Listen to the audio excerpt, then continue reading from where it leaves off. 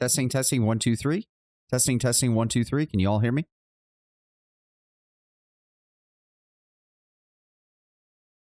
There we go. Okay. I don't know how in the hell my OBS decided to just forget that my microphone existed, but it decided to do that apparently.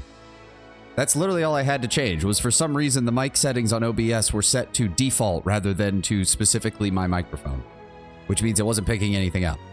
But I am sorry about that. Lord Brown Bear, thank you for the Prime subscription. That was what I was trying to say. Tenwin, thank you for the Pillars of Eternity 2 Deadfire. I also saw that. Thank you for waiting until there was a sale. I didn't want you to have to spend all of the money on getting the default price. Thank you very much. Thank you very much.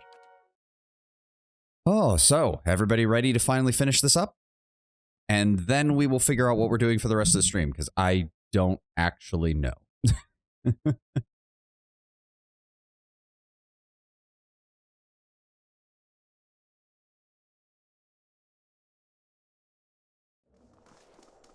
I think it's time we disappoint Theos. Yes, I agree. Yeah.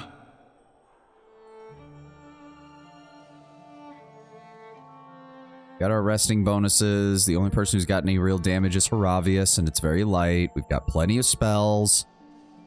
Don't forget there's a bit of the map from the last screen you didn't explore. Huh? Yeah, no point in going back, Lord Brown Bear. From what I was seeing in that area, it was literally just random combat encounters with loot that wasn't worth anything. Ugh. Mm-hmm. All right, let's go. Let us descend further. Ooh. Yeah, these statues are starting to weird me out, though, because they don't look... Oh, that's... It occurred to me, I was wondering, why are their heads like that? Is that a Wodekan godlike? Is that what a godlike of Wodeka looks like? They get these fucking huge-ass headdress things, like, even bigger than the death godlike? This is a missionary, same as I was. Taught the wrong things as I was. I mean, it would make sense. This was this is the temple to Wodeka. Like, this is the temple. Osionis. They have held off many would-be invaders. You are ready to give a confession? I am ready to hear one from you. It might just be Theos's headdress. It's similar, but it his isn't as long and ornate and lacks the lower mandible-like sections that are here.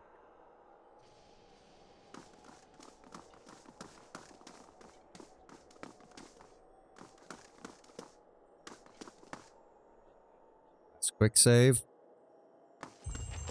Here we are.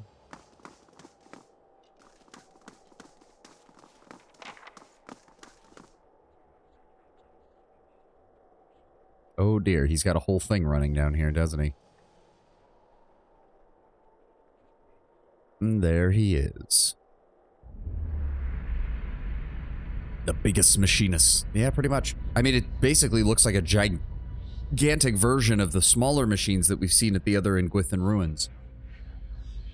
You've come to a circular room, grand and domed. Its walls lined with Adra, trimmed with copper.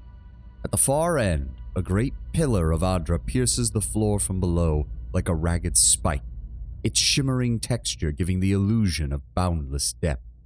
Your thoughts are yours and not yours, and they are all questions. At the base of the pillar stands Theos, a look of concern on his face as he notes your approach. You have something you want to ask him, one question above all others, spinning madly within your mind, but you don't dare ask it yet. You need admission from him first, some hint of the veracity of your suspicions. You are far from your post, Inquisitor. What brings you here? Was Yovara telling the truth? Your mind races, weighing different angles of approach, your emotions barely in check. That woman sought only to destroy the foundations of peace and civility that my people sacrificed everything to build. That your people lied to build, you're saying. What is this place? We are in a sanctum holy to Utica. There are others like it in service to the other gods. I come here often to pray for her counsel, and in this space I may be assured that she hears me. The machine behind you, what does it do? It has many uses, but its purpose is to bring structure to the chaos that surrounds it. Yeah, that's a very convenient way of describing it, I'm sure. These statues, who are they of? They are monuments to Utica's greatest servants among my people. I hope to join them myself one day, but my work is not yet complete. Yeah, that makes me think that they're godlike. That or they're Wodika's equivalent of angels.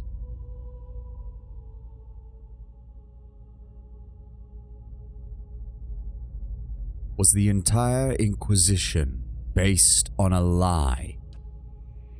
The Inquisition was based on the need to cut the flesh from a rotting wound. You are shaking now. You have lost all patience for tact. No more evasions. You have to know.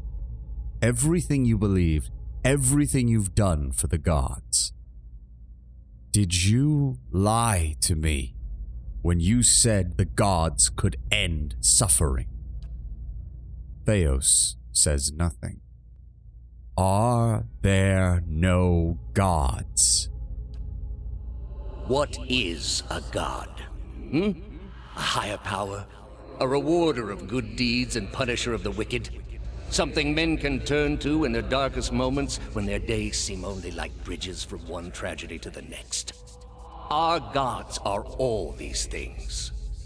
Theos's face remains a mask of impassivity, and with every word he speaks, you find yourself losing control of a boiling cauldron of rage, doubt, fear, and hopelessness until you can take it no more. I love how this is his implication that the only thing that he really needs for a god to be is something that is of great power. No wonder he ended up on Wodika's side. No wonder he ends up being closest to Wodika. We haven't met a Wodican godlike, curious enough. Well, given that Wodika is largely cut off from the world, it's not a surprise. Are there no gods? We are in a sacred place within earshot of the gods themselves. This is not the time. You've been through much these past few months. With maddening calm, Theos places his index finger to his lips. You will return home and you will rest. When you feel you have recovered, you may rejoin us at the trials.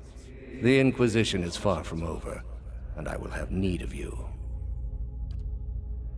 There are many who continue to spread the lies of the apostate. The Inquisition will not end until we have pronounced judgment on all of them.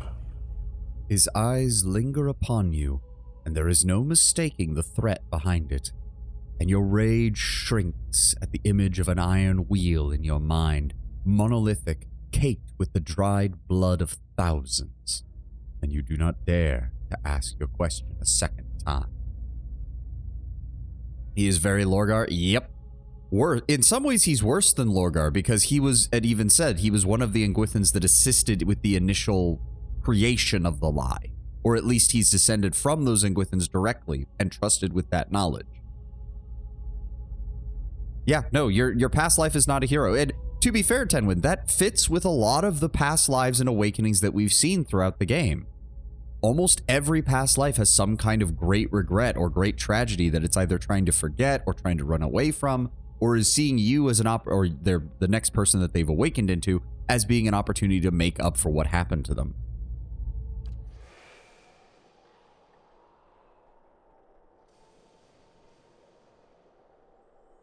When you reincarnate endlessly, that's inevitable? Yes. Oh, holy shit. He took his helmet off. How did you find it? I didn't. It was Lady Webb. Another in a string of acts of petty defiance. For all her knowledge, she always preferred spite over reason. The context of an example of a Dragon Age TV recent release where your character essentially can't be wrong is 100% infallible. It actually feels nice that your previous life is flawed. No, I agree. Hell, our character here has openly acknowledged that there have been flaws. Technically, the choice of us going against the gods here is also within the context of this universe. In a way, flawed. She loved you, Theos. Then she should have obeyed. I ask one thing of all my followers. She was incapable. A waste of rare talent and intellect. Blind obedience is much to ask of someone with a mind of their own. So you've been very flawed, killed the entire... I did not kill the entire fort of Raid Sarens. I killed like 10 of them. And then I had to kill their commander because he was an asshole and he would not listen to reason. Then the eyeless killed everybody else. Blind obedience is a lot to ask of someone who has a mind of their own. What of your cohorts, then? They have followed you to their deaths. Is it loyalty that brings them here? Or is it, as my agents suggest, that they have no direction of their own? You worshipped Aethys, did you not? Oh dear, are we gonna get Theos leaning on the fourth wall a little bit here? Why you killed them? Really bad at sneaking. I only had one stealth character and they decided it'd be a brilliant idea to make that entire area a stealth segment. Fuck that. Go ahead and find my, go ahead and go back a week or two, Lord Brownbear, on my YouTube channel. You can watch the VOD. I gave a whole fucking scathing review on what I think of stealth segments in CRPGs. Your spies are good. What gave me away? The cape? Yet when your god needed you the most, you chose your country. Adir frowns, irritated. We were being invaded. Not by anyone who was acting like a god. Then I should think your hometown gave you a hero's welcome when you returned. Fuck Theos for saying this. I mean, I'm not surprised. The second he brought up companions, I knew he was going to needle each and every one of them on their relationship with the gods. They made cake. Hard to blame people for losing faith when it's the gods who are misbehaving. Or, you know, Theos, when people intentionally go out of their way to cause something called a legacy of Widewind and then blame that on the gods as well. You know, kind of hard. The gods argue over how best to prevent Kith society from destroying itself. These disruptions would not be necessary were mortal instinct not so diseased. You see, Theos, you're trying to make your argument that the gods are necessary, but all I'm hearing from this is Aethys is just as bad as Woedica. And if Aethys, the god of mercy and forgiveness, is just as bad as Woedica, then why the fuck should I be listening to anyone else in this pantheon? What of you, Orlin? My agents tell me you are far from home, both in distance and in years. Have your friends proven a worthy distraction from the pain of ostracism? He shifts his gaze downward. Ostracism? Is that the name for the groin rash your mother gave me? Don't fool yourself, old man. You know nothing about me. Heravius' single eye focuses on Theos' neck, and the Orlin's ear stump twitches. Enlighten me, then. Is it Galawain you serve, or is it Wal? I do not serve Galawain. I am an instrument of his will. He hisses. A low growl emanates from Heravius, fingers splaying wide and fingernails stretching into blackened talons. But such difficulty on the way. If you had only accepted that perhaps you were fit to serve neither god, just as you were unfit to serve your tribe, you might have saved yourself the trouble. Okay, now, Theos, it just sounds like you're pissing Heravius off, and that sounds like a bad idea when you're within arm's reach. Belittle my struggle at your own peril, Theos. I have been reforged by challenge and contest. Saved myself the trouble? Pfft, trouble, my friend, is what has made me strong enough to pull your lungs out through your colon. Lungs out through the colon. That's a new one. I like that one. Heravius lets out a long hiss, his body relaxing and talons retracting. Yet I suspect you amount to little in your god's eyes in either case. Durance stares at Theos with a beast snarl, and Theos watches calmly. Oh, this ought to be good. You built a weapon that delivered exactly as promised. He's like a TTRPG character I would make, minus the bestiality. Yeah, I mean, he's very much a chaotic druid. Like, you build a wet shotgun to the face. I served my goddess as you did yours. Yet the other builders were slain. 11 of a dozen. Why not you? Were you somehow different? Redeemable in your god's sight? Whatever desire I had to be redeemed in her eyes was weakness, purged by the Watcher's sight. Or was it merely that your goddess wanted you dead as well, and your delusions of importance prevented you from seeing the obvious? Theos, we worked out everything in Durance's head. You're literally stating the obvious. He's well aware. A whore's beguiling charms, nothing more. But the spell's broke now, Theos. The trial's over. I know friend from foe, and I've come here now to see a foe repaid. Durance, did you actually just call me a friend? Oh, holy shit, we must be at the end of the game. You were able to destroy a god because another god wished it. Without her hand to guide you, you could not strike at a god any more than you could strike the sky. You are impotent, and not just from the pox. I understand your duke's bells gave you a mission. Theos' sudden attention causes Pallegina's feathers to ruffle. Their orders do not absolve me of my greater responsibility to the safety and well-being of the Republics. Pallegina lifts her head defiantly. You might want to skip over this one, Theos. You don't want to pick a fight you can't win. Yeah, Pallegina doesn't give a shit about the gods, Theos. You're barking up the wrong tree. And if you try to go after the whole Republic thing, she will just double down on, I know what I'm doing. Yet you disobeyed. Something you already have a reputation for. They will know, of course. If it had been for a worthy cause, they might have forgiven you. But I don't see them pursuing animancy after seeing what it's done here. They trusted you, and you disappointed, as you always have. And you will again be disowned. You mean like how she was disowned for being a godlike?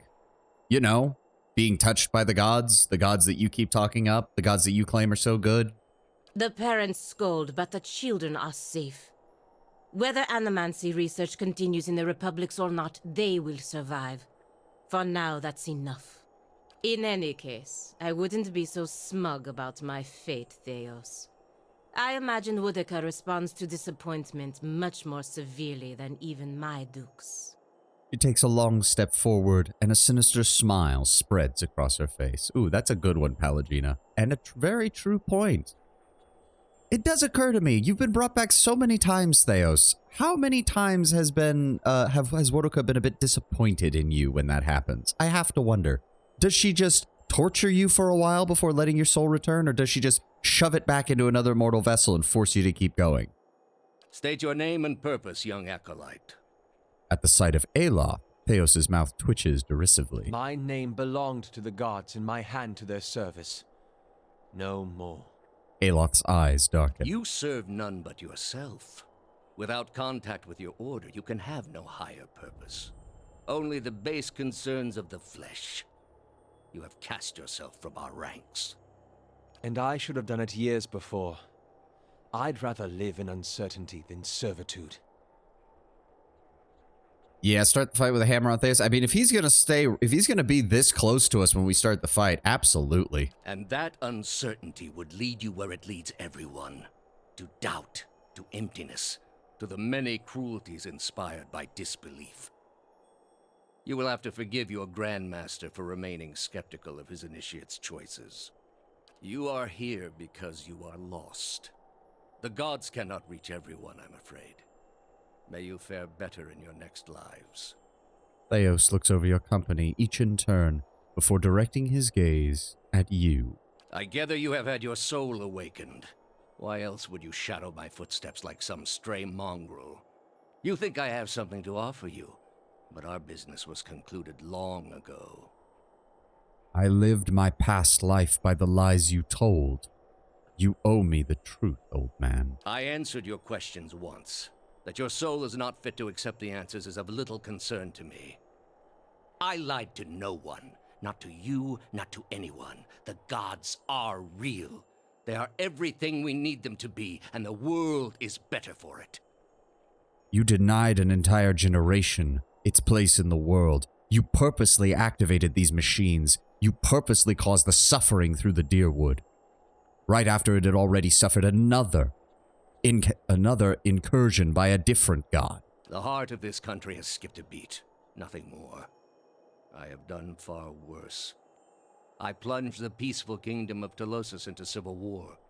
I slew the monarch of Desantio, whose people never knew hardship under his rule, and replaced him with a cruel despot who brought them to ruin. When plague arrived at the great city of Arborensis, I saw to it that the cure did not. They piled their dead outside the city in heaps that rose above their walls. And this is supposed to diminish the damage that you are responsible for here? No, nothing could justify these atrocities. That's where you are mistaken. There was a time, back when your soul was still a shapeless mist, when the world believed only in false gods. Thousands of them. Gods that told them to take slaves. Gods that told them to make war upon their neighbors and devour the slain. Gods that told them to burn their children alive and cover themselves in the ashes as a sign of their faith. But all that changed when they learned of the true gods. Our gods. All those misshapen, bestial instincts melted beneath the radiance of our God's majesty. You could see it in their eyes. That dull emptiness replaced with the glimmer of a kindled spark. Wait. I have some other things to say. Hold on. Misshapen, bestial instincts melted away before the radiance of our God's majesty. The dull emptiness replaced with a glimmer of a kindled spark. Did the Inquisition lay the foundation for why some species are considered kith and others are considered wilder? Oh, that makes a lot of fucking sense. How much you want to bet thousands of years ago the ogres decided not to embrace the Inquisition's faith and were thus no longer considered people? Or that the Vithrak deep below the earth refused the gods of the Inquisition and were thus labeled as simple wild animals? Or that even the ancient Orlans of the early Glanfathans were probably regarded as nothing more than animals until the Ingwithans brought them to heel and forced their gods upon them? There's a tangible difference between Kith and Wilder. There is now, Brown Bear. Who's to say that that fully existed over 2.5 millennia ago?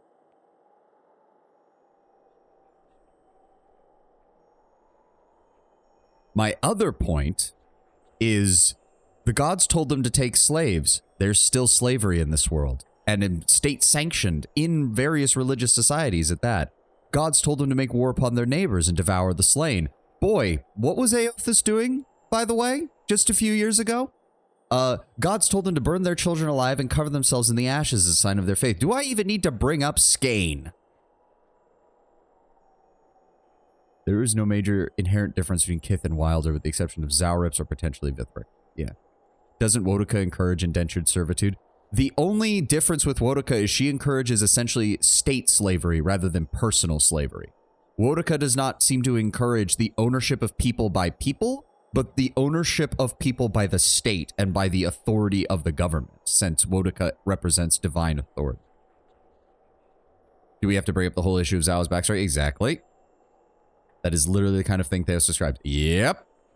Congratulations, Theos. Your entire existence has been useless.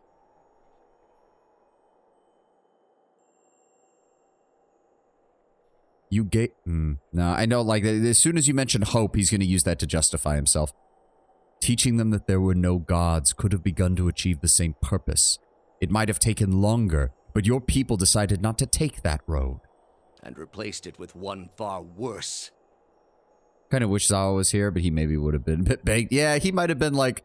Theos would have tried to needle at him, and Zawa's response might have been something like, I'm sorry, the Malkacho is hitting really hard right now. Can I just punch him? I want to punch him. Have you imagined this existence? The one the apostate would have created. We are not all so virtuous as she. Without our gods, the most wicked, the most tyrannical, they would take that power for themselves. Theos, we literally just had a god avatar take over a nation and lead it into a war that got it absolutely destroyed. What are you talking about? But more than that, it would be a hollow existence. All mysteries forever unanswered. All purposes constructed from meaninglessness. No endings to bring closure. Only a wheel, turning without mercy, grinding our spirits to dust. Theos no longer looks at you as he speaks, the reflection of the ancient machine flickering and dancing within his eyes. Physiological differences that keep them from being considered kith. Zarops and Lagufeth can't speak. Ogres have such strong pheromones they have little self-control, which is why they have matriarchs. And Vithra communicate more mentally than verbally. No, I suppose you could make that, but aside from the first two, since speaking is usually a very high, is very much something that needs to be done, ogres can still be negotiated with, and full-blown diplomacy can be engaged with. They do seem to have the same ideas and desires as most other kith species, which means they can be, quite frankly, to use a term that might seem a little negative, they can be manipulated. I mean that in both the positive and negative connotations of the word. And the Vithrek are just straight up an entire society. Like, they just are. Every encounter we've had with them shows that underneath the earth, they have a full-blown civilization. It's not like they're lacking anything that the surface dwellers have. The only difference is that their magical/natural abilities are very different than a lot of the others. Though, given the existence of ciphers among the kith population, as well as godlikes, it's not like that's unheard of. Yeah. Again, Lord Brownbear, I'm not saying that there aren't some differences on a certain level, but I have a feeling that the distinct barrier put in place between Kith and Wilder may have gotten its start from those peoples and groups who refuse to follow the Inquisition's teachings. And that speciesism over time was inlaid into Kith culture through the Ingwithans, who seemed to basically control the world during the time of the Inquisition. Better that than live a lie. Telling yourself each day that what you do matters, that it isn't all for nothing, that the world is just. The apostate's world is built on believing lies. All I have seen, the millennia of experience. I will not be dissuaded from this course. This is the only way. You are blind to think yours is the only way. You are controlled by your own doubts.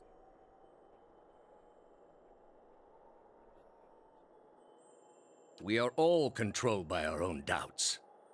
Better that we should be relieved of them. With your soul and thousands of others, I will see this world purged of its suffering.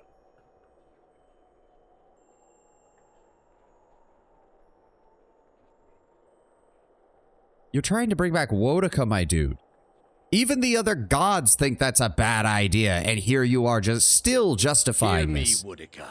Your servant calls for aid. Theos puts his hand out low to either side as though welcoming some unseen guest. He shuts his eyes and casts his face skyward. Kroak 10! Ow. Oh, they're gonna... Yeah, I saw that coming.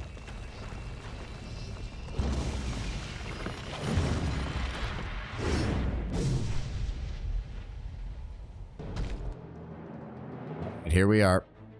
He has resistances, but he does not have any immunities. He is very resistant to paralyzed and prone, though. He's actually... Wow, he actually has lower resistances to being dominated than he does to being paralyzed. Okay. Alright, how do we want to do this? Adir, ooh, immune to charm, sick and confused, dominated, resistances, and... Okay, so Adir's ability to knock people prone is just not going to work here. They are vessels, though. Oh, they're vessels. Oh, this could be hilarious. Pelagita, please, please. What? Oh, this is gonna be good. Oh, give me a full buff. Full buff. Drop the hammer on him, please.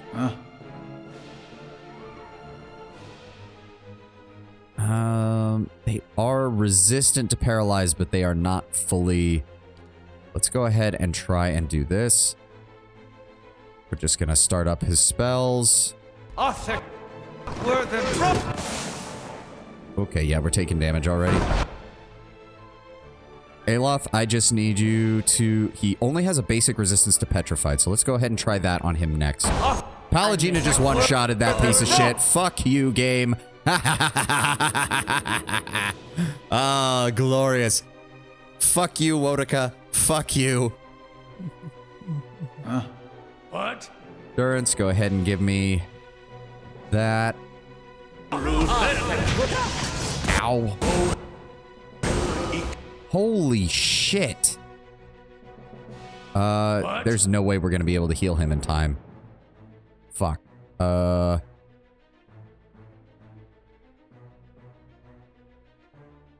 is that? Sick. That is not enough. That is not enough healing. Oh, she got the second one. Go ahead and Sworn Enemy on Theos. I'm going to switch. Go ahead and drop a Pillar of Holy Fire on him. Let's see if we can knock him prone. In Reflection, Pillar. No. Wait a second. He has no resistances to unconsciousness. Oh, now that's interesting. I've seen a little. And Haravius is down. God damn it. He is near death. Okay, everybody else, you can pull the fuck out. This is mine. Durance, if you wouldn't mind giving me a champion's boon real fast as I tell you to run away. Yeah. Mo with Ixi.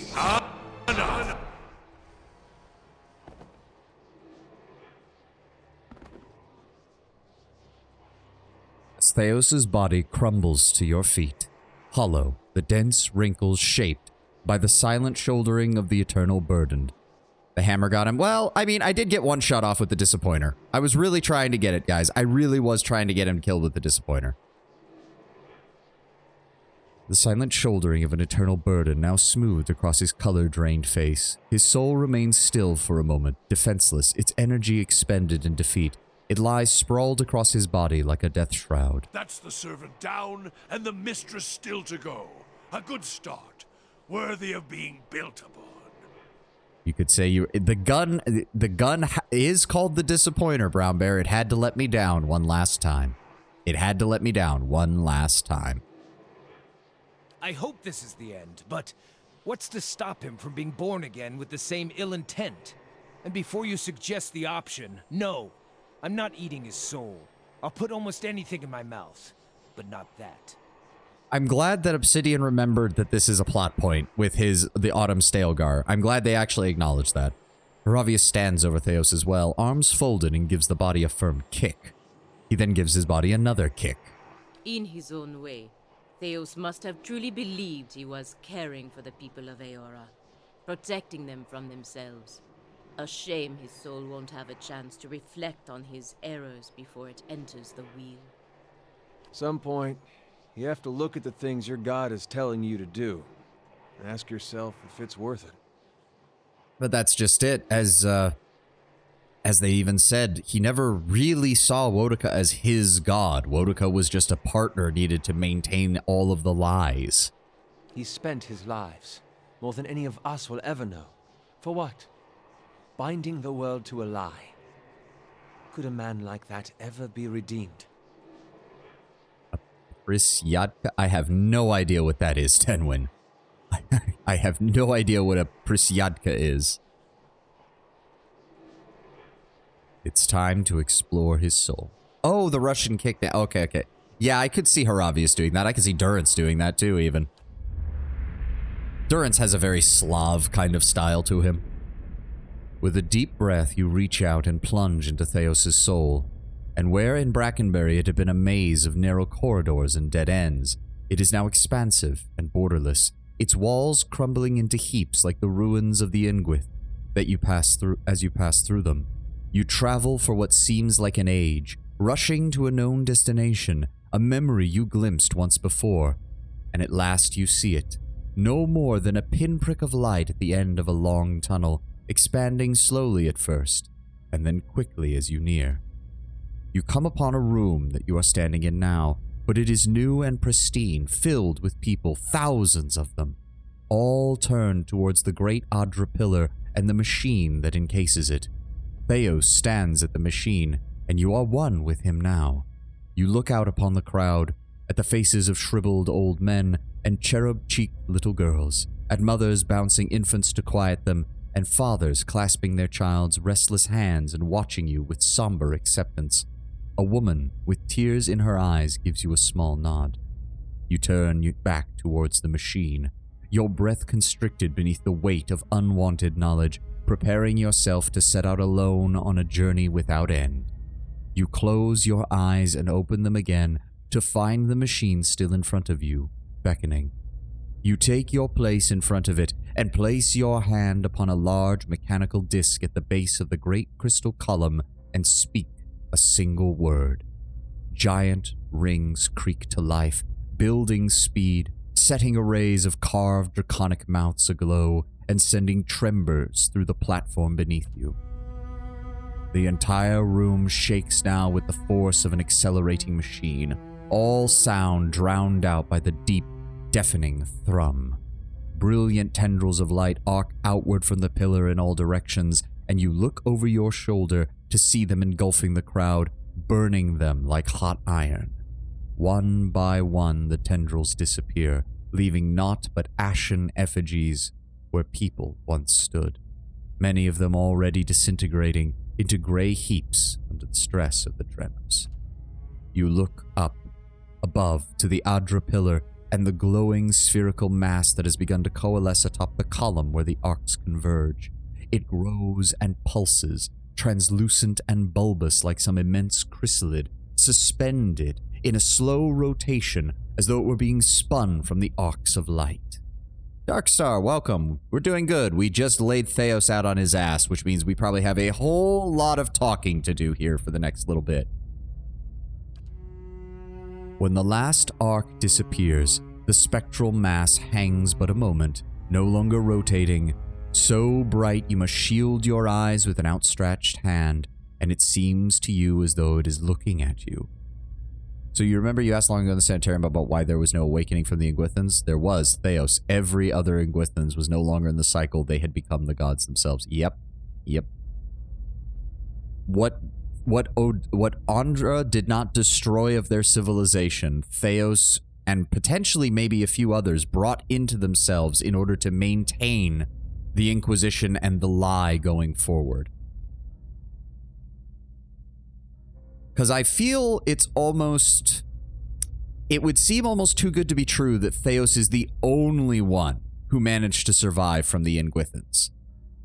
I have a feeling that he is Wodaka's chosen. If he was standing here and this was where Wodaka was created, Scan existing about to tell. Yeah, I don't think the gods were specifically handcrafted. They were the result of Ingwithan society. Yes. It seems almost like the description even said that they gathered thousands of people in this place. This is essentially the birthplace of Wodaka, which would obviously imply that each of the other gods has a similar temple with a similar massive Adra machine somewhere else in the world, which also would tell me that there was someone else activating each one of those machines. It's most likely that at least at some point, they may not be around anymore because the other gods at least seem somewhat more willing to follow their own rules. I say somewhat, of course. It seems possible that each god essentially had a chosen, an Engwithan who was the one to activate the machine and survive, despite everything that happened, and to act as the very first priest of their faith. The other gods might have allowed them to die. It seems very likely, for example, that Bareth's first follower was the Pallid Knight, most likely. The Pallid Knight, of course, doesn't fully exist within our reality, but definitely has visited it, so they technically still exist. Galawain might have allowed their first priest to become one with nature, maybe the first druid. How often you dig through the books? We've read every book that I've come across, Lord Brownbear, over the course of the game. It also would explain what the effigy is. the effigy of Skane, and I imagine the other gods would have the ability to create effigies as well. Effigies are essentially pale imitations of this first priest. They are essentially meant to parallel its creation, to create something of much lower capability, but still on the same kind of path, the amalgamation of multiple essences to act as a conduit of the god's will. Well, I need to take a drink real fast.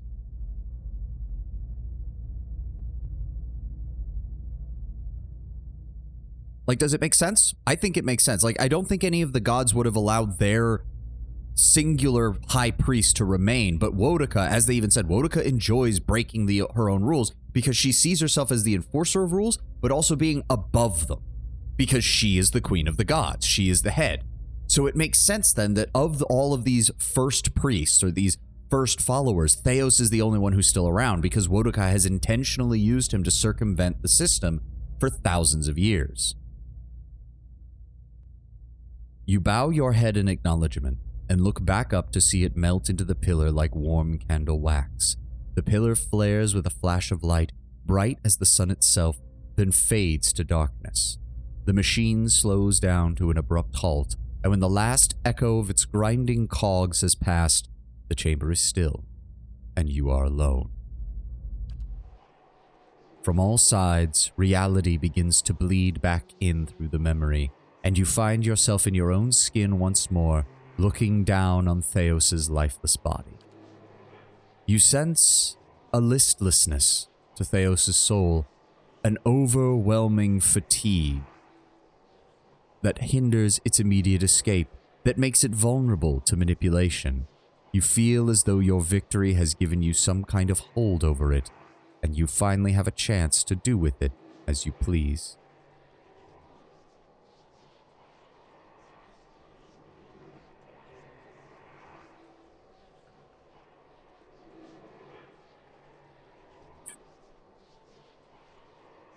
So we can return it to the cycle. We have two different options to tear his soul apart. One because of what he's done, the other because of what he did to us. Want to guess which option you always go with? I'm going to guess you either banish his soul or you tear it apart. There can be no forgiveness for your deeds, only justice. You shall escape judgment no longer. 3 is very fitting.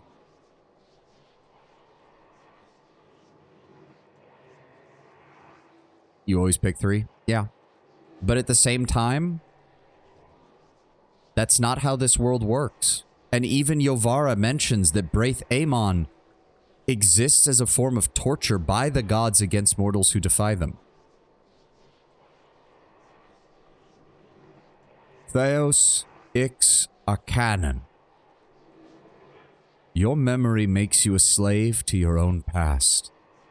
You hold fast to the knowledge of the Engwithans in a desperate bid to retain the world as you feel it should be done. You are as a singular man attempting to hold back a rushing tide, and in the process you have committed naught but foolishness, insanity, and cruelty upon your fellow kith. You have driven walls between them, you have slaughtered them, you have tortured them, you've broken civilizations, and you've sundered families.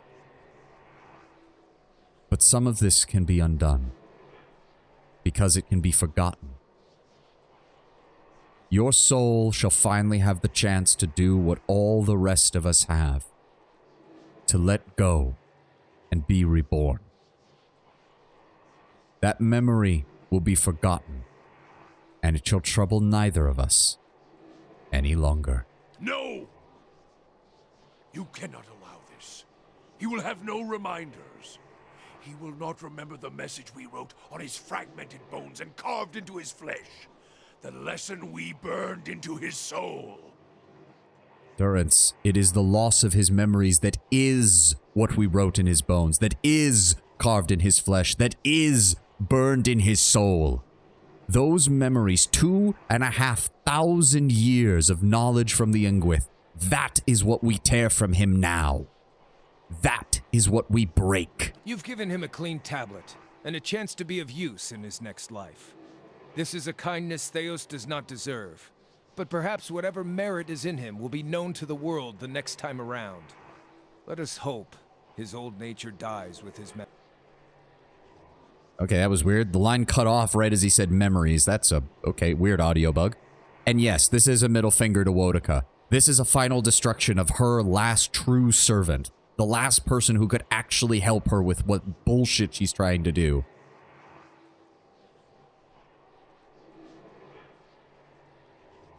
How are they perceiving what you're doing to him?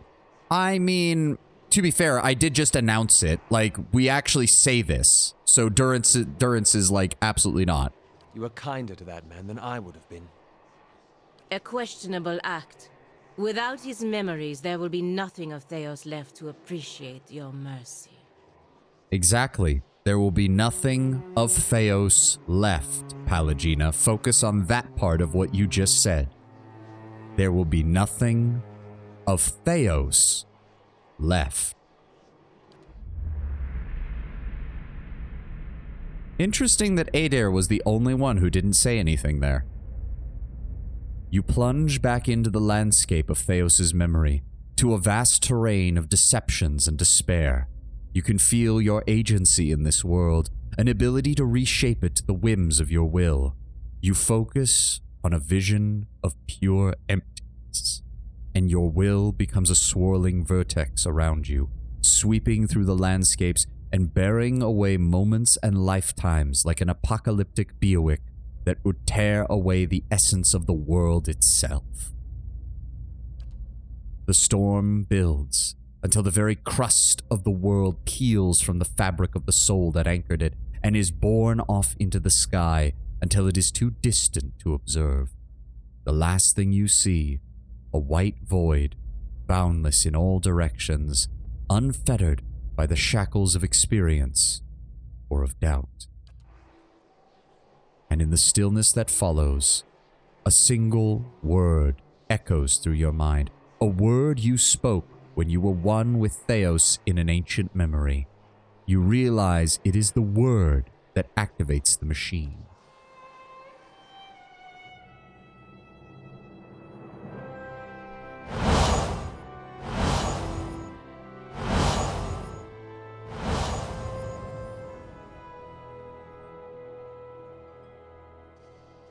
Oh, we have final dialogue with everybody. Let's start with the bros. Theos, he had hold of your soul from a long time back, seems like. You get what you needed from him?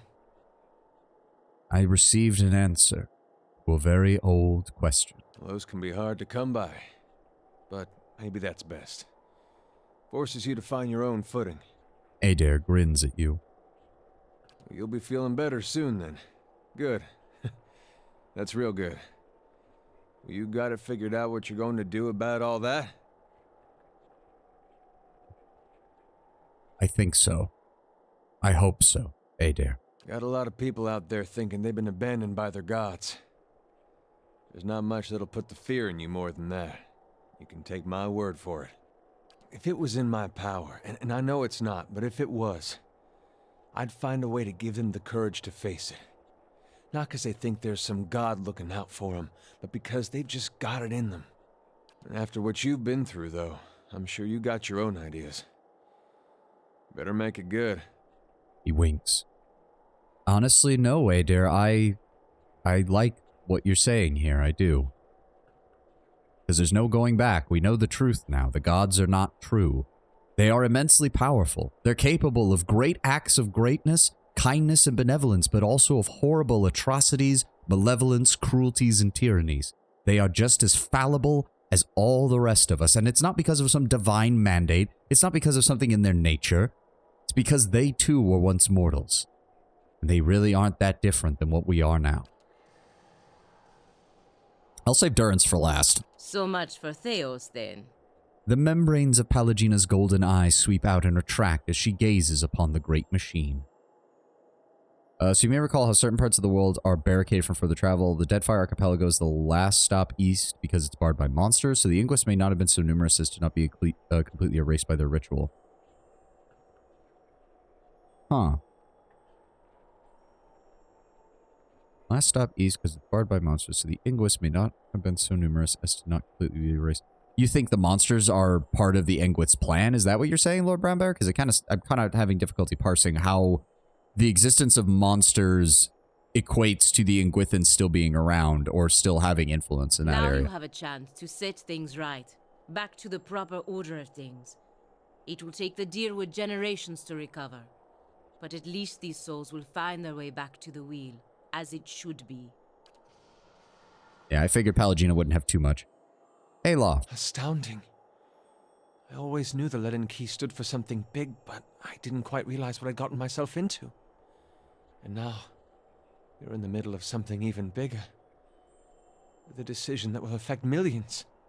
He gazes upon the massive Adra pillar. But even if you send the souls somewhere specific now, who knows what the next turn of the wheel will make of them? We can't really control what happens to them. Nor should we try. I had to see the monster Theos had become to realize that. He continues and looks back at the pillar. I think you're right. It's your decision, of course. And whatever you decide, I'm glad our paths crossed in Gilded Vale. Victory looks good on you. There was a blur about your soul that lingers no more. Seems putting Theos to rest has given you some measure of inner peace. Of course, now you need to decide what to do with these trapped souls. Horavius slaps you on the side as he speaks with a beaming smile before folding his arms in front of him and taking a deep breath. You've won the right, if you wish, to use these souls as fodder to strengthen the living. Think of the Hollowborn. Think of the victims of animancy gone awry. It would be a great boon to so many. Consider, my watcher friend, that a true hunter provides strength and sustenance for the whole tribe. But that is merely my 2 pawns on this matter. This is your hunt, your victory, your prize.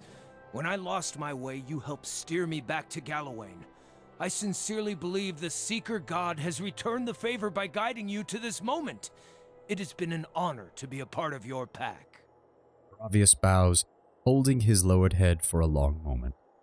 And it's been an honor to work alongside you, Horavius. I'm gonna miss you. Durance? The end of the road greets us at last. You fared well, Watcher. Better than any Watcher has right to. Seems you were afield in need of a flame's cleansing. His eyes narrow. I mean, your sentiment is not wrong, Durance. You're just a fucking asshole in the way you deliver it. Would that my own trial had produced such an outcome. I had figured myself for the field all this time. But you were the field, and I the darkness. A lesson neither of Durance nor of Margarin. But with that trial's end, a new one begins. A god's trial. And I will stand in judgment without mercy. I mean, I'm not surprised, actually. I can kind of see when you were making the joke, Tenwin, of her with Hylea, but in all reality, she is perhaps the one who... Grieving Mother is the one who is perhaps the most aware of why the souls would need to return to the wheel in order to be reborn. Like, would she like... It, like, if it was a theoretical where going with Hylea, like, gave the souls back to all the Hollowborn and even revived the ones that were dead, she'd take it in a heartbeat. Like, obviously. But it's not. It can't undo the suffering that was already done. It can only mitigate the suffering that is going on right now. And I can see why Grieving Mother would prefer Bareth's option over Hylea. I'm honestly surprised you took that as well as you did, Durance.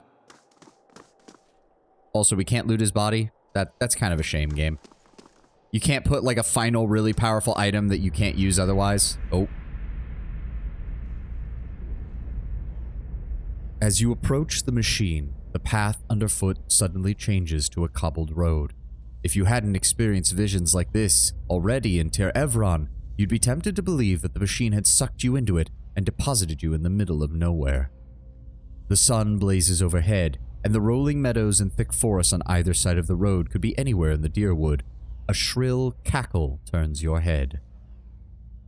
So you mentioned Wodka making an approach. Yeah, I've got a feeling they're all going to make their final attempt on this. Standing next to you is a malnourished man clad in a threadbare loincloth and manacles, his entire body stripped with lash marks. There are scarred pits where his nose and ears should be, and this stink of stale sweat and unwashed filth lingers to him. You notice someone wandering down the road, but the figure's back is to you. The scarred slave has your attention for now. You know something of quiet servitude, Watcher. Groveling and simpering before the gods whose aid you need, so that when they finally raise you to a place of power, you can seize what you desire.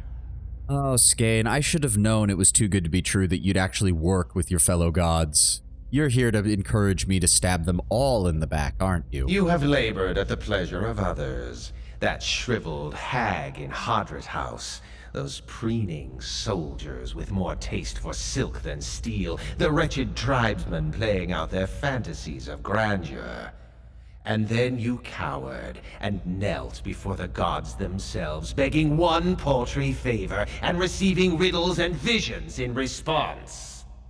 I mean, that's perfectly fitting for Skade, isn't it, Tenwin? He explicitly says he hates nobles, like, in all aspects. It doesn't matter how good of a person you are. The mere fact you exist as a noble is an anathema to him. Also, I'm going to stop you right there, Skane. And I'm going to do that because I know what the gods are, so I don't really fear interrupting a god. Shriveled hag, no. What I saw was a woman who gave her entire life to helping others, trying to make up for a mistake of her past. Preening soldiers with more taste for silk than steel. I see a crucible knights who actually fight for this country. Sure, they have all the mortal failings, but they also have all the mortal virtues. And as for those wretched tribesmen, the Glenfathans have been trying to live their lives the way they see it for the last 2,000 years, and there is definitely something to be admired in that. And I did not cower and kneel before you fucking gods. I solved your problems because you couldn't handle them. I got what I needed to get down here, and I didn't make any of you any promises. Expect for game design, like, it makes sense, but for then you to be cut off because you chose a background with no warning or mention of it. Yeah, I mean, that's Obsidian for you. Obsidian is not afraid to let you miss content. And that is so refreshing. Like, it can set off my, I don't even really have OCD, so I don't want to trivialize what I'm saying here, but it can set off all of my instincts regarding wanting to play through a perfect game 100%, but it's still good game and good story design. Like, I can hate it on a personal level while still acknowledging that that's how I want the games to be, because they produce better games when you do that. It's a limitation that a game creator puts on themselves and puts on their audience for the benefit of the story that they're telling. And a lot of other game companies, not just Bethesda, BioWare is also, I think, starting to suffer from this, just don't get that anymore. Now that I'm done giving you a real quick rundown on what's going on here, Skane, you may continue. And now the gods give you orders and commands, even while you set out to fix what they cannot. Yet what have they offered you? He sidles? I'm gonna say slides. He slides closer, a sly grin on his wicked face, his stench overwhelming. They offered us the means to stop Wodoka and Theos, and that is enough for me. A suspicious grimace crosses Aloth's face. I get the feeling that this is his way of giving you new orders on behalf of his own master. Be careful, Sovani. Haravius clears his throat and quietly says, 5 copper says he's about to sell you on his own agenda. Only Whale knows what that might be. Haravius grins and leans closer. If I were you, I'd tell him the other gods offered us a dozen nubile lasses. See if he can match that. Haggle from there. Oh, Haravius, thank you so much. You want a vow to have a class system rather than an open skill tree to motivate multiple playthroughs? Yeah, I can definitely see that. And if you're going to do something like a skill tree, it has to be something at the very least more complex than what Skyrim has, and interconnected. Taking certain skills should lock off other skills. Taking certain things should prevent other things from functioning as well, but allow other things later down the skill line to synergize better. Like, if I start taking a bunch of talents to do magic and heavy armor, those two things should start synergizing, but I shouldn't be able to then suddenly switch over to light armor and start gaining a bunch of points there in order to do something else. Sometimes restrictions have to be made for the sake of a better story and a better game. Now, I do think that one thing that can be taken from Bethesda-style games, or at least from player philosophy regarding Bethesda-style games, is when you do have lots of choices, let the players determine what limits they want. That's why I'm saying if you're going to have like a skill system in Avowed or something like that, make it so that, again, choosing to follow one path is what restricts you elsewhere, but give the option of both paths at the beginning. Let somebody choose what restrictions to place on themselves and how to do that. That's how you can kind of get the benefits of a class system while also having the benefits of a skill tree system. I just don't, I mean, I don't know. I'm hoping Avowed does well, especially after seeing all of this with Pillars 1 and what we will see with Pillars 2. I really want to see more of this world, and I really hope Obsidian is just giving it their all right now. Looks like an attempt at an Elder Scrolls killer, but Obsidian may not have that specifically in mind, and that's probably a good thing, because any game that announces itself as a, this is the blank killer, tends to fail miserably. I was there during the PS2 era when every other first-person shooter that Sony got on the PS2 was, this is the Halo killer, this is the Halo killer, no, this one's the Halo killer. They all weren't, and even some of them were good games. Killzone was a great first-person shooter and spawned an entire franchise, but it was not a Halo killer, and it didn't need to be. Yeah. Learn by doing RPGs, have the drawback of not exactly having a build and potentially being good at everything. Yes, it is the stealth archer problem that Skyrim has. Like, people have done entire fucking videos on the stealth archer problem, is that all builds in Skyrim inevitably come back to becoming stealth archers, because it is quite literally, by mathematics, the most optimal way to play the fucking game in terms of clearing out enemies. Like, there is nothing else that matches it. I'm worried for Avowed. I have belief in Obsidian that they're great writers. I have no faith in Microsoft not to put their thumb in the ink, so to speak. Yeah, to stick their finger in the pie, so to speak. Sanding down the edges and consequences due to mass market appeal, and I'm like 99% certain the mass market is not against the consequences of the game. My god, we are not babies. Yes, thank you, Tenwin. You literally have to throw away basic tactics to not be a stealth archer. Yeah, yep. And even when you play with mods that change up the skill trees and everything, like, one of my favorite builds in Skyrim in my modded playthroughs is a battle mage. I really love doing destruction magic, raining fire on the enemy, and then switching to like a big two-handed weapon when the enemy closes into melee if they get through all my things. But even in that, the best way to open an encounter, drop into stealth for a moment, drop the explosive runes that attach to the floors and ceilings, set up an ambush point, then draw the enemy's attention. What did I do? I essentially set up a stealth archer, a stealth mage in this case, and I'm setting up the encounters the way I want them to. You're right, it is basic tactics. You choose the battlefield. That is the entire advantage that stealth gives you. You choose the battlefield. And that is the fundamental cornerstone of all basic tactics. If you can choose the battlefield, then you have the advantage. Given the breadth of the Iron Manacle, it's amazing that Skane can raise his bone-thin arms, but he does, and points to the person walking the other way along the road. The exiled queen is not an ungrateful patron. You get a better look at the lone figure and realize that she's wearing robes, tattered and singed, but fine nonetheless, and upon her head is the silhouette of a broken crown. She continues walking, her pace slow but determined. Finish the work Theos began. Strengthen Woodica with these souls and allow her to become the most powerful of all the gods, with you as her favored. Helping Woedica would mean that the secrets of the gods stay hidden. He rubs his hands together, his black eyes gleaming. Safely hidden, yes. From the violent overlords who would cease to fear punishment in the next life. From the heavy-handed masters who would answer to no one. The world needs more schemes. Or are the souls of Kith so pure that you would snap the tenuous threads that bind society? Skane, you and I both fucking know that there are already violent overlords who do not fear punishment in the next life, and that there are already heavy-handed masters who would answer to no one. Your own cult has well-intentionally informed me of such things and ripped away what little cover there could be over such things. That is perhaps the only good thing that your cult has probably accomplished in over 2,000 years of existence. They were conscious they're surprisingly resistant against arrows, but yes, yeah. Cough, Radric, cough, yeah. Aloth snarls, and Theos makes a better overlord? This one is the god of slaves. What would he have left if the world were unchained from his mistress's lies? And you're right. It's a two-part thing. Skane knows that his cult loses reputation if this goes through. But also, it must be remembered that while Woedica is the queen of the gods, she was deposed by Magrin. As such, by Skane's own philosophy, it is not Woedica that he fights against, but Magrin and the other main gods. Was more desperate due to Woedica, but that's the details. Well, it's the actions of the Leaden Key, who are associated with Woedica, that drove Radric to do what he did. But the fact that Bereth never sent any message that what he was doing was wrong, that's a big if. I mean, Radric was very obviously a devout faithful of Bereth to an insane degree.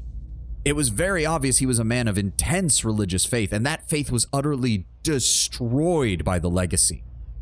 I actually do believe what Adir and others have said, that before the legacy, Radric was a good man and a good leader. Maybe a harsh one, maybe a, not necessarily cruel, but maybe a very strict, a very stern, a very disciplined leader, but one that his people still respected and followed nonetheless. But those same traits, taken by the desperation of the legacy, turned him from a harsh but fair ruler into a monster. A monster that unfortunately was the better of two choices when it came to keeping the entire country from imploding when I was assisting them. If God told you a thing was wrong and you only didn't do that thing because God told you, it's not really free will. Yeah. To be fair, every other god didn't stop either. And that just speaks to how every other god is a problem in this setting, Tenwin. Again, the only god who hasn't really tried anything is Hyleia. Because even when Pallegina directly confronted Hyleia, Hyleia was just like, just live your life. That is literally all I want for you. Like, say what you will, she's probably the most hands-off. In fact, the only quest we've gotten from her was to clear out her temple, which is kind of understandable. Hundreds of her followers got roasted alive by a dragon. That's an understandable reason why a god would want someone in the mortal realm to involve themselves. Meanwhile, we've got examples of lying and cheating and stealing from one another from every other god towards every other god. Their followers are basically just doing whatever they want. No one seems to see any reprimands. I haven't seen her dialogue in a long time. Did Hyleia seem surprised to hear Pallegina? When I was reading it, I didn't get surprised so much as pleased, in a way. Maybe it's the delivery from the voice actress for Hyleia, but because Pallegina does have a moment where her voice kind of cracks. The voice actress for Pallegina, again, also does a great job in that moment, where she's like, obviously it's very much a case of Pallegina finally having a chance to directly talk to the god that she sees as responsible for why she was set down this path. But Hyleia's response very much seems to be the interpretation I got from Hyleia when she was talking to Pallegina was Hyleia knew that Pallegina would always want to be a soldier, and being born in Valia as a woman, she would never be allowed to be that. So it chose her as a godlike because in Valian society, by not being able to bear children legally, Pallegina is not a woman, which then allows her to become a paladin and to do and serve her life as she sees fit. But it can still come off as very patronizing. Like, oh, I knew you were going to pick this, so I laid out everything for you. And I can see why Pallegina is still somewhat angry at Hyleia because she didn't let her stand on her own 2 feet. But if that's the worst that Hyleia's done, she's still a league ahead of pretty much everyone else in the Pantheon that we've seen so far. I still am doubtful if I'm going to pick her option unless there's literally no other option I can think of that's good, but it's still better than the rest. The only other one I give brownie points to is Abaddon and Rimmergand.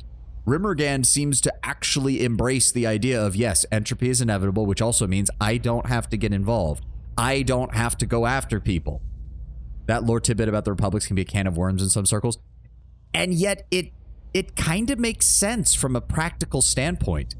It's very interesting because from what we've seen, the Dirwoodens don't really have much sexism. There's examples of female crucible knights, female nobles.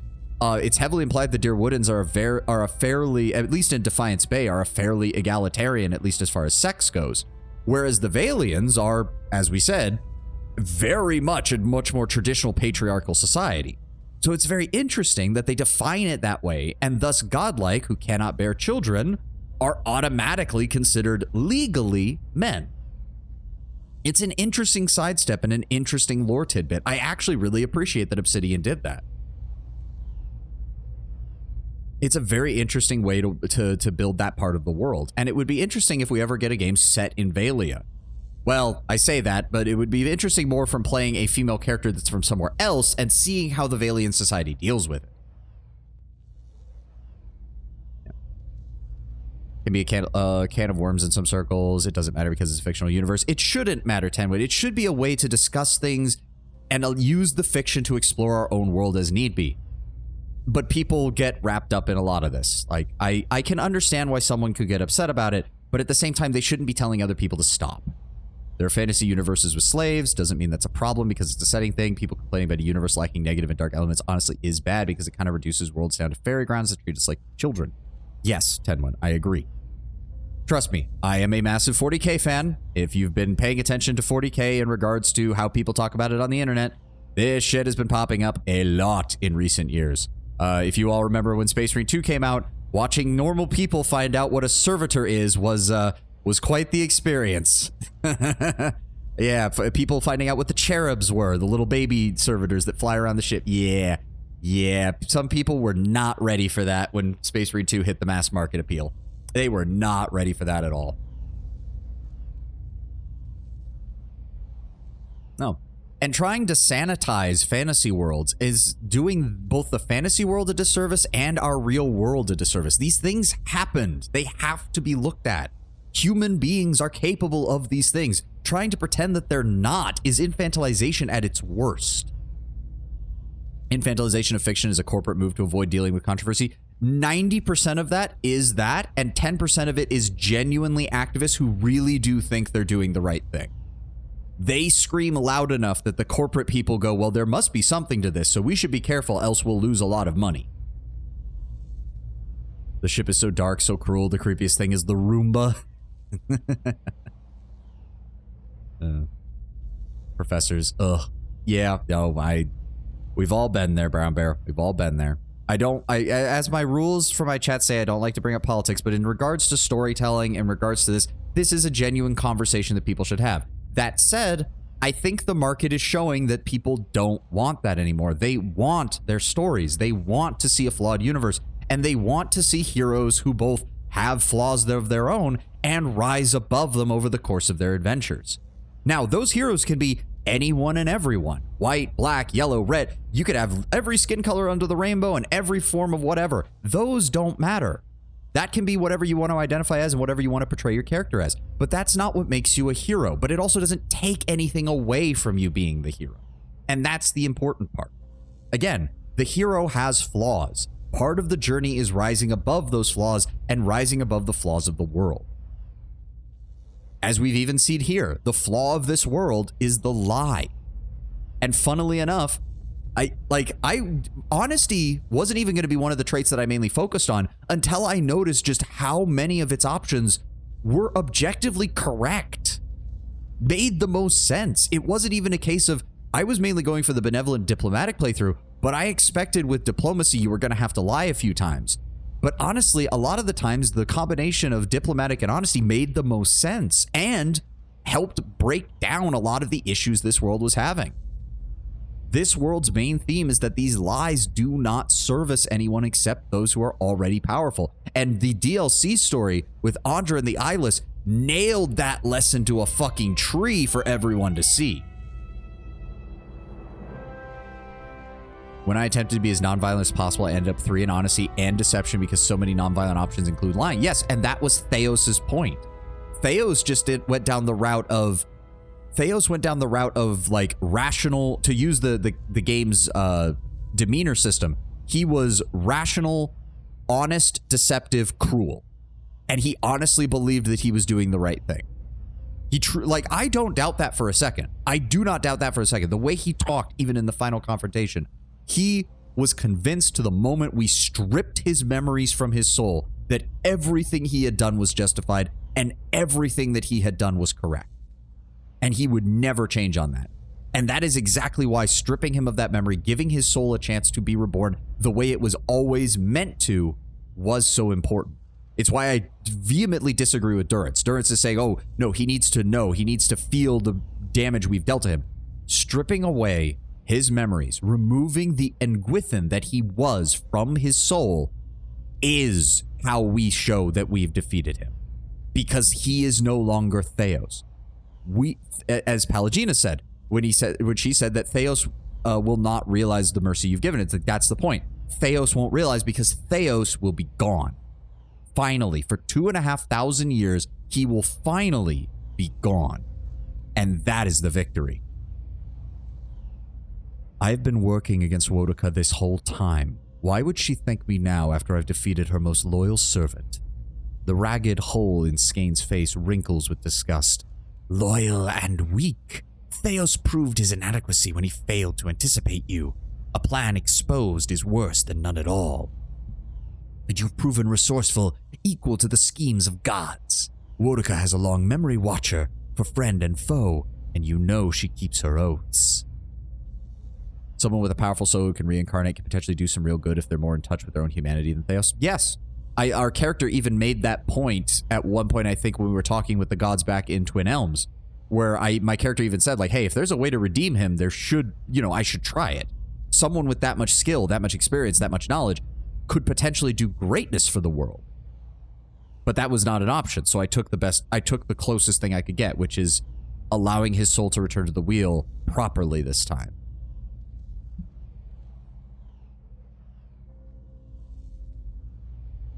What do you mean by her favored? The recipient of Woedica's blessings. She's always had a place for mortals of particular merit. You help her now, she will become the most powerful of all the gods, and you will be the one who made her so. Think of the lifetimes of rewards you would reap. The only reward I wish is the joy of pulling bloody shards of her broken crown from my staff when I have finished with her trial. Oh, there you are. There's the Durance we all know and love.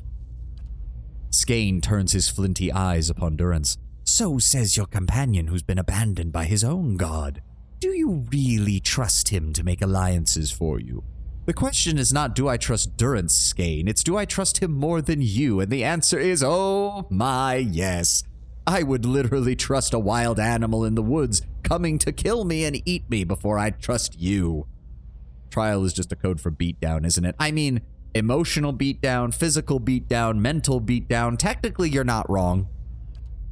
Skane takes a bundle at his feet and hefts the burden onto his back. I've explained the alternative, Watcher. Continue as a pawn of the gods, or a partner of one. At the other end of the road, the figure stops. She turns her head just enough to look over her shoulder, her face mostly hidden, but one merciless eye peers at you from a cheek of rippled, scorched flesh. I will consider what you've said. Yes, consider well the prosperous lives and the power that awaits you. I'm certain you'll choose well. He continues down the road, and when the sun suddenly drops below the horizon, plunging you into momentary darkness, you come to your senses in front of the machine. But this also serves Skane. That's the funny part with Skane's philosophy. He's even saying it here, consider well the prosperous lives and power that await you. What he's basically saying is, in order for my philosophy to work, the people who rise up and kill the nobility and remove them from power have to then become the nobles so that the next generation of rebels can rise up and kill them. Like, Skane is well aware that he creates a cycle of violence. He just doesn't give a shit. That's a feature, not a bug, in his eyes. I will give Skane that much. Like, usually when you get a god of rebellion or a god of, like, rising up, they're just mindlessly chaotic. Skane is not mindlessly chaotic. Skane is disturbingly smart. He knows about mortals' penchants for a cycle of violence. He's just taking full advantage of it. Can't have slaves without tyrants. Exactly. What does this say? The machine resonates with the energy of thousands of souls. Standing near it makes your head spin. Oh yeah, look at that. Holy shit.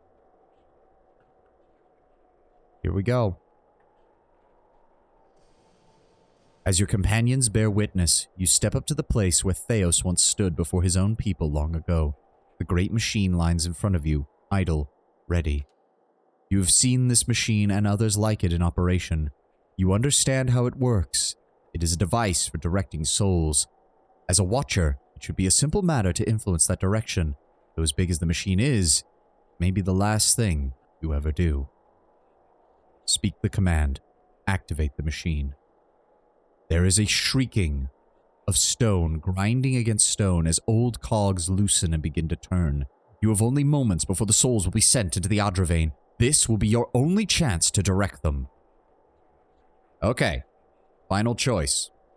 Send the souls back into the reincarnation cycle. This is the Bareth option. Return the souls to the bodies they were intended for. This is the Hylian option. Entropically disintegrate the souls and end their existence. This is the Rimmergand Andra option. Distribute the essence to existing souls in the Deerwood and strengthen them. This is the Magrin, Abaddon, and Galawain option. Allow the souls to pass through the vein into Wotica. This is the Wotica Skane option. And disperse the souls to an unknown location. This is the Whale option. Lutefisk, Swedish winter delicacy served with white sauce, pepper sauce, and peas. Hard to explain. So, oh yeah, lutefisk. That's the yeah. It's fermented in lye for a really long time and whatnot. Yeah. I've heard about it. It gets mentioned a lot up here in the upper Midwest in the U.S. because we have a lot of Swedish immigrants that moved into Minnesota and parts of the Dakotas, where it's still a traditional meal up there for some families. I've heard of lutefisk, yeah. I've also heard that to someone who isn't used to it, it smells absolutely horrible. So I'll take your word for it, Tenwin. I've never been one much for fermented fish, shall we say, but I'd be willing to try it if it was prepared properly. I'd probably hate myself afterwards. I'm very much a texture person, so I'd probably hate it, but I would be willing to try it. I used to be horrible with food. Ludwig doesn't smell, Sutstroming doesn't, Sutstroming does? Oh, okay. Maybe I might be misremembering. It's been a long time since I remember reading about it years ago. I used to watch the Food Network and the Travel Network pretty religiously when I was younger, so I would occasionally see stuff like this. All right. The main two that I'm leaning towards is the Hylian option, simply because it is the main lawful good kind of option. Maybe chaotic good, since technically lawful good, lawful neutral would probably be returning the souls to the reincarnation cycle, because that's what they're supposed to be. I'm not in favor of entropically disintegrating the souls. Sorry, Rimmergand. One, these souls will get entropically disintegrated anyways eventually, so you'll get your shit later. Just calm down. And also, you're paired with Andra, and Andra has earned my eternal fucking hatred. Like, Andra will be lucky if I don't just start shooting her followers on sight. And the only reason I won't is because they don't deserve that, but their goddess certainly fucking does. Distribute the essence to the existing souls. I really don't like that option simply because the way Galawain and Magrin like Abaddon, I kind of get his side of why he's in favor of that, but after everything we've seen, Magrin and Galawain being in favor of it does not fill me with great confidence. My expectation is if I do this, the Deerwood goes to war with somebody and fucking beats the crap out of people, and it's like, and then of course Magrin and Galawain will be like, see, we made them stronger, isn't this great? And I'll just be like, what the fuck? We will not be giving it to Wotica because fuck you, Wotica, and fuck you, Skane. The only reason I'm more pissed at Andra right now is because we had an entire quest that dealt specifically with her being a total hypocritical bitch.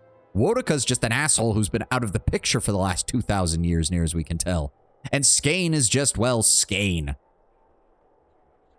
I don't even have any words for how fucking evil he tries to be most of the time. Why would I side with you two?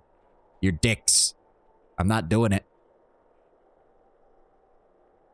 Not as out of the picture as we'd like. Fair enough, fair enough. Though that was, again, more Theos than Wotica specifically. Disperse the souls. As I said, it's down to Whale and Hylia. And the only reason I'm even considering Whale is because he actually bothered to show up here at the end and actively acknowledge, yeah, I know you don't want to do something for the gods, but as we're seeing here, you're not going to have a choice in the matter. Skane is a mustache-twirling villain, but we have confirmed that he doesn't have a mustache. Actually, I think in some ways it's worse. Skane plays at being a mustache-twirling villain, when in reality, as I said, he's perfectly aware of how horrible his schemes are and how self-defeating and self-perpetuating they are. Again, that's a feature for him, not a bug.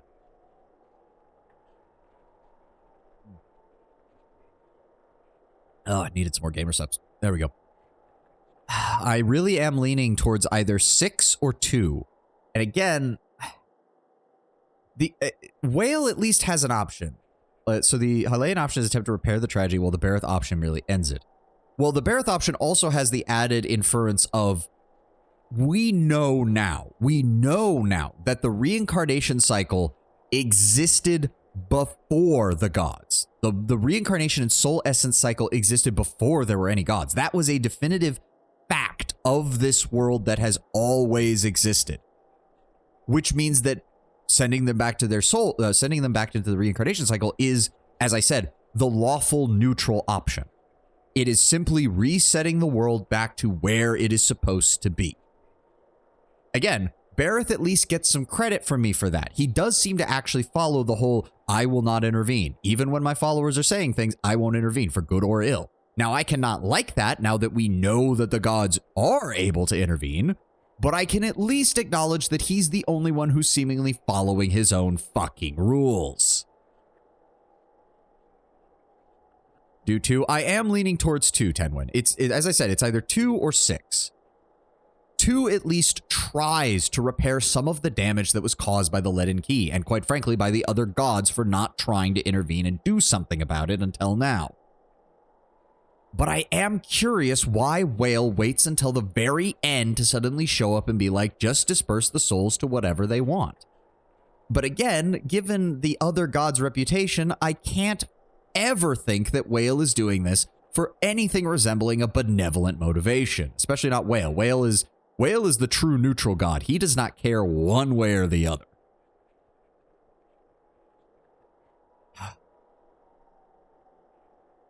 Oh. Whale does this because it's in his nature. Yes, again, true neutral. Whale does this because it is true neutral. It is simply in his measure. Also, 1 second. Something just popped up on my OBS.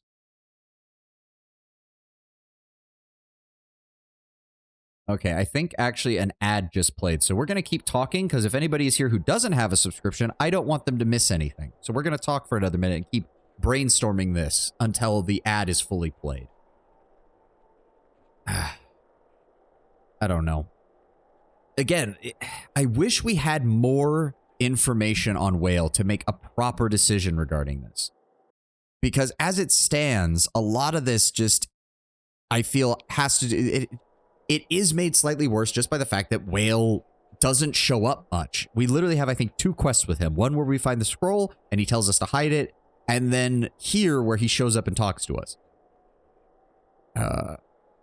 Only in giving up the ability to directly choose can a better option possibly arise is the... Yes, that is my main concern. Hylia is the more obviously benevolent option, but Whale at least seems to more closely follow what my character's been saying for the last few sessions, which is, if the gods don't have the right to choose, what right do I have to choose? Yeah, it could be worse all around, or it could be better. That's the whole point. That is the one argument for Whale's side, is that he at least tacitly seems to be endorsing actual free will. But the fact that he showed up to tell you, and he even acknowledges it when you bring it up to him, does it still count as free will if you do it after he's mentioned it to you? So, yeah.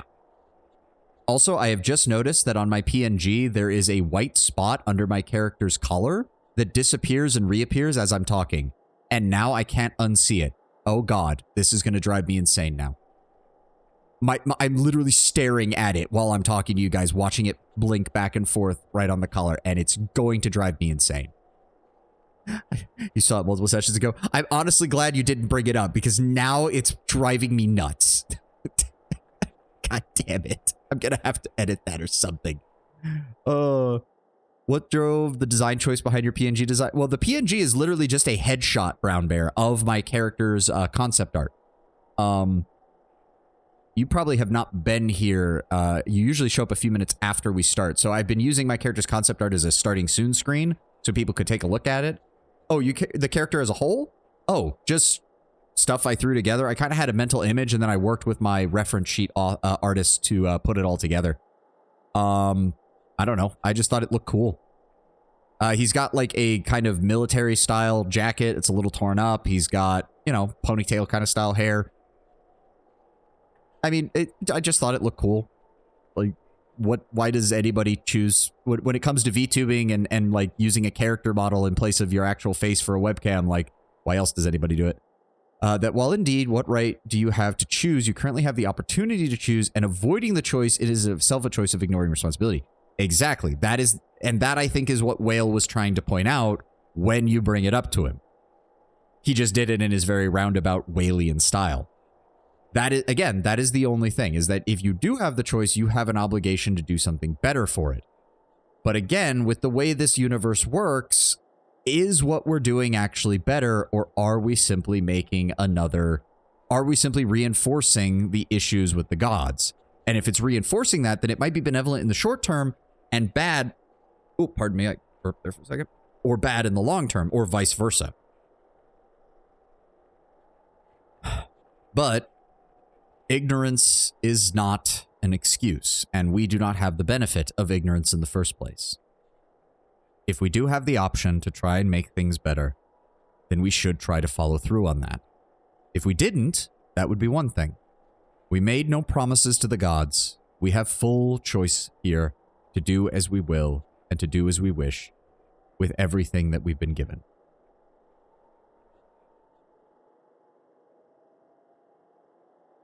And really, I've just spent the last 10 minutes trying to see if, in my mind, I could come up with any rationale to not pick the Hylian option. But really, it's the only option. Sending the souls back would be true, but most of those souls will return anyways through the Hylian option. All of the Wicks that are already dead, those souls will return to Bareth pretty much immediately. There's nowhere for their souls to go. Returning the souls to the bodies at least saves those few who are still alive. I see he takes Hylian the first time. Why not? It is the genuinely good option. It at least tries to salve the wounds of what the legacy has done to the Deerwood. Yes, turning the souls to the reincarnation cycle is lawfully the correct option. It is the basic, the universe runs by these principles, we are simply putting everything back into order. But even in the Hylian option, 99% of the souls are going to return to Bareth immediately anyways, because most of them do not have a body to return to.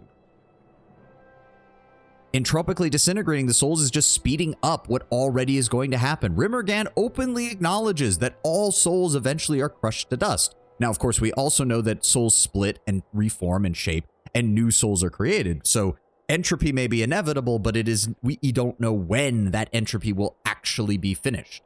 And even Rimmergan does not seem to know. And I'm at least willing to give him points for his hands-off approach.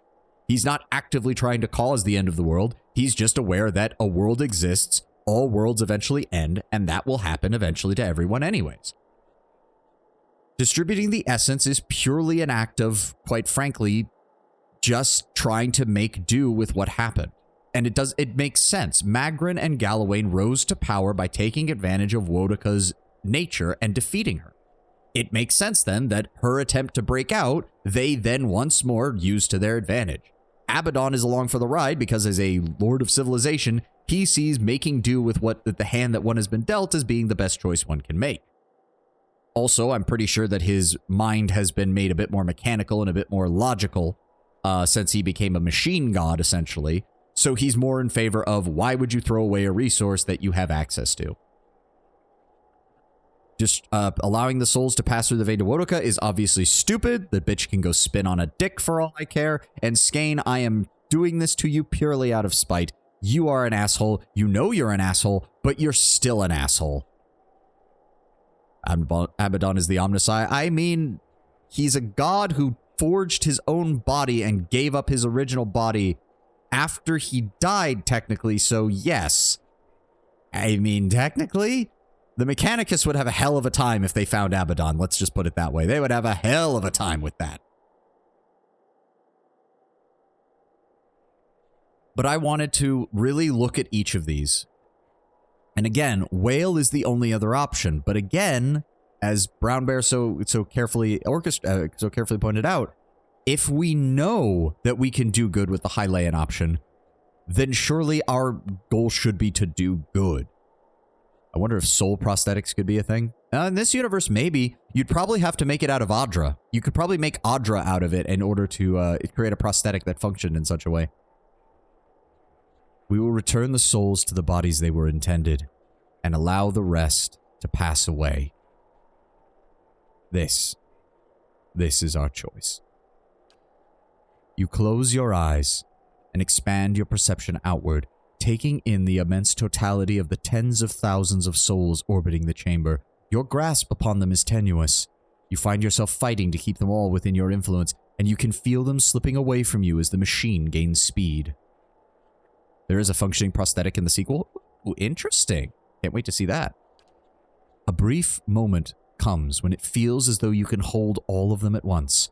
Their force so great, it feels as though it will tear you apart. And in that moment, you dedicate your entire being to bending their orbit, channeling their flow in a new direction. At your command, the ancient device became your instrument, spinning to life with deafening resonance and gathering up the swirling essence like thread on a great spindle.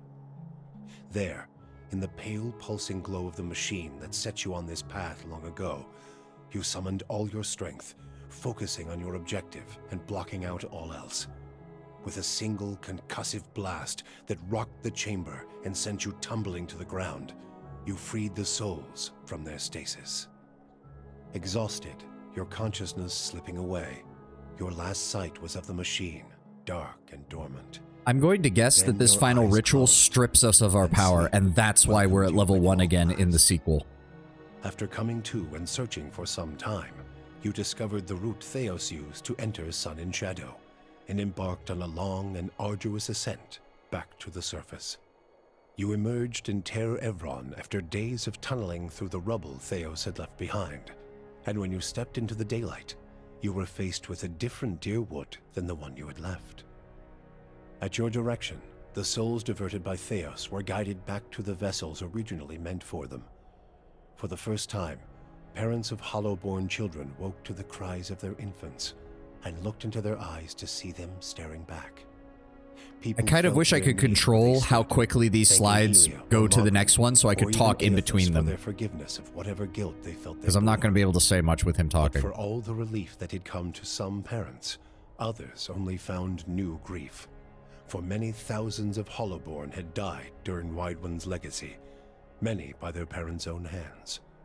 For those children, there would be no homecoming. Yet the last Hollow birth was in the past now, and those parents willing to risk trying for a new child were frequently rewarded, often with twins. Many felt they saw Helia's hand in it, and the year would be remembered as the year of Helia's splendor. Gilded Vale remained under so there was the a lot of harsh fucking rule that of year. Lord Radric, A lot. who reigned unopposed after the death of his cousin Kolsch. He continued to terrorize the people of Gilded Vale, looking for Aerthasians in their midst. But to Radric, the sudden and unexpected end to Widewind's legacy came as a sign of the success and righteousness of his efforts, and in time, his own people came to believe it too. He relaxed his use of authority, no longer seeing his own people as potential threats, and Gilded Vale began to regain some of its old luster. Following the assassinations of Duke Avar Wolfgren and Lady Webb, Defiance Bay was we left thrown Radric into the alive, Brown pit of Bear. evil. In the ensuing weeks, the streets had become the domain of looters and blackguards. Few dared to step outside their own doors alone or unarmed. But order was soon re-established by the Knights of the Crucible, who, despite their depleted numbers, had gained favor in the public eye for their role in the unraveling of the conspiracy surrounding Widewind's legacy. And We could talk on it once we're done with the end slides, Brown Bear. Fleetbreaker Castle. I want to see all these. For the Knights, their resurgence marked a return to the tradition as well. Having seen firsthand the dangers presented by dabblers in animancy, the Order quickly abolished the practice internally, preferring the familiarity of their hammers and forges to the uncertainties of Essence and Adra. Their identity rediscovered, the Knights suppressed their political aspirations and began once again to train their recruits in the art of blacksmithing, recapturing the post-revolutionary There we ideals go. of Good job, Deerwood, Knights. and regaining the respect of its citizens as a result. The destruction of the machine atop Ter Noaneth spelled the end of the reanimated corpses in Heritage Hill. Though at first few were willing to venture into the abandoned district, it was soon cleaned out and rebuilt. the district's horrors still fresh in people's minds, it would be some time before it was fully repopulated. But eventually the lure of cheap prime land would all but erase the memory.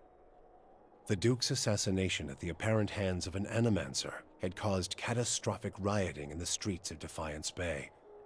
But those who had escaped the melee and the palace hearings remembered the testimonies of the strange guest who had shown up that day. Not surprised, Tenwin. I'm not surprised at all. Implicating the leaden key instead. The rumor spread quickly, and soon the popular belief was that the assassin had been a leaden key spy. When the legacy had lifted, people came to see it not as a sign that the riots had been according to the gods' wishes, as Theos had hoped, but as a confirmation that animancy had never been the source of the problem in the first place.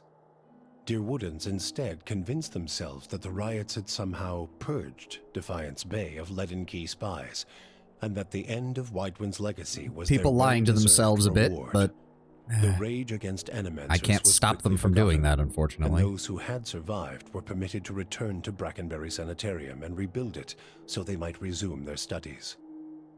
Abidon's renewal brought new vigor and purpose to a god long known for quiet, steady labor. Handicraft saw a revival in the Deerwood, and no smith wanted for an apprentice. Additionally, Abidon's restored interest in preservation led to redoubled efforts to survey Engwithan ruins.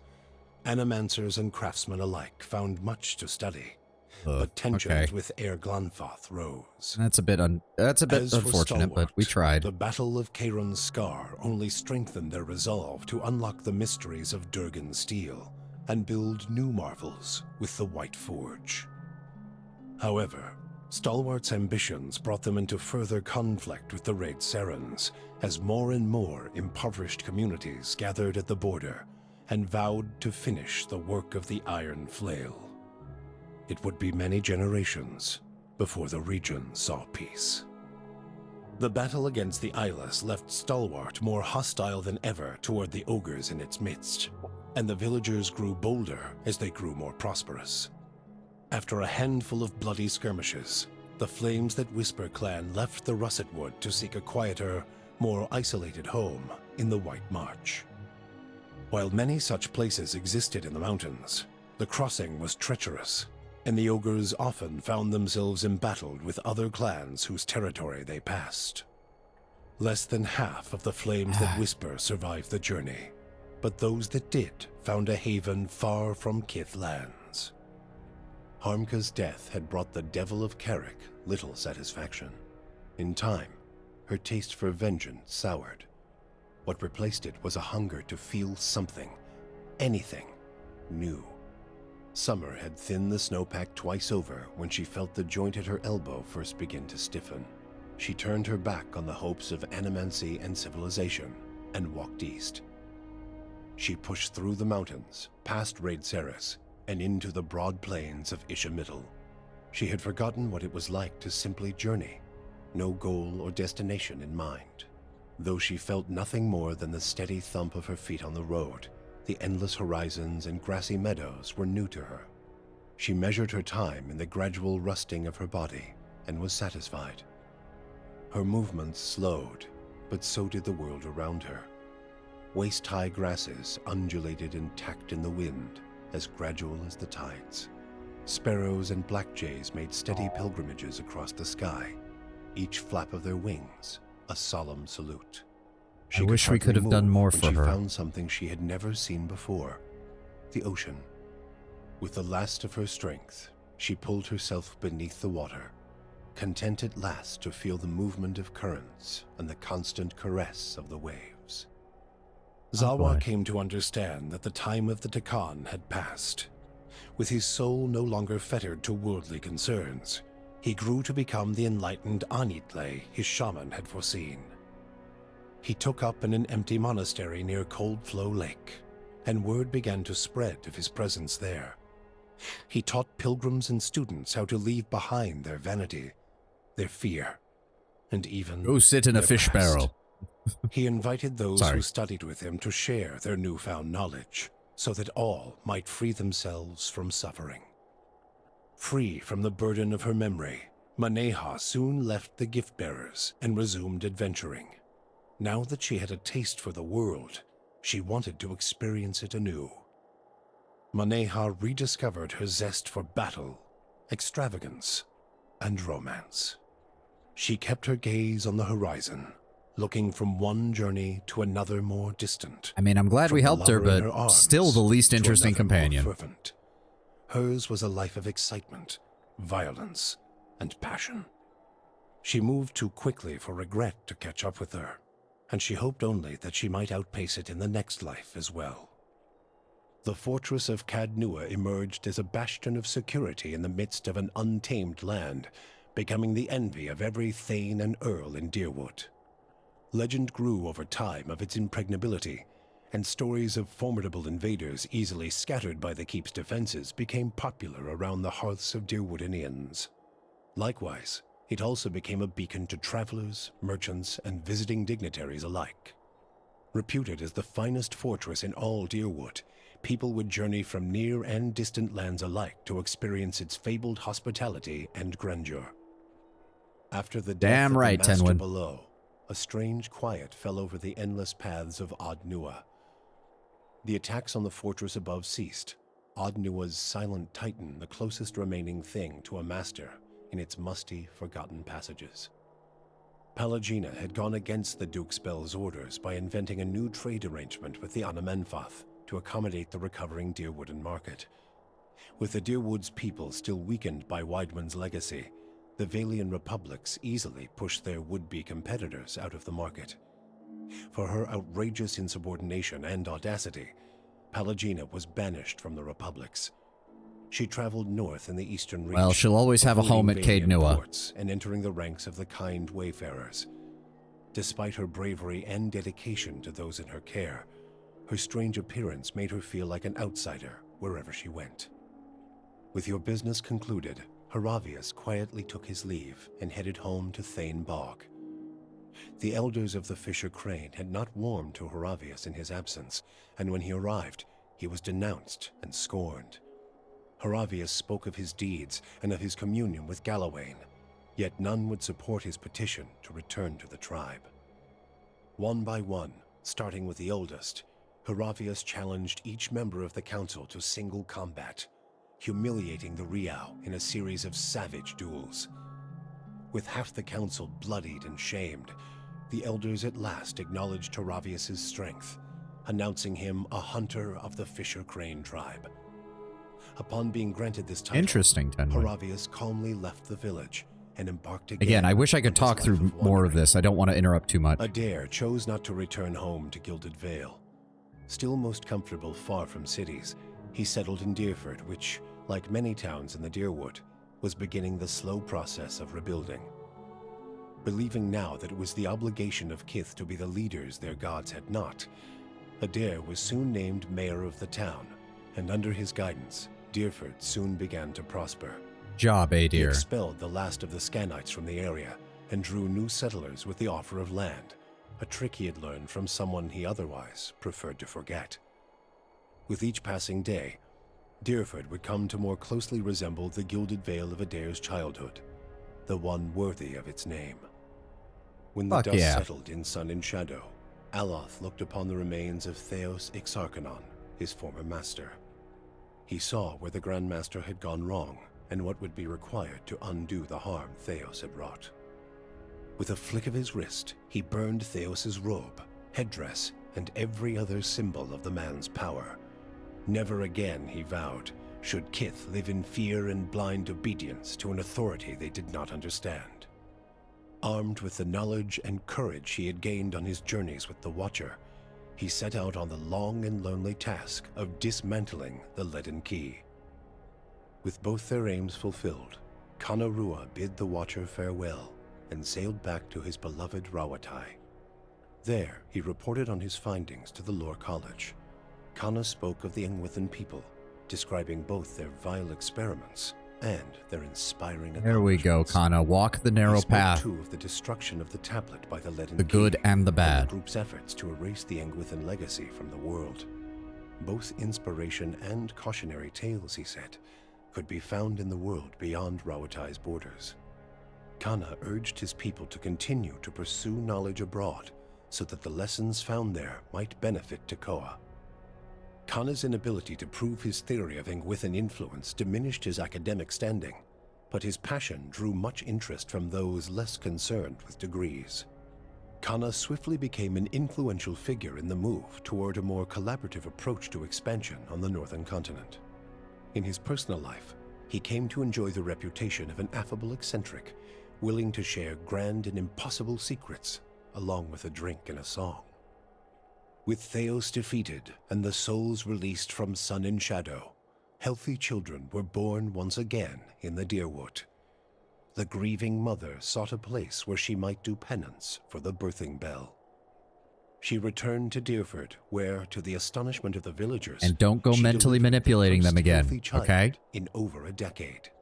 She remained there, and with each new birth, she saw a measure of hope restored to the Deerwood, and a measure of grace for her own troubled past. Durrance used Mogren's strength only until Theos had been cast from the world, and then swore off her influence entirely. Regret came to weigh heavily on his right, mind. Tenwin, that's true. The man who had never previously lacked for words or opinions came to embrace silence and contemplation. He continued to wander, penniless and destitute, searching now not for the reason for his goddess's silence, but for a mechanism for revenge. The charred robes he continued to wear as a reminder that he had been burned by his goddess, and not just by the flames of the Godhammer. Sagani experienced the 4 months of her journey back to Masuk in vivid colors. She strove to memorize every moment of her final trip through the Deerwood, Glonfoth, the Valian Republics, and beyond, preparing to tell her village of what she had seen on her long journey. All of Masuk shared in her triumph, and she felt her pride and elation magnified by the joy of her village. Never again did she doubt the value of her sacrifices. After decades as a long hunter, Sagani finally became one of Masuk's most respected elders. She guided her community with wise counsel, and a generation after she finally passed, another huntress journeyed into the world to find her soul. For you, the death of Theos brought an end to your waking visions, and a silence to the whispers of the past. In their absence, you were able to sleep. The questions of a distant lifetime ceased to trouble your soul. All that remained was what to make of the answer. But at the moment, there was little to be done, and the matter would have to wait. A long journey loomed ahead, made no easier by your decision to bring an infant to Sun and Shadow. Oh shit, that's actually part of the... Oh fuck. Shit, that's actually mentioned in the fucking ending slide. That's why you wanted me to have the kid in the inventory, isn't it? How the fuck? So is that literally implying that our character suddenly had the revelation of, oh shit, I'm still carrying an infant in my backpack. We should probably return him. Or whatever. Oh god. Obsidian did an amazing fucking job. Paradox, thank you for not pushing them to do 1,000 DLCs that I'd have to pay $40 for. And thank you to Unity for making a game engine before you decided to shoot yourselves in the foot by trying to do that whole scheme a few years back.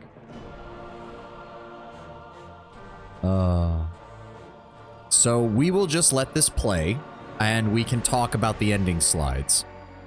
In the beta of the game, apparently the baby refused to drop from the inventory if you didn't sacrifice. Instead of fixing it, they said, fuck it, this is an ending now. That is glorious. Good on Obsidian.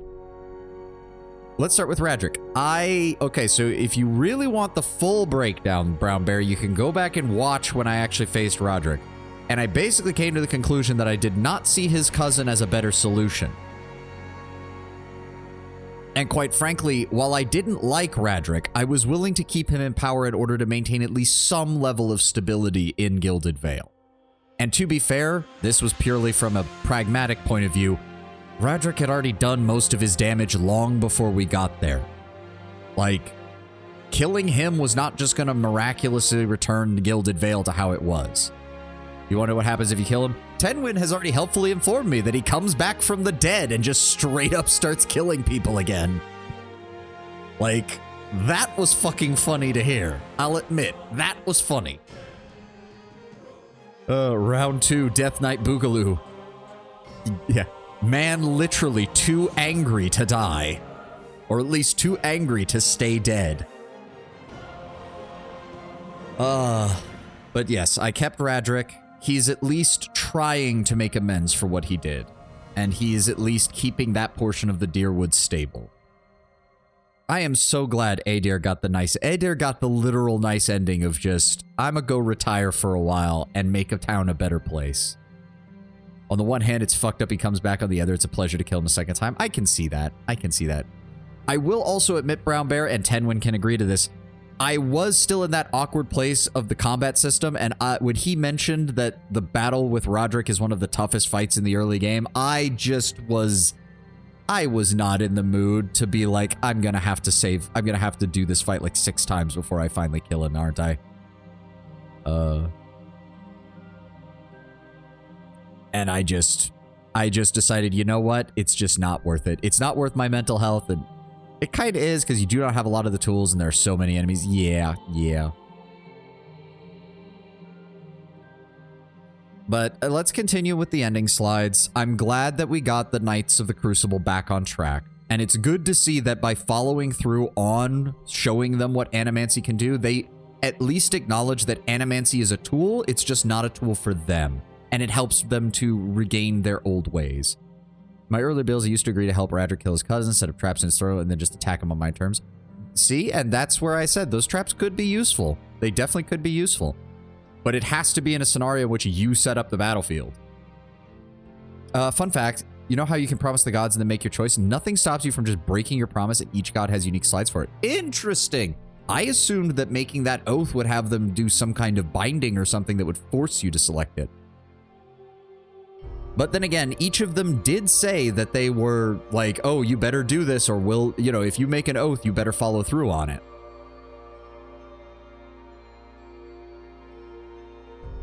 Fun detail with Hyleia. If you break your promise to her in the sequel, you will start with a debuff on your ship called Scat-Covered Boards, as Hyleia has birds just shitting all over your ship.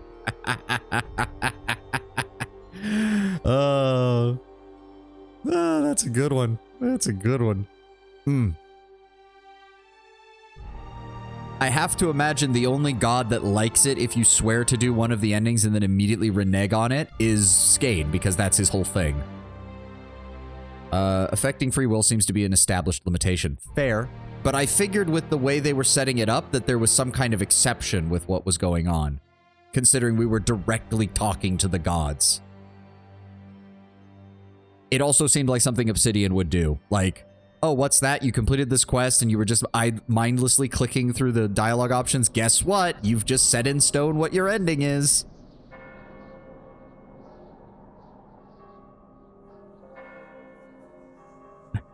I do like the mental image of us making our way out of Sun and Shadow, like, exhausted, tired, and then our character just realizing, oh shit, the baby's still in my backpack, and Haravius and Adair especially just going, I'm sorry, what?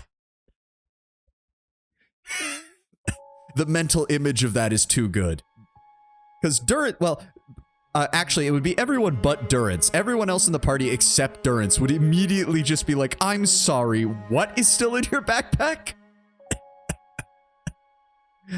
No, Tenwin, I am very glad that you convinced me to give this game another shot. I really am. There was still some salt. No doubt about it. There was still some salt. But it was... Salt... People forget salt is a flavoring. Salt is a spice. You use it to enhance flavor. Sometimes you need a little bit. Sometimes you need a little bit. No good game doesn't have a little bit of salt. God, you should have seen my early raging days at Elden Ring. Or the DLC. Hell, you can go watch the DLC on my VOD channel on YouTube, and you can see how angry I got at Radon. But no, this has been a spectacular CRPG. I am in love with their world building. I am in love with their thematic storytelling. I cannot wait to see what they do in the sequel. And honestly, I can't wait to see what they do with Avowed. I I will say this, Tenwin. Here's part of the problem. I didn't even know that Avowed existed before this. And now you have me thinking, wow, it could be great. And then there's the little voice in the back of my head going, or it could be fucking terrible. You're gonna get start your own run once you get past your analysis paralysis. Ooh, analysis paralysis. Why did I never notice that those rhyme? That's a good one. But no, I am very glad I came back to this. I'm very glad we got a breakdown on the story. I'm very glad. I am exceptionally happy with Obsidian's world building. It was, and for this to be, I think, they did Outer Worlds after this, if I remember correctly, and I think this is their first original IP. Like, fully original. Like, they had total control over the world building and lore. This was amazing. This was amazing. This was a very good world. I love everything they did with this. In hindsight, the choice to make the gods constructions of mortals is a little, I suppose, obvious is not the right word. Cliche is not the right word either. But I really feel like I should have seen it coming. Honestly, looking back, I should have seen it coming.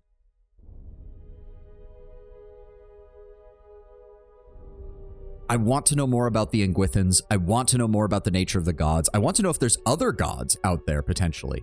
Because that's the thing. Theos never actually said that those ancient gods, those bloodthirsty gods that all people used to worship, he never said that they weren't real. He merely said that they were wrong. There's not room to like the gods with how they operate. Yeah, I can tolerate them. Andra's clerics better be on the lookout in the sequel, though, because if they give me reason, I'm just gonna fucking smite them. Love about Eora is that while it isn't truly unique on the surface, it has a setting that takes a lot from D&D. When you delve into it, the background, the building, the structure, and the realistic elements work so well together. Yes, but to be fair, that's a common thing. People, like, we can go all the way back to the primogenitor of modern fantasy, which is Lord of the Rings. Yes, on its surface, Lord of the Rings appeals very basic. Go read the Silmarillion and still tell me that that's the case. Elder Scrolls looks very basic. Go read about the backstory of the First Age and the Mythic era of Elder Scrolls and tell me that that's a basic fucking setting. He uses the phrase 1,000 false gods, but false can have different connotations there. And from the sound of it, they had power, which begs the question, what happened to them? Or at the very least, what happened to some of them? I don't know. This just has potential for cult-style, like, Cthulhian, eldritch god kind of entities. Gods that are older than the ones that currently exist. Things like that. Before Bethesda took over, I hear Obsidian meant to have Cyrodiil seem crazy and alien, a lot like Morrowind. Yeah. Well, I mean, they weren't really Oblivion, or, Oblivion. For some reason, I read that as Obsidian, and my brain was like, Obsidian was never involved in making Elder Scrolls. What you talking about? No. But yes, because in a lot of the lore, the central province was described as primordial, jungle-like, but with vast imperial cities rising out of the jungle to show mankind holding dominance over the region and that kind of thing. And then they went with a much more generic fantasy setting. Now, don't get me wrong, I do like the lore retcon, which is that Tiber Septim literally rewrote reality to change Cyrodiil. That's still kind of cool, but yes, Oblivion as a setting, or Cyrodiil as a setting, I should say, in hindsight, it's very generic. It's very, very, very generic. Like, I get why, like, Skyrim is at least a little bit better. I think Skyrim is a little bit better. They weren't able to do the full craziness that some of the early lore has written for Skyrim, but some of that lore would also be quite literally impossible to do on a modern game engine. Like, it just, one, it wouldn't look good, and two, implementation on Bethesda's game engine would be horrible. And let's be honest, Bethesda was never going to rewrite their entire game engine just to accommodate the lore. That wasn't going to happen. It's just a hotchkotch slap patch put together on the fly, but explained with fun background details. Yes, I can agree with that. But it is very much a case that I think that the most successful fantasy settings do have that same kind of feeling. That same kind of, oh, on the surface, it's, oh, look at this. It's just kind of quaint and cliche. And then you start scratching away at the top of it. You start peeling away the layers, and suddenly you go, oh, That's a good fantasy setting. That's a good fantasy. In my opinion, that's a trait shared by pretty much all good fictional settings in general. If you have a setting that seems interesting, but once I delve into the details, you don't have anything for me, that's the opposite. That's a problem, in my opinion. Especially if you're expecting me to play a game for, I don't even know where we finished on this, like 90 plus hours. Like, if you want me to do that and invest in this game, you better have the details in the world building to back it up. Or at the very least, you better have me asking questions about your world that I want to know the answers to.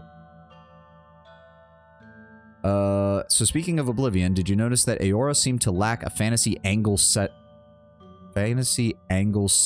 like Forgotten Realms have? I'm not sure what you're meaning here, Lord Brown Bear.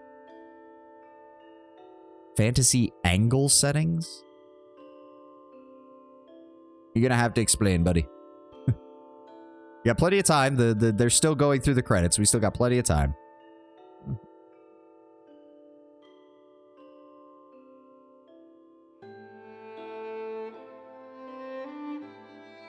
But, what was I? I think we're on the backers. Yeah, so we'll just, as I said, we'll just let it play. This is a good time to do conversation and talk over things. A storytelling angle that fantasy settings often have. Well, I think so, because I have no idea what you're implying. I'm assuming you're talking about a cliche or a plot point or something that shows up in a lot of fantasy settings. And if it didn't show up, then yeah, I'm not thinking of it. So I would love to know which one you're talking about, because I can't parse it down. I can't narrow it down to what angle you're specifically referring to.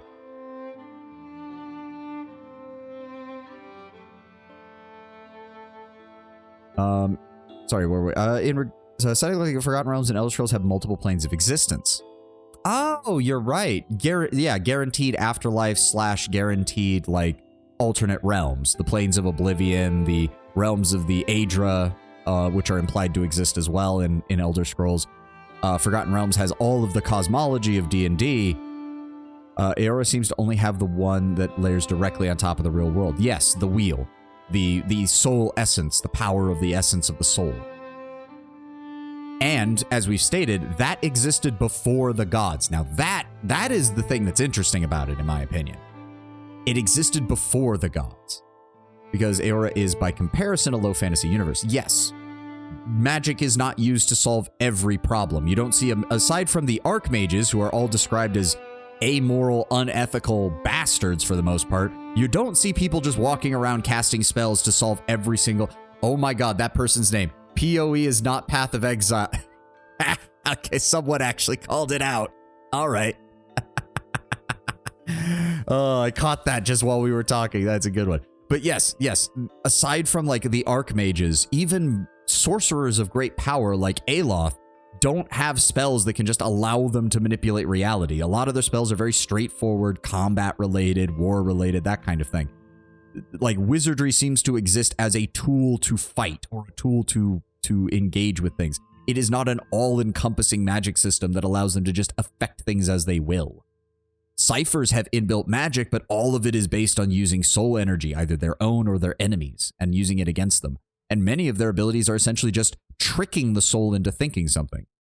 Like, magic actually paralyzes or petrifies someone. Ciphers' abilities just trick the soul into thinking that it's paralyzed, or thinking that it's petrified.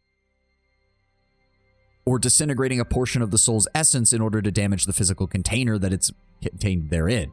The disintegration and various explosion effects that the cipher can cause.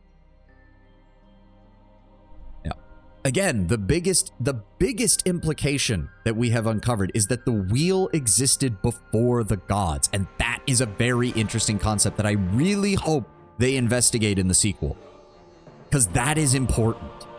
They use allies and enemy souls as a conduit. It's pretty unique. Yes, I like the cipher, hence why I wanted to play as one. I also like the Magic Knight magic user who doesn't just use magic. Yeah. The wheel is, I think, it's one of those things. Like, every great fantasy setting needs to have those kind of big questions. And in this case, it's how does the wheel exist without the gods? And how do the gods... Like, Bareth is the big question mark. If Bareth is the god of reincarnation, and is the god of life and death, and is the god of this whole cycle, then how did the wheel exist before him? And if he is aware that the wheel did exist before him, how does that affect him or her or whatever, you know, it, since Bareth is literally shown as being both genders. They, it, whatever you want to call it. Like, that is the thing I want to see investigated. Does answer a lot of speculation, and I cannot wait. Do not tell me a goddamn thing, okay? I'm being very emphatic on this. Do not tell me whether anything I'm saying is yes or no. I don't want to know a goddamn thing until we dive into that. I want the game world to show me, because if it's doing it... Yeah, just thank you, Tenwin. It will be 100 times better if you just let me experience it. I guarantee it. I want to, like... Just look at like how I responded to Andra when we finally got to that in the DLC. I want a moment like that with Bareth, for good or ill. I want to know. I want to know more.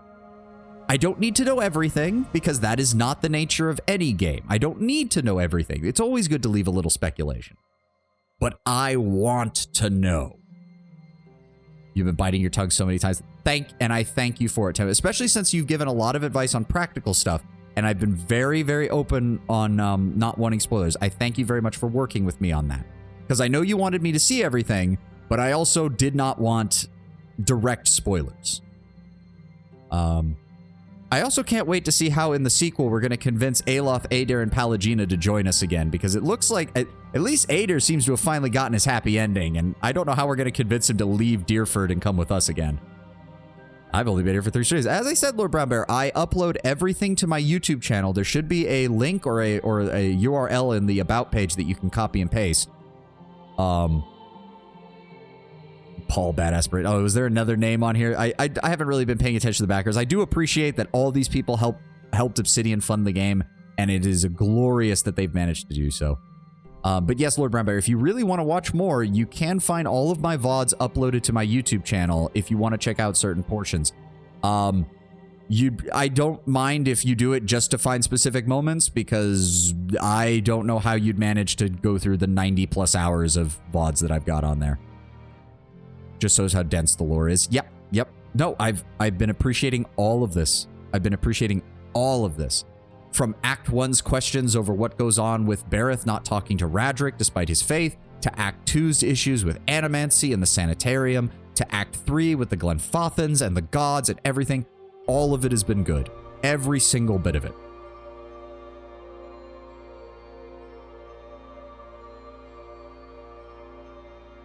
Every single bit of it. I have appreciated every last part of this game. Again, I still have some issues with the combat system, but that's the great thing about CRPGs. Combat is not what a CRPG is about. Is it nice when it's good? Yes, because you're going to be doing a lot of it no matter what. They've made a D&D style tabletop game for this setting. They made one back, but apparently they're remaking it. I really hope Eora continues to become a good franchise. Avowed needs to succeed. I hope it does. I hope it does. I also really hope, because let's be honest, Obsidian has always been a second-line producer, developer of games. This is not a comment on their quality, but rather that they've always kind of been in the background. They're not a BioWare. They're not a Bethesda. They're not a Microsoft. They're not a FromSoft. They're not a true, you know, they're not one of the names of the industry that everyone looks to. I hope with Avowed that they really do break out and become that kind of developer, but I hope they don't lose what made them that good. Like, that's always the risk. That's always the risk you run when something becomes that big and that mainstream. Like, that was the big shift from Oblivion to, or from Morrowind to Oblivion and from Oblivion to Skyrim, was Bethesda embracing that and getting ever more watered down with their mechanics in order to reach an ever wider audience. Now, to be fair, it made them a lot of money. There's a reason Skyrim was re-released like 6 times. I ain't gonna deny that. But we're also seeing the problems now with things like Fallout 76 and Starfield. It's why I'm so nervous for the next Elder Scrolls game. Like, oh boy. Oh boy. I love how we got to the end of the backers and now we've got additional Kickstarter backers. God damn it. But hey, we're just gonna keep talking. We have 3+ more hours to go through with this, which means we got to decide what we're going to do after this is all done. So I'm more than willing to just keep talking for right now while we let the credits play, and we can give a little bit of thanks to everybody who helped out with this, from the backers to the team that made it. Weirdly enough, when I first played this game, it was the first time I ever felt dissatisfied at only killing my enemies when they do awful shit. It was my first experience at looking evil in the face, and it's why I'm glad you get to choose what you do with Theos. Yes. And that is a good choice for a RPG, in my opinion, especially an RPG with magic and stuff. Like, it's one thing if it's like a Shadowrun setting or something where magic and other things aren't used in that way, and it's a very materialist universe, much like our own. But when you have a universe that delves into issues of the soul and reincarnation and everything, there needs to be more to it. The theater troupe quest was a little upsetting. Yeah, you really only have one option, and that's to... I mean, you weren't here for that one, but I took their knowledge and then immediately fucking killed them because they still fucking deserved it. Like... They absolutely deserved it. We fucking, we arrested the noble and we fucking took down the troop. Like, fuck them. I'm so glad I gave that actress a really annoying voice when I talked to her in the early game. And then when we went back, I think I managed to keep that same annoying tone with her. I was glad for that. It's like, I knew you were trouble the moment I talked to you. I just didn't know that it was this fucked up. And there we go. There we go. We have reached the end. The story of the Pillars of Eternity 1 is done. Woedica has been defeated. Theos has been given a chance at some kind of redemption in the next life, free of the burden of his doubts and memories. Stalwart has been saved, though they have their own issues that they'll be dealing with. Being a brute in my next run, maybe a little column A, a little column B. Yeah. So now we have to decide. I could kill a little more time by loading up the last quick save and reading the bestiary entries if that's what you guys really want.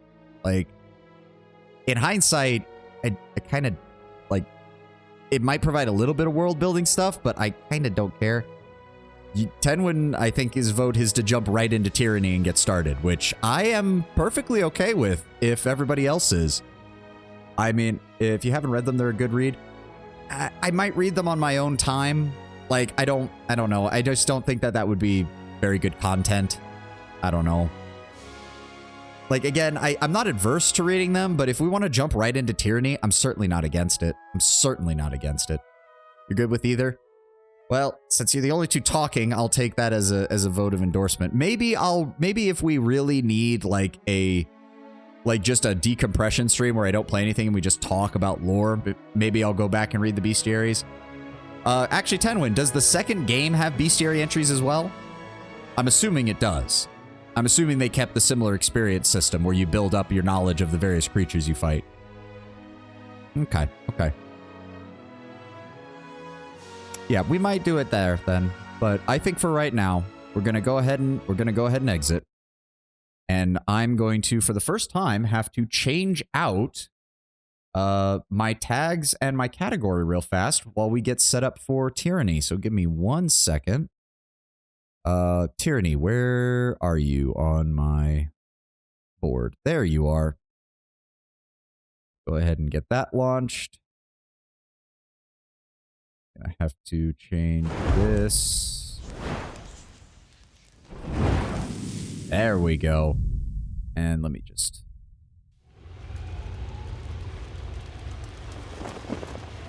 There we go, Tyranny. Reinforcements have arrived. Hey, Watra, thank you for the prime, dude. Thank you.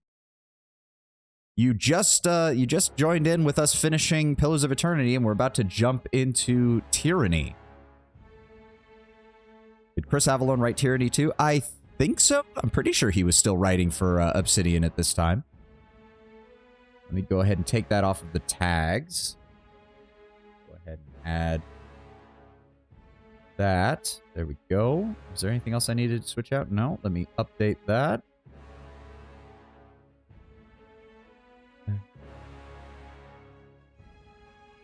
I'll even update the title as well. There we go. Okay. Oh, you've heard good things about this game? Yes, indeed, Moatra. I have as well. And it's by pretty much the same team that did Pillars of Eternity, so I cannot imagine that it will really have any trouble. Let me see here. Let me make sure. Display the effects of choosing conversation option. Yes, I do want that. Show the news window on the main. That's irrelevant. Enable random encounters. That's cool. Quest notifications. Good. Movie subtitles. Yes. Left click to move. Good. How is the sound on your guys' end, the music-wise and everything? I lowered it earlier, so hopefully it's not... Should probably lower voice volume a little bit.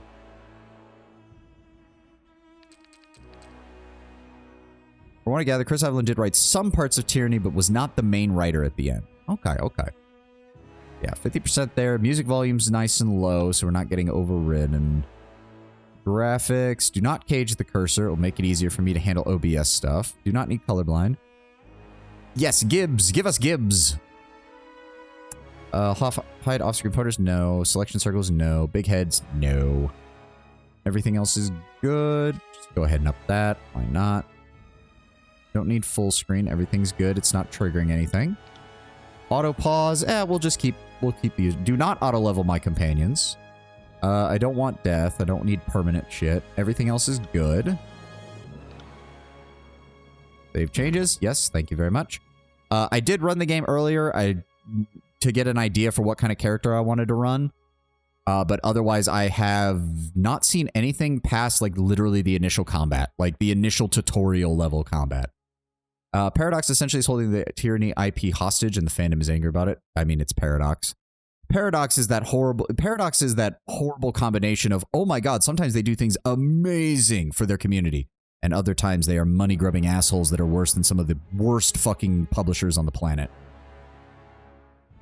Hardest part of the game is the prologue choices. I mean, that's a sign that that is a good thing. So we will be playing on normal, not expert mode, not Trial of Iron. No, no, no.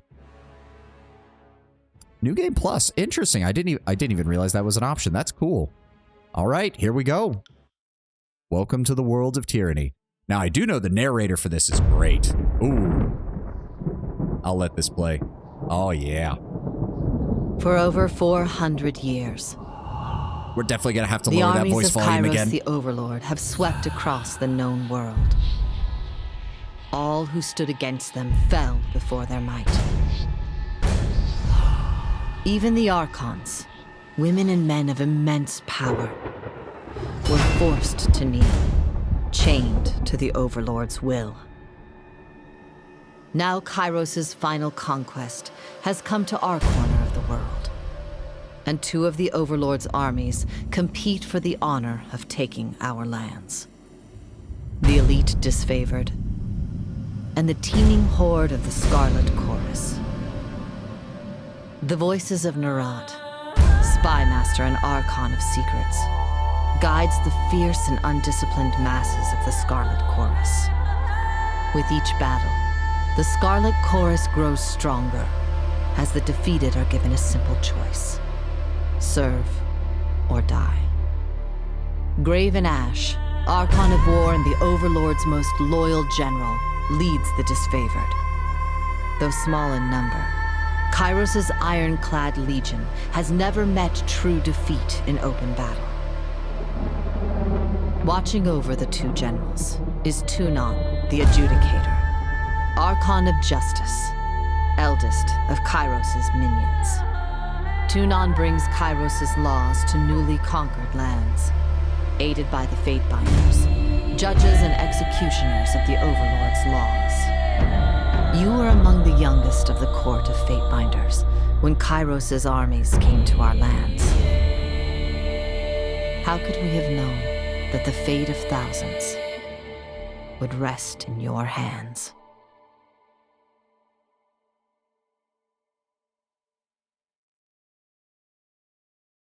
Okay, hold on. Just want to remind you, do not play Pillars of Eternity before you stream it. I want to see your reaction. So, hold on, Tenwin. Gotta clarify.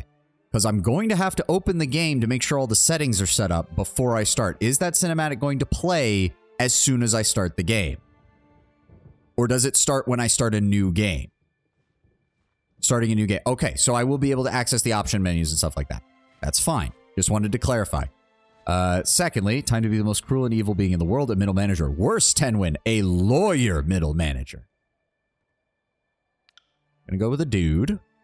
Going to go with the more tall and lanky build, because we will be playing a mage. Big shocker, I know. We'll go with that one. Oh, I should actually... Hold on. I should actually read these.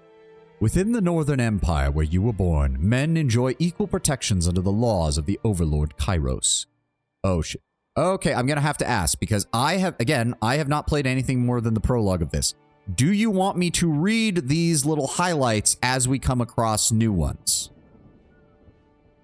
Because I'll probably... What I mean is I'll mouse over them and read them, but do you want me to read them out loud if we encounter a new one, or do you want me to just read them in my head so I know what's going on? Sure, go ahead. Okay. We'll read it once I finish this section. In the southern lands of the Tiers, only men may own or captain ships, but real estate is restricted to women. Men may lease, but durable ownership of the land in the Tiers passes from eldest daughter or sister. Most sons enter their father's professions by their mid-teens. Those without a profession or family lands to work can find purpose by pledging service to one of the Overlord's mighty Archons. Criminals, derelicts, and others are often conscripted into the armies of the Archons, and if a child cannot forge his own skein, he will certainly find one in battle. Now, as for the Overlord... Okay, there's a whole thing. Kairos is a name out of legend. For centuries, the Overlord has consolidated power, sending vast armies to swallow entire realms. The most powerful mystic that the world has ever seen, Kairos can issue edicts, magical proclamations that can level cities, spread pox, sunder lands, or change the course of the very seasons. The Archons, masters of magic throughout the known world, have been forced to bow to Kairos, and the Overlord readily destroys any Archons who are unwilling to kneel. This was the first game where they put lore blurbs in the middle of text. Yes, and I did not read them in Rogue Trader since, quite frankly, as a 40k nerd, I knew what 99.9% of them said, so I didn't see the need to. And it didn't really occur to me that people enjoyed my voice as much as you all have said you do, so I didn't feel the need to read even more stuff. I suppose in hindsight, I probably should have offered to do that, especially if people did not know about 40k stuff. These sorceresses and madmen lead the Overlord's armies in near-endless conquest. As the realms of the known world have fallen to the Overlord, these captured territories are divvied up amongst the Archons to manage. Rogue Trader got me into 40k, and those lore blurbs helped a lot.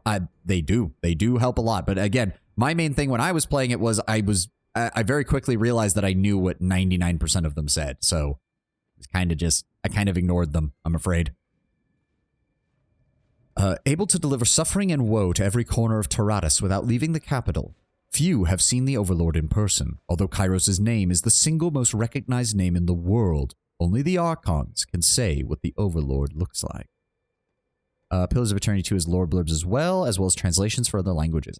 So we might have to do that as well. Let me see here. We're going to go with a more reddish color. We're going to go with... Let me see here. What do we want? We're probably not going to see my character's head very often. You know, we'll go with this. It's kind of similar to my PNG. It's got the little wolf tail, ponytail kind of thing going. I do like beards on my mages, though, so we will definitely be doing that. Or do we want that one? Nah, I like the other one better. I like the pointy beard a little bit better. I do enjoy the art style of this game. I do. It's a very, almost cel-shaded kind of style. Lots of really hard lines across anything that has an edge. The second one looks more lawyer. I think we still got it. It's fine. It's fine. That wasn't so hard. Moving cautiously. Matt Mercer, is that you again? My wounds are slowing me down. I need rest. Yeah, I'm pretty sure that's Matt Mercer again. Found something. Heads up, we have company. Good work. I'll just hold on to this. That wasn't so hard. On the lookout. Yeah, it is basically Matt Mercer as Adair. I'm injured, tired. Let's rest. On it. I like the honesty of the sneaky voice. We're gonna go with that. As for the tattoos, what do we got here? We've got some various tribal style markings. Ooh, that's not bad. I don't mind that too much. I like the arm tattoos. I do like the arm tattoos. I do not like the face tattoo. Oh, I wish we could have that, but without the... Ooh, no, because that... Can we change that so I don't see the stuff on the face? No, there's really nothing I can do to make that go... I'd really like it if it was just on the hand, because that'd be really cool for a caster.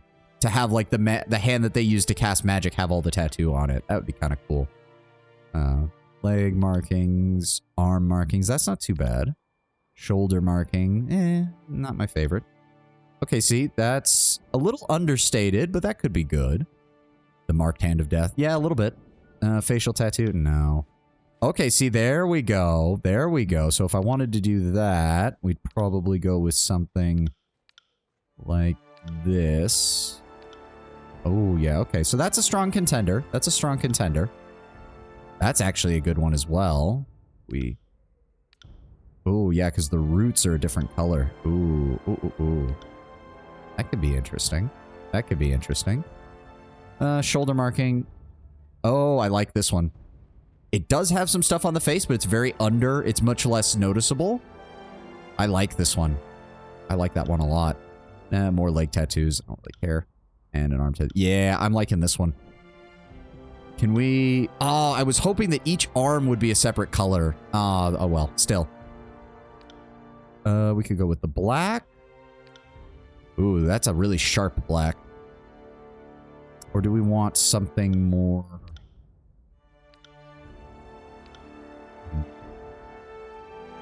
Yeah, I wish we could have... I wish it was one color, one was the other. That would be really nice.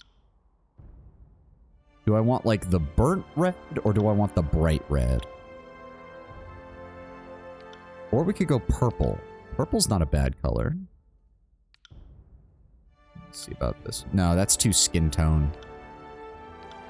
Ooh, the gold yellow. I actually like that one, too. That's... That's like, what, a greenish gray kind of color? I actually like the yellow. I like the yellow. I like the metallic kind of look of the yellow. We're gonna go with that. I have seen these portraits. I think a lot of these portraits suck, quite frankly. I don't like many of them.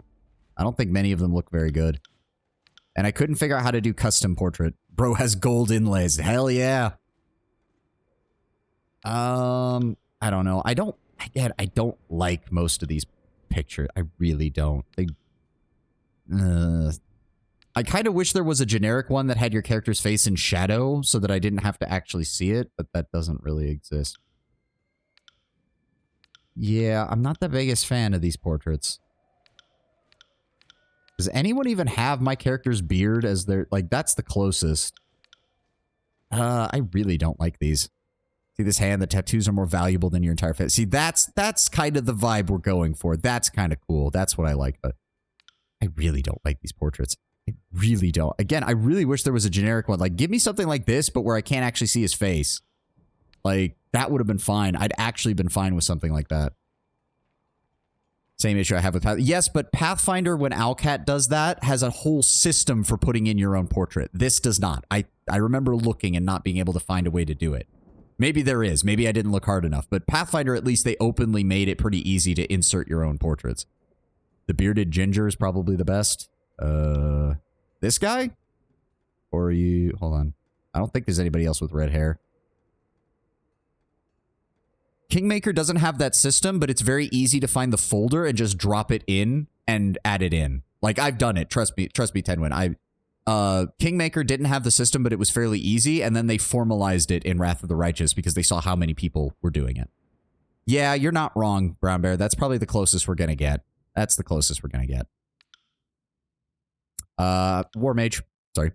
How did you join Kairos' army?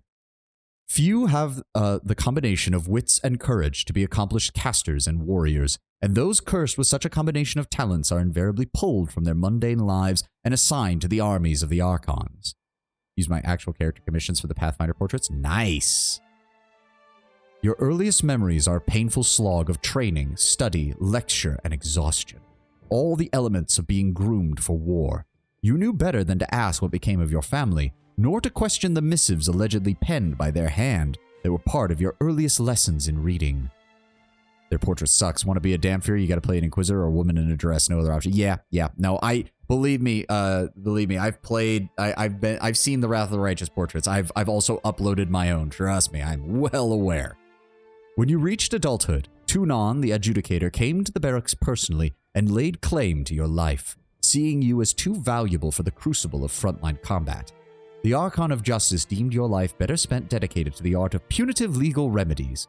Though you had much to learn in matters of civil discourse, none could deny your bright future as Tunon's next great enforcer. Alright, now let's...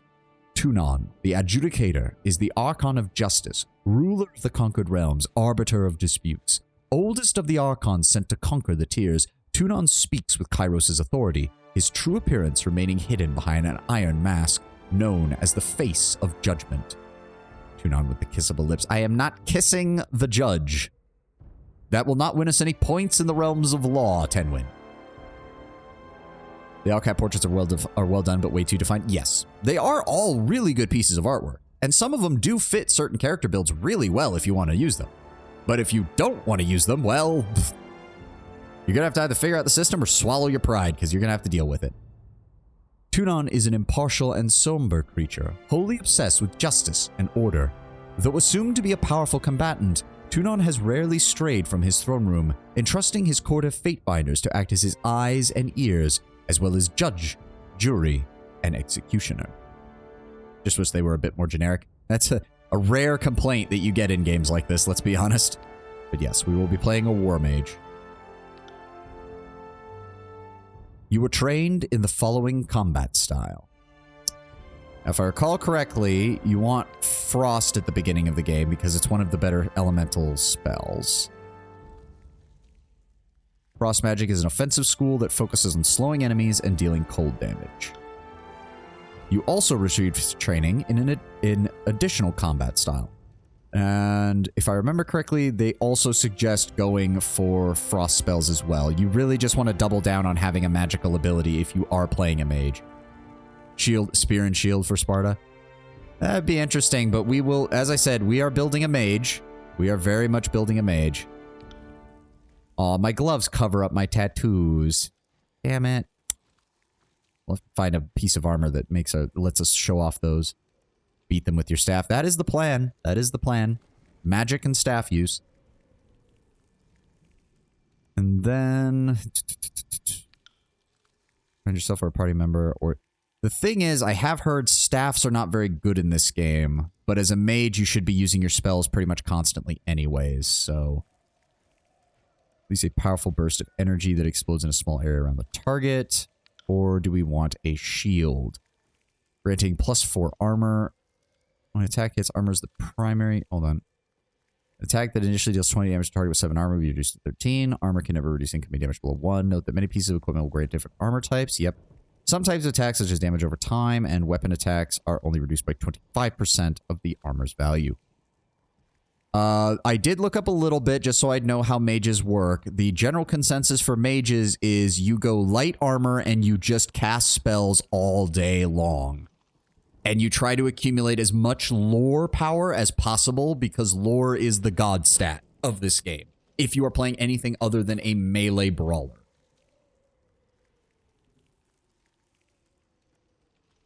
Which is why I am debating one of the other ones, but I would prefer to double down on a specific ability because I do know one decision in the prologue that we're about to get to that I absolutely will be taking, so I get access to fire magic from the get-go. Don't worry, we will do our level best to get all of the other sigils at some point, but for right now, I am definitely thinking...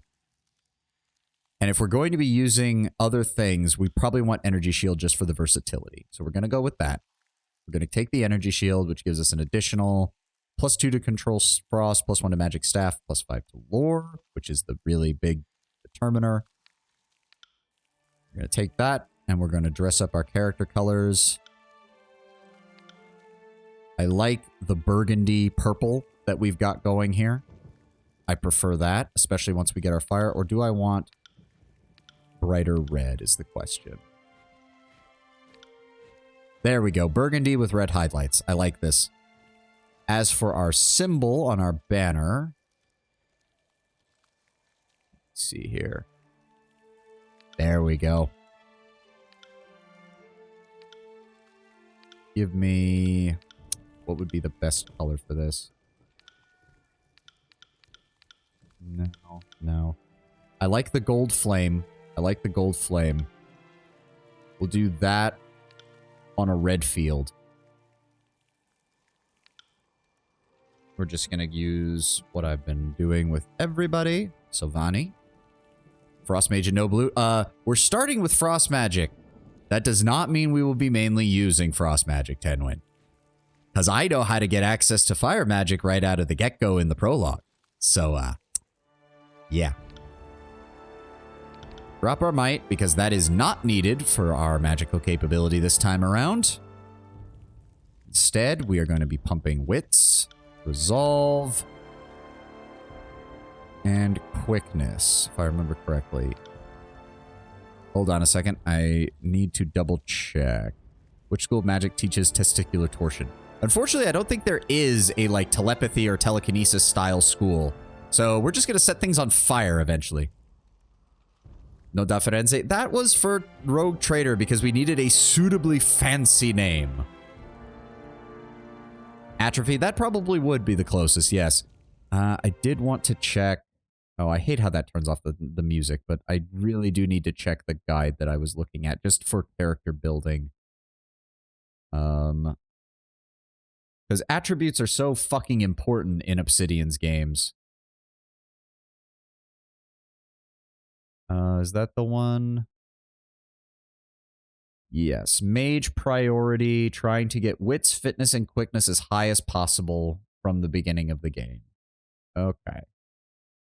Oh, wow. They go so far as to literally say that you just want to pump everything into wits at the beginning.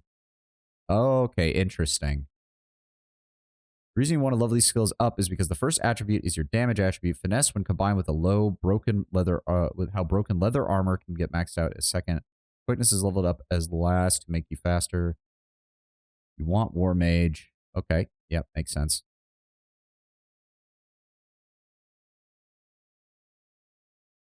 Okay. As an eager fan, I want to forbid you from using a guide. Luckily, I know enough about the stats now that I am much more comfortable with building, or rebuilding, I should say, my cipher when we get to the sequel. So yeah, they're actually saying, it's interesting. Hold on. Just how, are they serious about this? Hold on. Mage. Yeah, they let me show you what this recommends. This recommends that you take Might to 8, Vitality to 8, and then pump Wits as high as it'll go.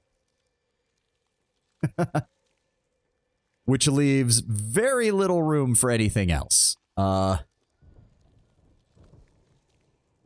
at the same time, that does give us plus 40% spell strength right from the beginning. What affects spell accuracy? I would imagine that that is finesse, since that is accuracy in general. Oh god, please OBS work with me here. Thank you. That leaves me with 4 points. The thing is, we know for a fact, based on how this system is almost the same as Pillars, that Resolve is probably going to pro, and it even said Resolve is strongly recommended because of your training in Frost spells, and Wits is recommended for training in Frost spells. So, what I'm thinking is we go ahead and grab 2 points in Resolve, and then we grab either 2 points in Finesse or 1 point in Finesse and 1 point in Quickness. Because the basic gist I got from reading about this is that speed is even more important in Tyranny than it is in Pillars of Eternity. So being able to constantly cast spells as a mage is absolutely vital. Let me see here. Yeah, they do emphasize that finesse is also among the most important because you do want accuracy. Is leveled up last to make you attack faster in general, up to a minimum of 1 second between attacks. Oh, okay, that's interesting. Interesting. Yeah, all stats good all the time. The thing is, we are going to be pumping our lore. Wits does seem to affect some of that. Wits, it describes a character's mental acuity, their ability to observe their environment, pick up on clues. Wits is used to increase budget. Yeah. Is there anything else? So, observing the environment. Resolve determines a character's ability to endure physical and mental challenges and is the primary attribute used to derive endurance, will, and magic defense. It also increases the duration of afflictions applied to the applied by the character. Vitality is your strength. Might is your physical strength. I am a very smart boy. I am a very good lawyer. Very good, very good. Should I give my character a weird Slavic horrible accent to talk in this entire game? Which will be totally at odds with how he actually acts around everybody. I probably shouldn't because I won't remember halfway through. We'll throw some weird accents in there. Don't worry. We've got plenty of NPCs that'll have to come up with shit. Kazi, let's go bowling. Exactly, Matra. Exactly. Dare you to be super Russian. I can't specifically do Russian. I can just kind of do vaguely horrible Slav. Okay, so based on what it's telling me, it's basically saying next is finesse in order to ensure accuracy and additional armor deflection. Now that's interesting. Yeah. Okay, so the finesse actually improves your defenses as well. We are going to... I'm going to drop 1 point out of finesse and put 1 point in quickness. So, we have average resolve. We're incredibly intelligent. Our might and our vitality have taken a hit. I'm from the northern provinces of the land. I am here for the... I am from the northern provinces of the lands of Kairos. I am here for the Overlord. We're a little bit quicker, and we're quite good at finesse to land our spells on everything. I like this setup. We can make this setup work. I think so. And with that, I believe there's exactly one thing I need to know from the guide, and that is which decision I need to do in order to get fire off the right from the get-go. And once that is done, I will not be opening any of these guides whatsoever. Where is it at? Where is it at? There it is. There it is. The Sigil of Fire can be acquired. Where is it? Siding with the Scarlet Chorus when taking the Bastard City. That is the only thing in the prologue that I know we need to do. And after that, I will not be looking at any guides or anything for character-related stuff at all. All right. Oof, yeah, bonus defense is... My bonus health is actually shit, and my might is shit. Whoop-de-doo. But you said you knew. You always go Pyromancer. Well, that's why I had to look it up. I had to make sure. I knew it was in the prologue. I just didn't know where. Now, as for skills. Now, what I do like about this game is that while you do get skill points, all of these are trainable just by using them in the game. That said, from what I heard, you should be putting most of them into lore. But we also want dodge as a... the main advantage with dodge is it works on everything. Dodge skill defends against ranged attacks from bows and magic spells. Higher skill ranks will reduce damage taken or even cause enemies to miss their attack altogether. Parry defends against melee attacks as per usual. Athletics does give us some ability to... Athletics is also used in dialogue to determine your ability to intimidate or physically overpower someone. That's not going to be our character. Play long enough and you become the super lawyer. Yes. And subterfuge. Ability to move unseen through the environment, detect, manipulate hidden traps and devices, and open locked chests and doors. Nope, we are still going full-blown on lore. And as for the rest, we already have decent there, but we're going to go ahead and increase Control Frost, and then we will also just go ahead and put... we'll put the rest into parry in case anybody gets into melee range. That will improve all of our defenses. There we go. So we have our main lore. Yep. The lore determines a character's ability to decipher information, put together clues from fragments. This skill is critical for magic users who wish to learn new runes to power their spells. Lore is also used in dialogue to determine what you know about the history of the world and to impress others with your intelligence. That will be our main stat. We will also do the full conquest, which is what I think is one of the coolest things they did for this game. All the world has fallen to Kairos, and now the Overlord's eye is on the Tears, our home. The last corner of the world free of Kairos' reign. 2 armies, the Disfavored and the Scarlet Chorus, march south from the Northern Empire, the last realm to fall to Kairos a century prior.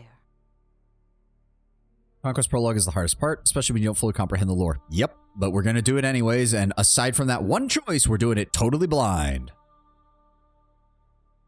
I also like that this already shows you that Kairos is not a quick conqueror. Literally took a century between conquering the previous realm and the new one, which means 3 to 4 generations of people living under their current banner before he moves on to the next one.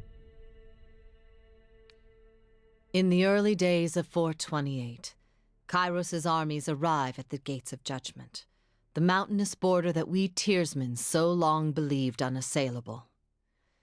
Unable to agree on a unified plan of defense, the various leaders of the Tears sit and wait for each other to deal with the conquerors, until it's too late.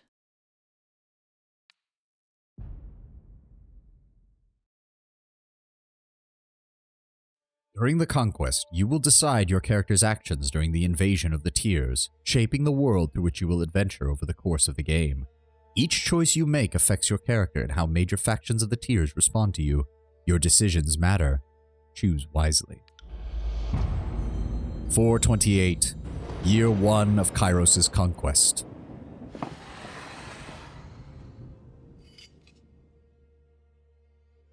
The Bastard City stood on the northern border between Kairos' empire and the Tears. Built upon a natural harbor at the crossroads between the realms, the city was a nexus of commerce. To the Tears, it was the center of all wealths. To the Northern Empire, it was little more than a backwater trading post. Its symbolic status as a gateway into the rest of the subcontinent made it a natural first target in Kairos' military conquest. Circumstances were ideal for you to prove your worth as a soldier in Kairos' armies. Taking this city would send a message to the rest of the Tears. Kairos' will is insurmountable. Named for its position between the two realms, the Northern Empire and the Southern Tears, the Bastard City and surrounding lands known as the Bastard Tears, a melting pot of cultures and a place of commerce and intrigue. The Tearsmen of the South view the Bastard City as a place of wealth and excess, but to the people of the Northern Empire, the Bastard City is little more than a sprawling slum. Tunon the Adjudicator would establish his court in the Bastard City after the conquest. From this foothold in the Tears, he and his court of Fatebinders imposed Kairos' laws upon the conquered lands. And we have two choices. We can infiltrate the Tears, or we can assault the Gates of Judgment. History would remember the Gates of Judgment as the first battle of the conquest, but the real combat unfolded with the advance units of both armies preparing for the upcoming war. The Disfavored and the Scarlet Chorus each had a plan to infiltrate the capital city. Which army did you join? You lent your skills to the elite Disfavored scouts to capture a border garrison. Graven Ash insisted that an early victory in the offensive would boost the morale of his troops and diminish the haughty overconfidence of the Southerners. Put the markers down easier, you're damaging the table. The table is weak then, and it must serve Kairos better. It will learn from its mistakes. You joined the Scarlet Chorus as they raided villages and small towns, conscripting every able-bodied man and woman into their army. The voices of Narat emphasized the rewards of conscription and enslavement over wanton bloodshed. Apparently, his soldiers needed the reminder. And then our other option is the Gates of Judgment. The armies of Kairos took the battle to the Gates of Judgment, trumpeting the opening call of the conquest of the Tears. The two armies, the Disfavored and Scarlet Chorus, brought their distinctive sense of order and chaos to the assault. You went to battle alongside the army whose approach best suited your strengths. Standing shield to shield with Kairos' ironclad elite, you advanced on the mercenary army purchased by the nobles of the Bastard City. The Legion wanted to send a message to the Tears that superior breeding and disciplined training would win the day. You rushed with the chaotic mass of the Scarlet Chorus, flanked the Bastard City's army, and drove them to flee. The table is made by Kairos' favorite carpenters. Nicking the fine polished wood insults their work and shows disrespect to Kairos' great empire. Only if it is not in the process of conquering the Tears. In such a service, the sacrifices of the objects that we have taken from his fine carpenters is a necessary sacrifice needed for the glory of the Empire. I think this Fatebinder is crazy. Okay, I like the Infiltrate the Tears, so we're going to go in with the Vanguard. The sacrifice of the table shall be great.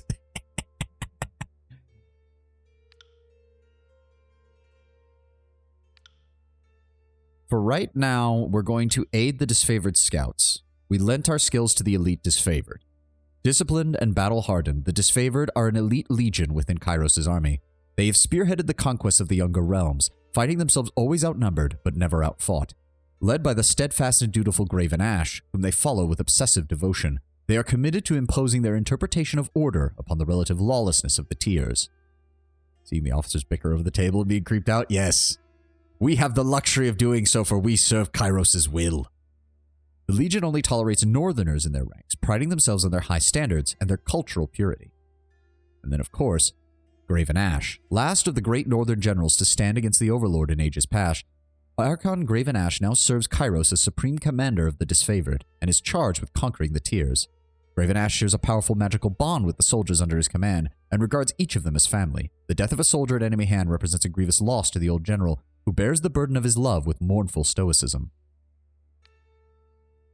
We will move in and assist the elite disfavored scouts in capturing a border garrison.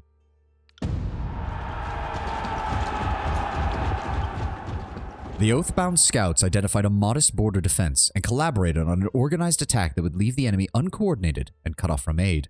You oversaw the preparations and offered your opinions on strategy. When the clashing of swords and spears fell to silence, followed by the cheering of the disfavored scouts, you were the least surprised.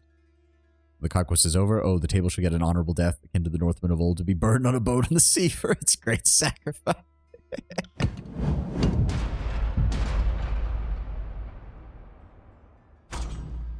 With the border garrison captured by your disfavored allies, you traveled ahead of Kairos' armies and lurked in the shadows of the bastard city. You decided that converting one of the locals to Kairos' side would help bring the city to its knees. After all, corruption starts from within. You enlisted a bitter captain of the guard to sell military secrets to the disfavored.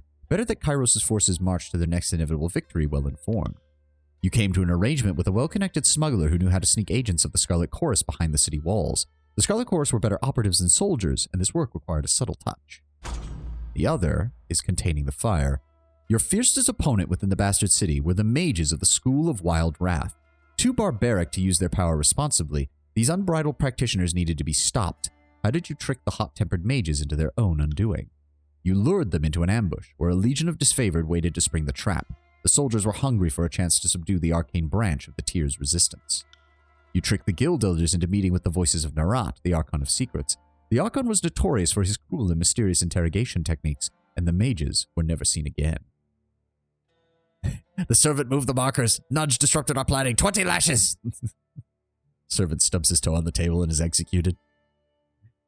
You know what, though? I actually could see them being a little meritocratic. They bump the markers. Immediately, everyone at the table looks at the servant and says, do you have something to contribute? And if the servant actually managed to provide some kind of advice that actually sounded good, he'd be immediately promoted on the spot and put in charge of the other servants.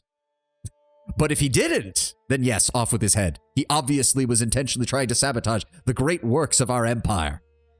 We have made some great lore for this table. I know. I love this stuff. This is what I miss from a TTRPG. Is just random bullshit sometimes that happens. You take something and then you turn it into lore. All right, I like the Inside Agent, and I'm going to agree that this case is more for the Scarlet Chorus, which also gives us an opportunity to read about the Scarlet Chorus. The Scarlet Chorus is little more than a gang of thugs and captive slaves. Rather than organizing under commissioned officers, the Chorus follows a hierarchy seemingly ruled by whoever has the bravado to command and defend their position.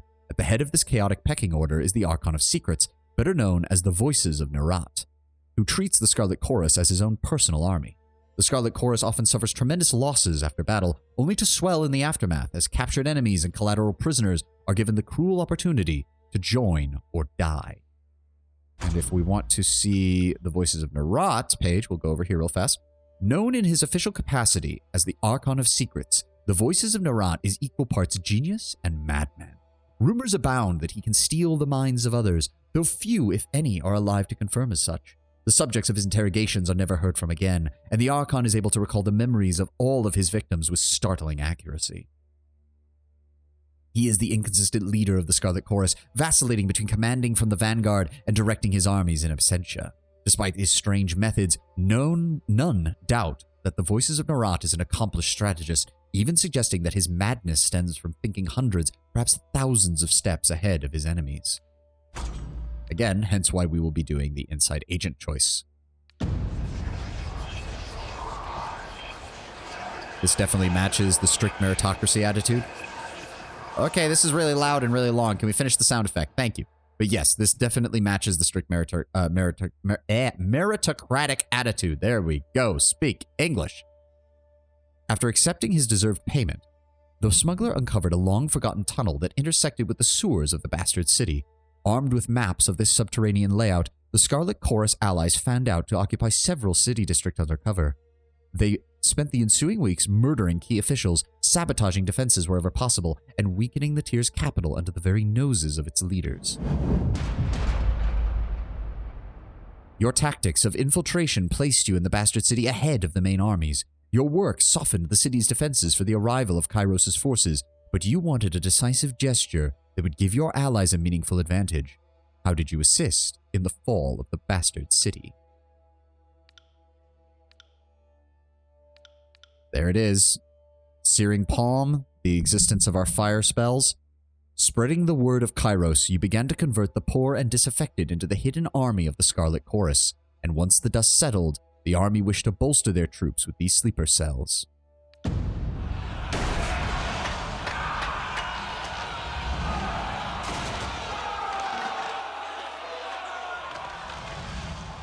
Also, really good use of sound effects by Obsidian here. Really good use of sound effects. It didn't take much to convince the bastard city's many downtrodden that Kairos was the superior power. You armed them with weapons and knowledge of a signal that you would raise when the time was right. As the armies appeared outside the walls, you ignited the spark that fanned their anger into a riot. The chaos they spread in Kairos' name weakened the city to such an extent that its inevitable fall was all but a formality. I love how the markers change when you finish on them. That is so good. The bastard city settled into a new... I wonder if I remember correctly. Some of these change, if I recall. I remember reading that some of these lore blurbs will change depending on choices that you make here. Bastard city settled into a new state of normalcy, with every tower displaying the banner of Kairos. Your name was whispered among rumors of a decorated career to come, and the armies divided into two fronts that migrated south. Tunon sent word that you were to rejoin the next frontier of Kairos' conquest, either as a judge and overseer of the settlement of Lythan's Crossing, or as a war advisor with the armies advancing into the realm of Apex. We'll go ahead and read this. Built in the shadow of an old wall's junction in the realm of Haven, Lythan's Crossing is a growing trading settlement. The nearby rivers are rich from iron ore, though the locals lack the technology to smelt and forge the element. In the years following Kairos' conquest of the Tiers, the population of the crossing swelled with refugees fleeing the destruction of many homelands. Their presence of the forge-bound mining the iron, along with their guards, makes this makeshift settlement a vital resource for Kairos' armies. Nonetheless, my character sees more the war aspect of things. I'm not looking to rule, I'm looking to lead. I suppose, if that makes any sense. It made sense in my head before I said it, and then I realized when I said it that it kind of sounds like the same thing, but regardless. Apex. The troops of the mountain realm of Apex stood idle in the safety of their valley, biding their time as their neighbors within the bastard tier fell. In the second year of the war, a joint force of Disfavored and Scarlet Chorus would cross over the mountains to take control of the tier's central valley. Interesting. Okay, so the blue is the one we're going to... Okay. Trying to make sense of the map. Oh, okay, I can... so if I... Okay, I may as well read this. Deposits of iron made the settlement of Lythan's Crossing a strategic war asset. Kairos sent the forge-bound Smith mages of exceptional skill to establish a flow of weaponry, and Tunon the Adjudicator sent one of his fate-binders to ensure the enforcement of Kairos' law. Live to conquer, we need all the furniture. We shall head to the realm of Apex.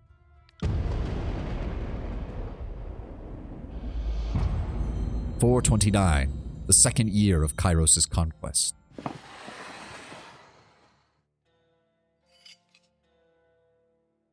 So the Lythan's Crossing tackles the logistics side of the warfare. That does seem to be the case, but we won't find out until what the consequences of that are until much later. The mountain nation of Apex had been ruled for generations by the queens of House Vendrian, standing at the heart of the tiers. No army could bypass the landlocked realm without leaving their flank exposed to attack. By the second year of the war, the Disfavored and Scarlet Chorus had pushed deep into the tiers, elements of both armies dispatched to conquer it. Tunon assigned you to accompany and help lead them, tasked with bringing Kairos' law to the territory, as well as keeping an eye on both armies. The Battle of Edgaring Pass. The Disfavored would send their most destructive ally to crush Fort Edgaring. Cairn, Archon of Stone, would bury the stronghold under an avalanche, triggered from the surrounding mountains. The Scarlet Chorus were promised captured enemies for recruitment, yet none survived the onslaught, and the Chorus demanded compensation. First we have Cairn. As tall as the hills, Cairn is the Archon of Stone, master of earth and soil, destroyer of mountains and cities. Cairn is the reluctant leader of the Earthshaker Guild, though he is less their teacher and more their object of study. The massive, mountainous Archon is sworn to Graven Ash and provides arcane support to the Disfavored war effort. Is there any specific thing of note that you miss out due to your conquest choices? When can we mention it? When we get to the actual event. So, like, if we get to an NPC or something that would have a definitive change from what from these choices, then you can mention it. Much like with Radric and you mentioning what happens with him only after we'd finished up the questline with Radric. Please wait until we're fully done with that kind of thing, if you could. Now, if it's something that we will never see because we never made that option, it's completely disconnected from the rest, then bring it up when it seems logical or it seems like noticeable or something that we would, that in that kind of space. Kind of the same thing that happened with Pillars of Eternity. Just be very careful. As I said, no overt spoilers. No overt spoilers, please. Please. You congratulated the disfavored for taking the pass without risking the lives of Kairos' loyal servants. At this stage in the campaign, it was vital to use any advantage that would mitigate ally losses. You upheld the Scarlet Chorus's claim and demanded that the youngest of the disfavored scouts be joining to the chorus to settle the debate. Or, denial of strength. A school of water mages loyal to the Tearsmen posed a substantial threat. The disfavored wished to annihilate the school, while the Scarlet Chorus insisted on capturing the mages, wishing to learn of their craft. You sided with the disfavored, and all mages had a chance to surrender before the war. Trying to capture the enemy would lead to needless losses. You sided with the Scarlet Chorus, ordering the mage elders taken alive for interrogation. Yeah, I'm tempted to side with them. Failing that, I'm tempted to go with the disfavored here and just go with the... No, the disfavored saw an opportunity to crush an enemy fortification without suffering any losses. Why would that be a bad thing? In fact, I am going to go with that. This is the most logical choice. The Scarlet Chorus's claims were completely insignificant compared to a lossless victory. You had congratulated the disfavored and encouraged the Scarlet Chorus to better value their soldiers' lives, a suggestion that gang bosses took worse than the original offense. Vowing to remember this, the slighted army returned to camp to sulk, if not lick their wounds. The Scarlet Chorus's soldiers were seen wearing disfavored gear, supposedly taken from those who fell in battle. The disfavored were outraged, citing tradition that their armor passed only to next of kin within the army. In a debate of tradition versus practicality, you had to rule in favor of one army over the other. You upheld the disfavored's traditions and punished those wearing the Legion's iron. The army had come to deliver Kairos' peace, which came with a higher standard. They best learn to forget. A lawyer is better at settling grudges. We will be. You denied the disfavor's complaint, as the demands of war rendered such vain customs irrelevant. Lacking in suitable armor, the Scarlet Chorus would retain what they had collected. The enemy readied for a peacetime festival as Kairos' forces armed for battle. The disfavored paid no mind to the southern custom and planned to attack the Vendrian forces during their annual celebration. The Scarlet Chorus insisted on a day of non-violence. As former Tearsmen, many could grasp the decency of a temporary reprieve. You sided with the disfavored commander and paid no homage to this bygone custom, interrupting a cultural pastime and slaughtering your way through the non-combatants. You offered the locals their last feast, sending a few Scarlet Chorus agents into the mix in good faith. The army hoped that this gesture would foster an air of partnership for the occupation to come. I like that both of these have to deal with tradition, but one is of the Tearsmen and the other is of our army itself. Is that a moral choice? For this? I mean, it's a choice between attacking or infiltrating their organization to potentially make them more amenable to their eventual conquest. Like, it's good in the short term. I guess it assuages your conscience a little, but you're still setting up things so that you can take control of everything in the end. Oh.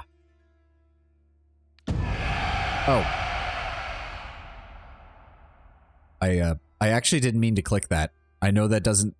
I actually... Shit. Well, I guess we're going with it. Oh, well. God damn it. My brain was just like, I need to click off from this screen, and I just clicked the button, and I was like, fuck. The festivities went off as expected, and the Scarlet Chorus recruits you sent to enjoy themselves reported little animosity amongst the revelers.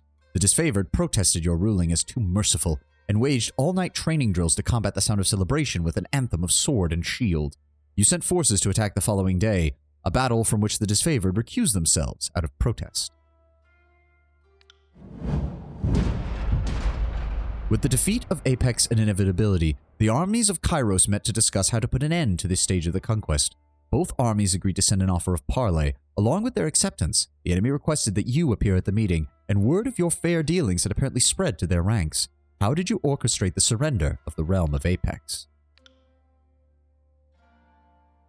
Through days of meditation, you negotiated the surrender of the valley to Kairos' forces, putting an end to further bloodshed. Taunting the Queen of Apex into striking you under a banner of truce, you baited the Queen of Apex into a duel and slew her, frightening her vassals into submission. No, I like this one. Through days of meditation, you negotiated the surrender of the valley to Kairos' forces, putting an end to further bloodshed. I feel that also fits with what we did. We got a lossless victory at the beginning. We then actually connected with them culturally by allowing the Scarlet Chorus to talk to them as fellow Tearsmen, and then we got to them to surrender without a formal siege. Your former enemies were loath to part with their lands, but they were even more reluctant to continue a war they were losing at every turn. The Tearsmen are a stubborn lot, and despite their grim situation, it still took days of discussion and diplomacy to show them the madness of tenacity. Upon the third day of mediation, the rulers of Apex finally submitted to your terms of surrender, putting an end to the war in the valley and freeing up many of Kairos' forces to march deeper into the Tears.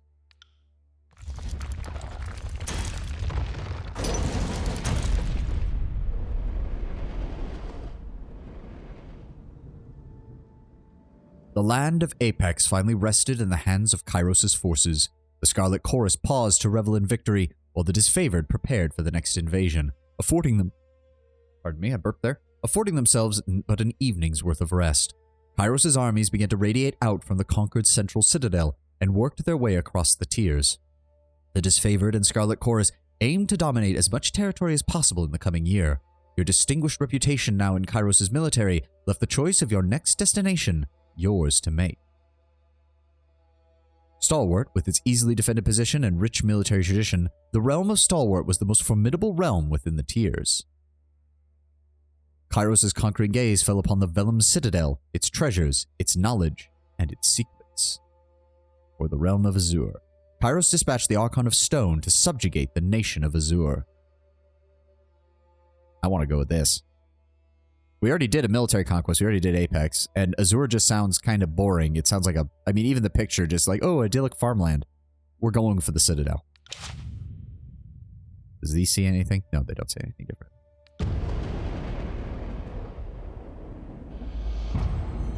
$430 TR, third year of Kairos' conquest. I just love how heavy they seem. Like, even when they're pushing them on or when they drop the little markers, they feel heavy. Like, it feels like you could pick this up and it would weigh like 5 or 6 pounds all on its own. Like, that's just how heavy it is.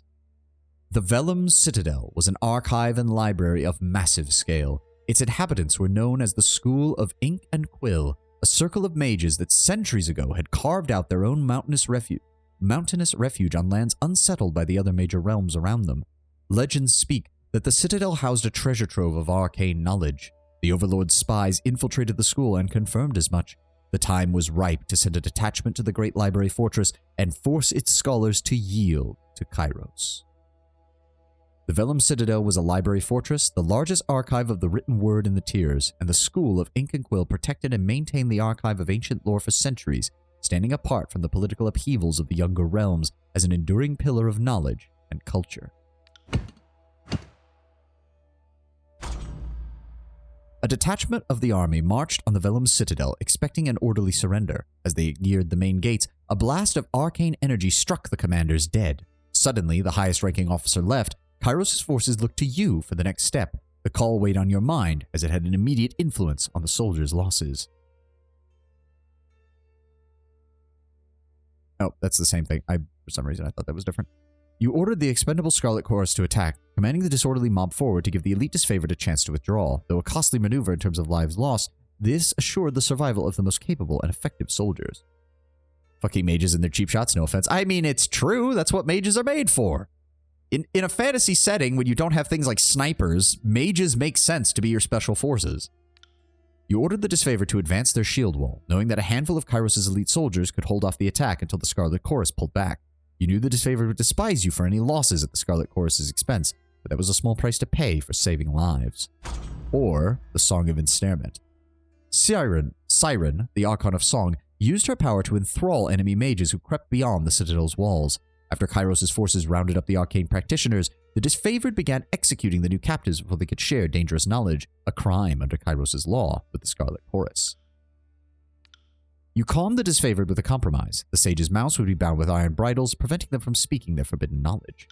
You punished the disfavored for executing mages bound to the Scarlet Chorus, ordering that several disfavored soldiers be given to the Archon of Song as her personal bodyguard. We'll go with this one. I actually do think it's a fair compromise, since we are following the law of Kairos. You calmed the disfavored with a compromise, and the sage's mouths would be bound with iron bridles, preventing them from speaking their forbidden knowledge. As the disfavored fitted the sages with their restraining masks, the Scarlet Chorus openly criticized the suppression of enemy intelligence. It gave the soldiers a stern lesson on Kairos' laws and the sensitive treatment of forbidden knowledge, but that didn't stop the whispering and rumors that the conquest was being mismanaged.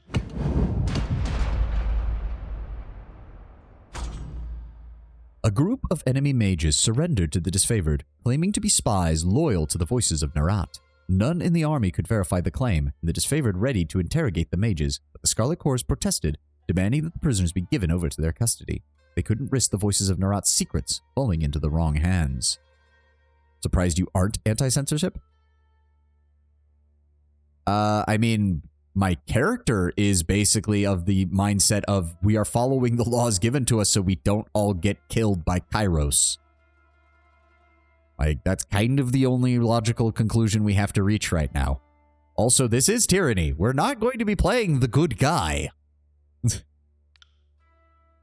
I'm not going to be crazy, but we're definitively not playing the good guys here. Though it meant angering the Scarlet Chorus, the mages were disfavored property. They remained in custody while you reviewed the claims. You ignored the disfavored threats, sharply reminding them that they marched at Kairos' orders and not their own whims. The mages were released into the custody of the Scarlet Chorus. Or, right of command. The Archon of Song has incited the Scarlet Chorus recruits to fight their leaders. Bosses were killed and supplanted left and right. The disfavored demanded an end to the practice for the good of the conquest. You agreed with the disfavored arguments. The right of command had its place, but not when Kairos' forces were outnumbered and reinforcements were weak behind, if not longer. You ruled that each Archon had the right to govern their armies according to their nature. The right of command may breed chaos, but it also ensured that the strongest rise to lead. We're going to go with this one. Your keen understanding of their ways pleased and surprised the Scarlet Chorus's detachment, who thanked you for the ruling. The following evening, 2 of the gang bosses were murdered in their pallets and replaced by stronger variants who fought hard to defend their status. Though the camp grew quieter over time, the chorus fought with twice the ferocity under their new leadership. Have you seen Shadow of the Road? It looks interesting. Is that a movie? Or is that a game? I have not heard of that.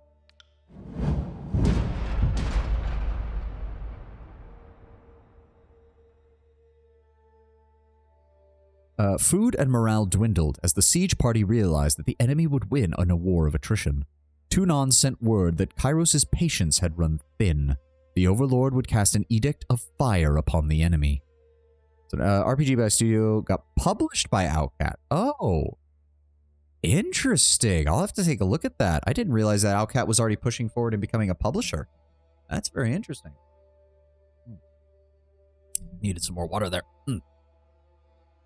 Seems to me to be a sort of tech Ronin thing. Oh, interesting.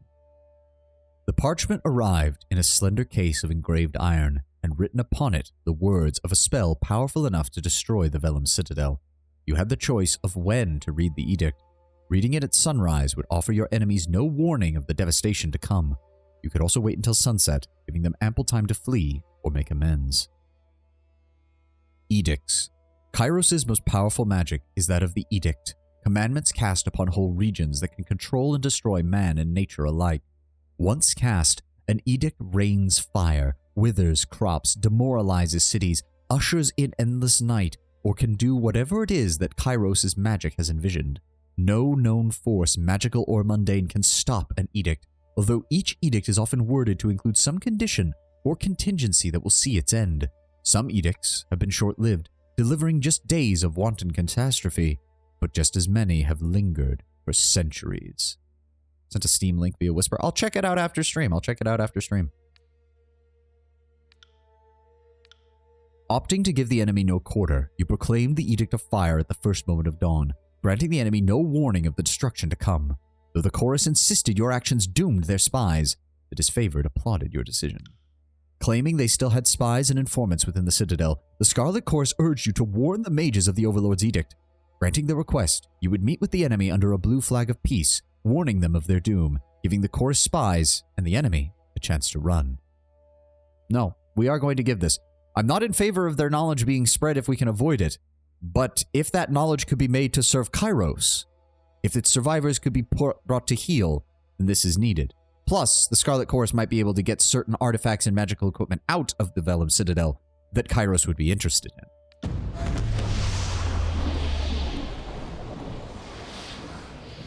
You confronted the mages under the flag of truce with a warning, and hoped the message was received.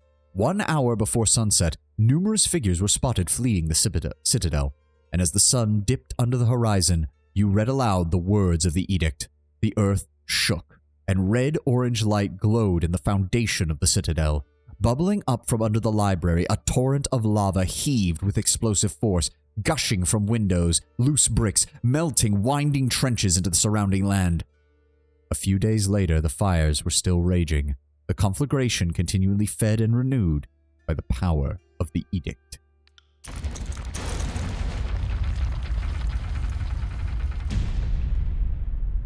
The armies of Kairos left the devastation of the Vellum Citadel in silence. From that day forward, the Tears came to know the once noble citadel as the Burning Library. There was an undisputed loss, resources, knowledge, culture, life, but a message had been sent. The Overlord will not tolerate defiance. You did not have long to rest before the Archon Tunon called you to service once more. You were one of the last to depart from the mountains, and as you journeyed off, you spotted a few campfires there. Mere specks dwarfed by the inferno, the last gasps of survivors, or perhaps looters from Kairos' armies bored and daring enough to pick through the ashes. Once known as the Vellum Citadel, the archive and ancestral home of the sages is now the site of a volcanic crater. Eruptions of lava began during the conquest of the Tears after Kairos' forces failed to claim the library in the Overlord's name. Kairos commanded an edict of fire to break the siege and rid the world of the forbidden knowledge stored therein. The Citadel has been a smoldering ruin ever since.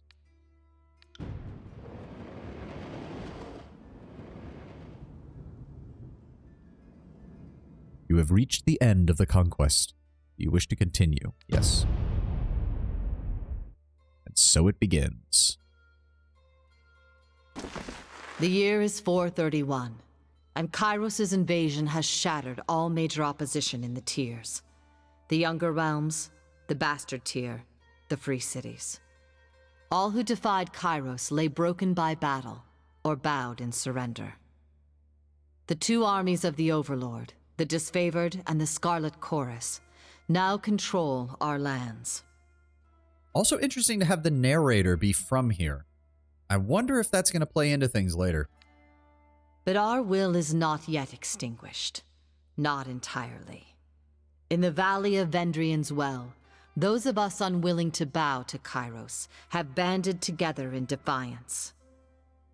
Violating an oath of surrender from 2 years prior, we have staged a bloody uprising, murdering the Disfavored and Scarlet Chorus garrison in a midnight assault.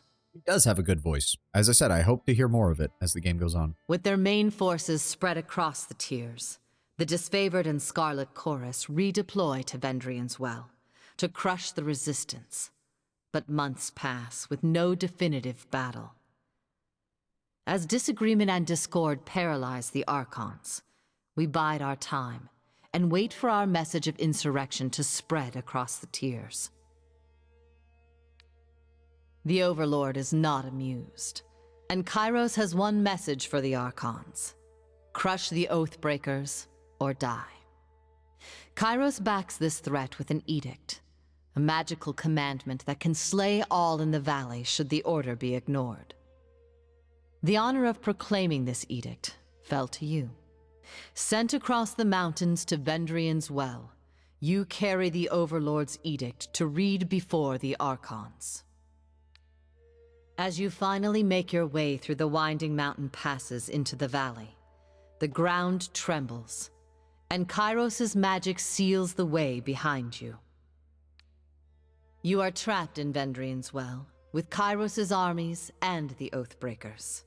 The only way to survive is to fulfill the terms of the Overlord's edict, in any way that you can.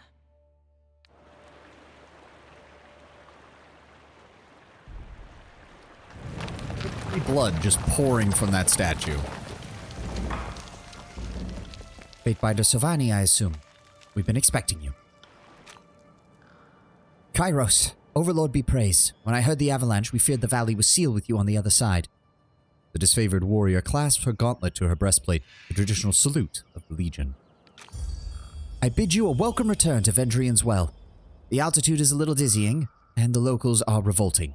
Doubly so this time around, as they have pissed upon the peace accord that you offered them. Edgaring Pass is still as you remember it, and I was hoping to have the warriors celebrate your return with a proper feast, but I'm told you have places to be.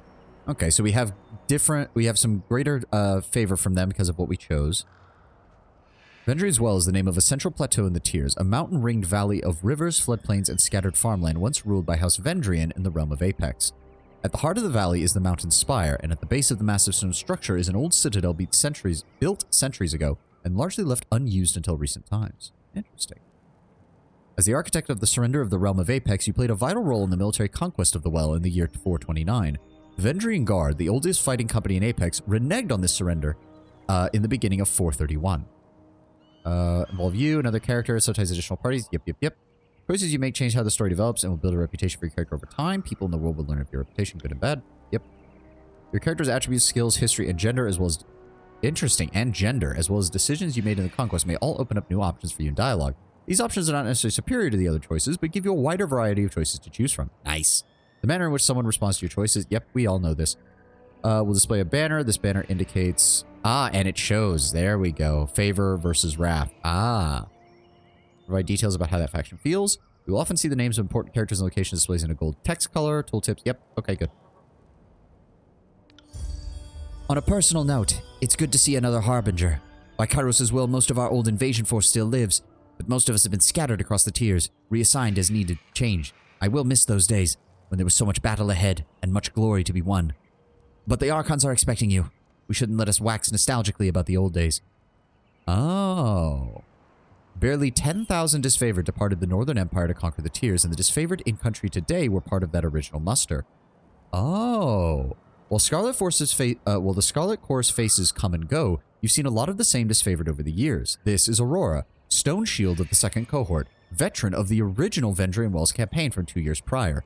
You saw battle with her and her team in the infiltration of the Tiers that occurred weeks before the major opening battle at the Gates of Judgment. Those who took part in these daring pre-war raids refer to each other affectionately as the Harbingers. Oh, that's cool. Oh, I like that. That is cool. I want that to keep happening. Yep. We read all that. Can you hear it? The hum in the air, the glow of the rocks. This avalanche was the will of the Overlord. They have sealed the valley behind me. Your senses are more than mine, good Fatebinder. I do not pretend to know much about such things, but if it was Kairos' magic, and you're here on important business, well, you don't have to be the Archon of Secrets to see that you're here to proclaim an edict. What does Kairos have in store for the enemy? 10 years of festering plague? The Edict of Twisted Bones? I come bearing the Edict of Kairos. All I know of it is that our soldiers will complete their task, or die.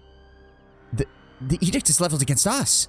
Her eyes widen with fear, and her posture slackens for a moment. It is the Scarlet Chorus that prevents us from taking action. Why would the Overlord punish both of his... She clears her throat with a sigh. Forgive me, it is not my place to question. We should have conquered the enemy within weeks of arriving within the valley. Any delay reflects poorly on all of us. We'll follow Kairos' will and stop the insurrection. Very minor wrath. Ooh, interesting.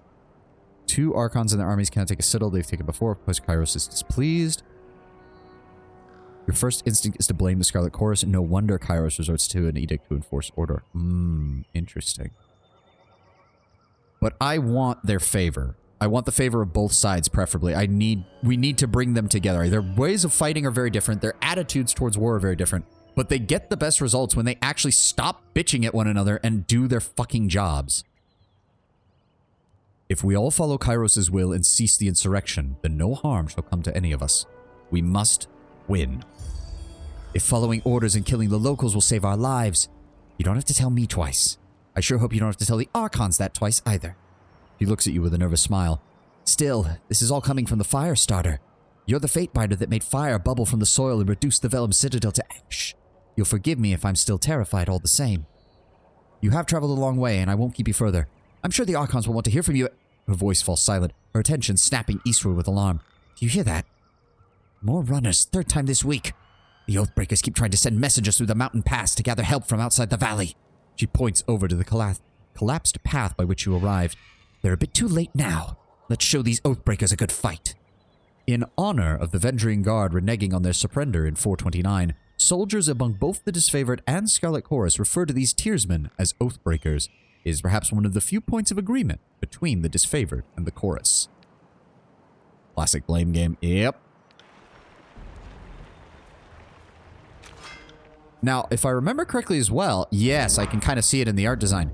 This is a world that is mostly still in the Bronze Age. The Disfavored, if I recall correctly, are one of the only forces that has wide access to iron. Not even steel, just iron. Oh, yeah. Requires control fire, lore. Gather heat and energy to your hands, release it onto a foe. The target ignites in flame, burning over time. Mage fire affliction. Very nice. Causes burn damage over time. Yep. Recovery, 1.4 seconds. 11 to 21 fire damage. Base of 8 to 15. So we've had an almost 50% increase in damage. Verse magic, cooldown of 23 seconds. Oof, that takes a while. Touch him, literally. And then okay, hold on. We're going to move our energy shield down here. Thrust is our standard attack, so we'll keep that. And we also have Frozen Grasp, which deals slightly less damage, but causes the Frozen Affliction, movement speed reduced by 3, animation speed reduced by 70, and crush armor reduced by 5. Very nice. So yes, I can already see the difference. Frozen provides less damage, but deals debuffs, while Fire deals just more raw damage and damage over time. Since we are fighting alongside an ally, we'll start with a Frozen Grasp and then hit him with the fire. I got it. Oh. Tyranny uses a pausable real-time combat system. Yep. We're aware. Character can always perform basic attacks using their equipped weapon or their fists if fighting unarmed. Characters also have special abilities and spells they can use in combat. When a character is selected, their ability bar displays their hotkeyed abilities. Yep. Adir in a previous life. I mean, maybe. Who knows? Maybe there's a Obsidian multiverse where all the games that they're working on are somehow connected in a multiverse setting. I don't know. All of your character's abilities can be accessed by selecting the category icon. Where is that? By selecting the category icon at the bottom of the selected flame, abilities are grouped into talents, spells, combo abilities, artifact abilities, reputation abilities. Ooh. Interesting. Reputation affects not only the quests you are offered and how characters treat you in the world, it grants unique abilities to the Fatebinder. Different abilities are unlocked for favor versus wrath, granting different rewards depending on how the faction feels about you. Nice. And weapon sets. All characters start with 2 weapon sets. The abundant arms talent allows more. Primary weapon, if that primary weapon is 2-handed. Primary weapon is 1-handed, then a secondary item can be added to the weapon set. That's probably, and I bet you it affects your accuracy. That's why the suggestion was for, I think the Javelin is the one they suggest for mages. We might switch over to that, but right now we've got a staff though. That's the only connection to the multiverse. Adir is the only one. That would be funny. It's the Adir multiverse. Okay, did we cast the spell yet? Okay, there we go. To use an ability, left click. Yeah, this is all just standard shit. All characters in the game, friend or foe, have 5 primary defenses against attack. Parry, dodge, endurance, will, and magic. These defenses are based on the character's attributes and equipped items. Character's accuracy is based on their skill with the type of weapon they're wielding. Accuracy is compared to the appropriate defense when an attack is made to determine how likely it is to hit. Yep, so it's the same system, but a little more nuanced because there's more types of defense, and you can actually improve the accuracy by using a weapon that you're skilled at. Okay. 4 possible results. Hit, critical hit, graze, and miss. A critical hit increases damage, while a graze reduces it. With each attack, you gain experience in the weapon skill used to make the attack. Even a miss will grant some experience. Very nice. And now we've cast the ice spell, so that he's frozen. Now we're also going to cast the fire spell. There we go. And now we can also move into attack. There we go. That's 1 down. Let's check further along the path for more. Talent points. There are 6 categories of talents available to your character: leadership, defense, power, agility, ranged, and magic. With each level, you gain 1 point to purchase a talent from any of these categories. With a talent tree, each tier of talents unlocks based on how many talent points have been spent within that tree. To learn a talent, select its icon and then the save button to confirm your choice. Each companion has their own talent trees with unique abilities. These abilities unlock at the same manner as your character's talents. As you spend points within a companion talent tree, further tiers of talents will become available. So that is party AI, stealth toggle, select all party members, formation, camping. Then we spells, talents. That's okay. Oh, okay. I see how that opens up. Weapon sets, quick items. Very nice. And then loot indicators. Guess we want that on. Enemy indicators, exits, points of interest. Ah, here we go. Oh, yeah, -1 because we have a low might skill. And it shows us how long until we load. Oh, it even gives us the actual number. Hold on, open that back up. Open that back up. I want it. Whatever. I can't mouse over it. You can actually see the amount of experience that you need in order to level up to the next level of the skill. That is very nice. Thank you for showing that. It is one of my greatest pet peeves in any RPG. Never just give me a bar. I want to see the number. I want to know how much the number is increasing when I hit something with it. Show me the actual number. One of my greatest hatreds in Skyrim is that the EXP bar for everything is just a bar. We know there's a number associated with it. If you dig into the game code, there is, but they don't actually tell you. And that's aggravating in the extreme. I don't like it. I don't like it at all. Our enemy. Oh, I can already tell that, as with any game, this is probably going to be overpowered as shit if you get it to a high enough level. I will bet you anything. Leadership, charisma style is going to make our party far better. And in addition to that, we can also... No, power is physical damage. We want... Yeah, there we go. Magic. Magic and leadership. That's probably going to be that. Maybe a little bit of agility or range, depending on if we need, like, more dodge or anything, I imagine. Replace dodge with parry when defending against ranged attacks. Ooh, interesting. Maybe there's something that allows me to use dodge against melee attacks. That would actually be really good. Actually, can we use dodge against melee attacks? No, it's only ranged and magic ranged. Will reduce enemy damage. I wonder if there's a way. There's might be a way to do that. We'll have to go through these and start learning what we're going to do for our character build. Duelist. When wielding a... So agility seems to be more melee focused, so it's probably not going to have what we want. Yeah. Maybe there's a range one. Hobble, escape, poison dart, piercing throw, heart shot, safe distance. Oh, you gain a bonus to accuracy when attacking targets that are further than 5 meters. That might be useful. That was fun, but I messed away for the day. Thank you for joining us, Brown Bear. We're going to keep playing. As I said, I will have this up on my YouTube channel not too long after it's posted, so if you want to catch anything that you miss, you can go ahead and check it out there. I will also be organizing the Pillars of Eternity VODs into a singular playlist on that channel as well, so that they'll be easy to find. Thank you for joining us, buddy. We still got another, like, 2 hours to go before I'm done today. So I hope you'll check out the rest when you get the chance. It doesn't look like there's anything that lets me use dodge in melee. That's a shame. Still, maybe we'll find more. 2 hours and 60 minutes. Give or take, yep. Magical Prodigy. Grants a bonus to lore skill. Well, I guess we know what our first dot is going to be in these talent trees. Charge up your magic staff. Yep, we saw that. Cone of Magic. Interesting. Expanded Mind. Grants additional spell slots. Yes. Adds physical protection to your energy shield. Nice. Feeblement. When attacking from stealth, weaken your target for a short time. Always good. Increased damage with magic staves and allows basic attacks to strike multiple enemies. That's useful. Though again, I've heard that staves are not... This is again something that I've picked up over time just from reading about Tyranny. Staves are apparently like one of the worst melee options in the game, so... We'll see how that works. I might just go for it, just fuck it, because why wouldn't I want to be a magic user with a staff? But maybe we'll find something better.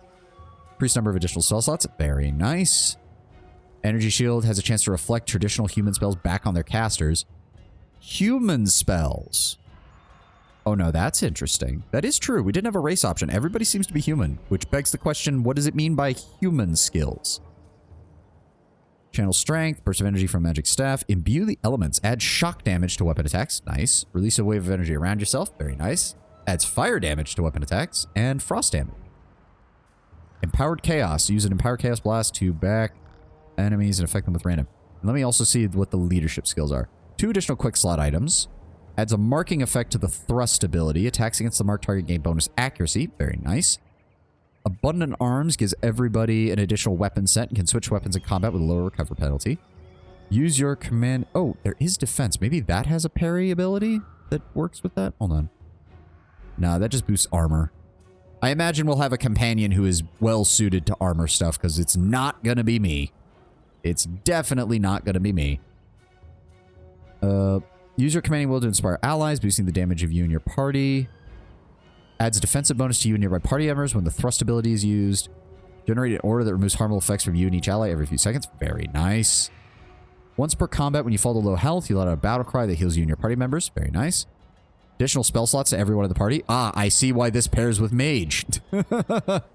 In combat, your party members that fight near you gain a bonus to each of their attributes. Abundant Arms 2.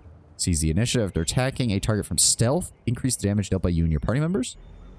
Everyone in the party regains a portion of their max health whenever any... Oh! Everyone in the party regains a portion of their maximum health when any party member kills an enemy. Very nice.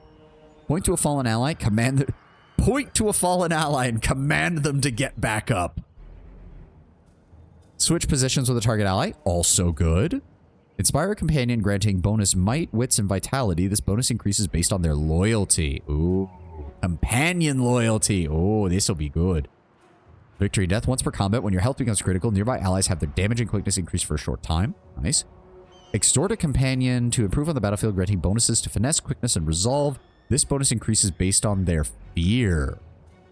Ooh. Hey there, you. Don't be lazy. Companion shakes their heads, arrows falling out of their chest as they stand up. Yes, sir. Sorry, sir. And Undying. Plant your personal banner upon the battlefield. You and your party members near the banner regenerate health and receive a bonus to damage. All of this sounds good. All of this sounds good. All right. Are you gonna... Nope, I'm gonna have to follow you. Oh, dear. The avalanche has blocked. Do you think you could fit us through the rubble? Let's see here. Ooh. Squeeze through the gap, wedge yourself between the rocks, and squeeze through as quick as possible. Move the boulder. We do not have the ability to do that, so we're going to squeeze past. Smack that guy in the face. Also, is there anything I need to... Oh, that's cool. I need to remember to hold down tab, because that's how they're highlighting things. That guy's fighting them. We snuck up on a javelin guy from the looks of it, so let's just go ahead and hit him with that. Yeah, we gotta get faster. Set him on fire. Good damage. Now set ice. Come on. There we go. Frozen. Hit him again. On it. Just keep swinging. There we go. Good damage. Good damage. Yeah, he's dealing a little bit of damage to me. It's fine. We got this. Also, does this... Okay, so it's not the endurance system from before. Okay, we need to be careful then.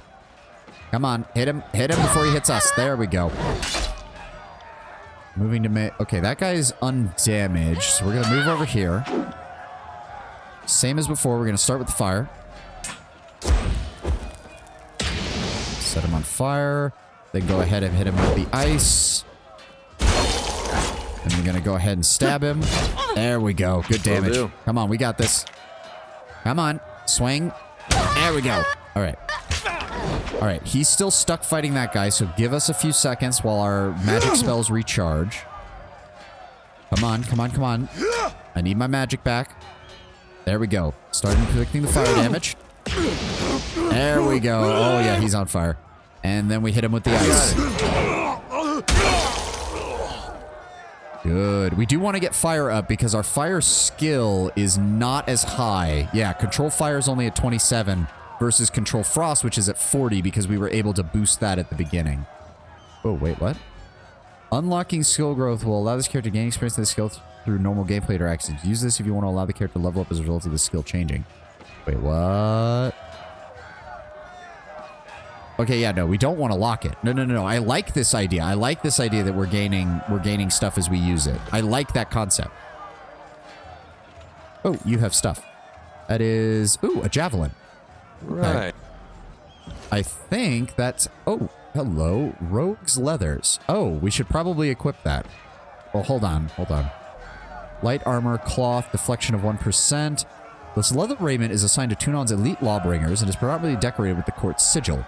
Court garments are fitted to their owners with care, and no two are exactly alike. Minor variations in design and tailoring reflect something of the wearer, whose devotion to the Archon of Law is recognized and celebrated by the very right to don such finery.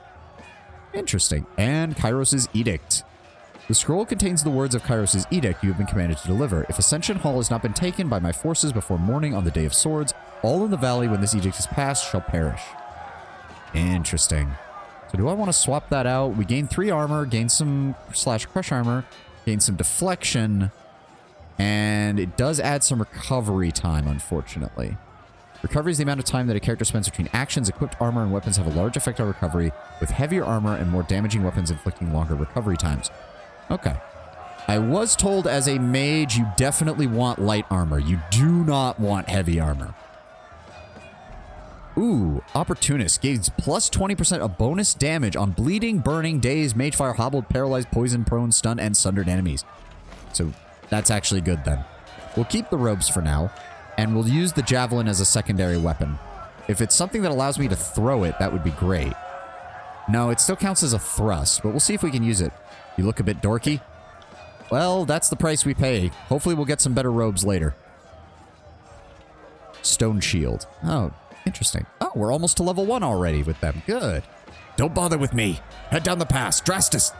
The soldier clutches his gun and winces. You can see hints of entrails between his fingers. You are wounded, and it is not trivial, soldier. He laughs through clenched teeth. It's a scratch. I've seen twice as worse 10 times over. Doubles over in pain, gagging and shivering. If you would just let me help you. I said I'm fine. The soldier moans and shakes his head. Graven Ash protects. You go on and help the others. Graven Ash, the Archon of War, is capable of shielding his soldiers from injury and fatigue. This protective influence exerts itself even from far away or as he sleeps, if he sleeps. Rumors disagree. Few understand how this arcane power works, but all who face the disfavored in battle will attest that Ash's soldiers can survive serious harm and shrug off the fatigue of starvation or long marches even in the heaviest of armor. When the disfavored are wounded, Ash's Aegis, as some refer to the Archon's unique power, appears to help the disfavored swiftly recuperate and return to battle. Rumors disagree. Who checked? Obviously no one who was willing to talk about it.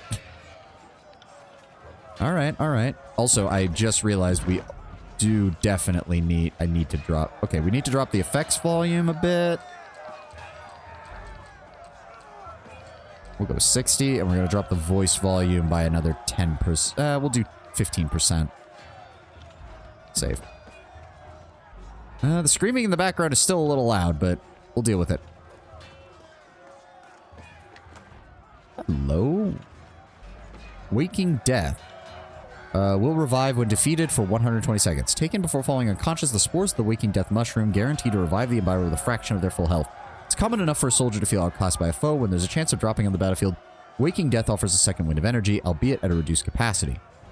The imbiber is capable of staving off unconsciousness long enough to seek aid or press a desperate attack, which can make all the difference. Interesting. Does that show up in a... Hold on. Does that just automatically... Yes, it went automatically into the stash. Oh, we have more healing potions. Oh, I should well, we'll probably get companions, so I'll hold off on adding more of those. And... Oh, wait, is this... Oh, that's a... Wait, what? Huh. Oh, interesting. I for some reason, I thought that was the javelin we picked up. No, it's a spear. Has 4 armor penetration. We only have a 20 in one-handed skill, unfortunately. On weapon crit, gain an allied AoE of +5 to parry for 10 seconds. Due to a slight miscalculation in its crafting, Phalanx is slightly longer than regulation spears. Legion soldiers pass it among the ranks as a reward for outstanding performance, cherishing rather than rejecting its eccentricities, embracing it as a harmless breach of conformity. Interesting. Ah, it does actually have range, so I imagine that if I check... Oh, the Staff of Boreal Frost. Wait, oh, my staff actually has a ranged attack. Interesting. I assumed it was melee. And it does go off of Control Frost and Magic Staff. Whereas the Javelin... 8 range, recovery is slightly longer. You didn't see the ice projectile? I was standing so close to him, I just assumed it was a melee attack. Interesting. It does have a longer recovery time. 4 point... Actually, it is faster than my... It is faster than that, so I can see why the game recommends a javelin as a secondary weapon. Because it also allows you to switch up between full melee and full ranged as needed. So, yes, we're going to hold on to that, but we will take the javelin as a backup. Oh, interesting. I can hide the helmet. Very nice. Very nice. Accessory, accessory. Oh, there's just no neck slot at all. There's just 2 accessory slots. At least that's somewhat more understandable. I'm not gonna have the issues that we had with all the neck slot items. Several skulls bleached by the sun and picked clean by carrion birds are spiked on a roughly hewn post. It is the only heraldry. Bring that back up, please. There we go. The Scarlet Chorus needs. Oh, that's not good. Try and catch me, worm. A young Scarlet Fury weaves around the Vendrian Guard, attackers avoiding their weapons with a fluid grace, and nods to acknowledge you. The Scarlet Fury are the elite fighters of the Chorus, distinguished by their graceful attacks and murderous persistence. Better armed and trained than most of the conscripts, the Furies are found among the vanguard of battle, their brutal displays of skill inspiring bloodlust in the masses and fear in the enemy. The Vendrian Guard is an army of the landlocked realm of Apex, defenders of the central region of the Tiers. Named for House Vendrian, the ruling dynasty of Apex, the Guard has a reputation for being as resilient and stubborn as the mountains themselves. Ostensibly beaten by Kairos' armies and forced into surrender in 429, the Vendrian Guard has resurfaced in 431, brazenly defying the Overlord's rule. Here comes the Judicator in his turtleneck. I mean, if the game gives me equipment that's better than everything I've got, I'm still gonna use it. A breathless enemy soldier passes a glance to her countrymen. This one's crazy. Too much lead in her water. Cut our losses and turn back. Fate finder. Here at last. Care to join me in putting these cowards out of their misery? She nods to the armed soldiers bearing down on her. Save something for me, soldier. For the realm of Apex, charge! The Vendrian Guard level their weapons and advance. Okay, so we've got... Okay, that's another javelin thrower. She's got the meleeers. We're going to focus on him. Ooh, blood-soaked stone. Coordinate with verse to knock your target prone, then follow up with a bleeding attack. Ooh, we have combos. Well, we're going to go ahead and set this guy on fire first. Oh, she's already taking a lot of damage. Okay. Burning iron. Launch a burning arrow that sets foes on fire, or skewer. Verse targets both of her weapons in the target penetrating armor. Go ahead and do that on the one that's weakened. You got it. There we go. Let's go ahead and do that. Before me. Good. Doing good damage, Verse. There we go. There we go. Let's go ahead and keep attacking. Come on. There we go. Burn to death. Oh, good. And now we can do... Yes, once per encounter. So we're going to go ahead and knock this guy prone. Nice. Oh, good damage. Good damage. And we're just going to go ahead and... Can we get him? There we go. Phew. I can tell you didn't spend the conquest in a diplomat's tent. The fighter surveys the fresh corpses and nods with satisfaction. Oh, and she's got my marker on here, which means she must be a companion. Yep, first companion found. Though you did a fair amount of feasting in the second year of the conquest, as I recall. A few of my mates and I caroused with this Apex scum thanks to your good faith gesture. A pity this lot won't be around to remember the good old days. During the Apex campaign, you allowed the Scarlet Chorus to set the war aside for a moment and take part in the beloved Tier's pastime. This fostered a sense of mercy and goodwill between the gangs and the locals, leading to a more orderly surrender and conscription of forces later. Good. I'm Verse, by the way. But there are more important things to take care of than introductions. Those Vendrian Guard we killed didn't come alone. She gestures to the skirmish unfolding in the pass below, shaking her head. You fight like a storm, Verse. I take it you're one of the Furies. A Scarlet Fury, one of the elite killers of our ignoble gang. You'll see more than a few of us around camp, but don't let that fool you. We're a rare breed. Most of the soldiers in the Scarlet Chorus are little more than farmers and children armed with rusted forks. Makes them easier to control. The voices of Narat called his best fighters to this siege. There must be something important about Vendrian's well, though don't ask me what. The Archon isn't in the habit of spilling secrets. Do you know why the Vendrian Guard attack now? My guess. The Vendrian Guard are testing our strength in battle, learning how we perform before they organize a real offensive. That, or they're really, really desperate to get beyond the mountains and couldn't wait until nightfall.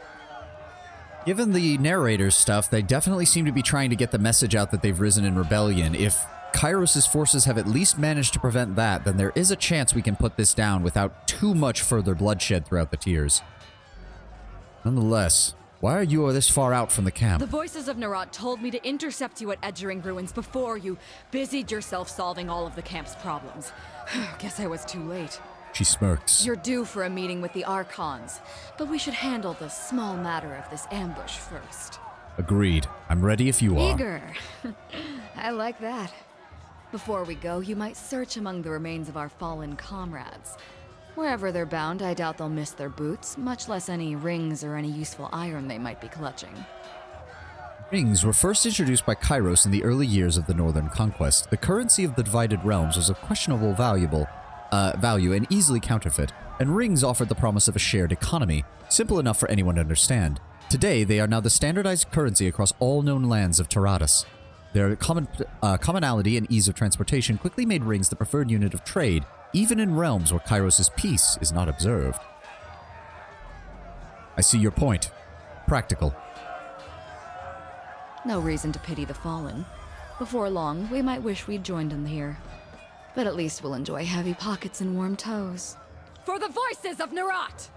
Verse furrows her brow and focuses on the battle to come.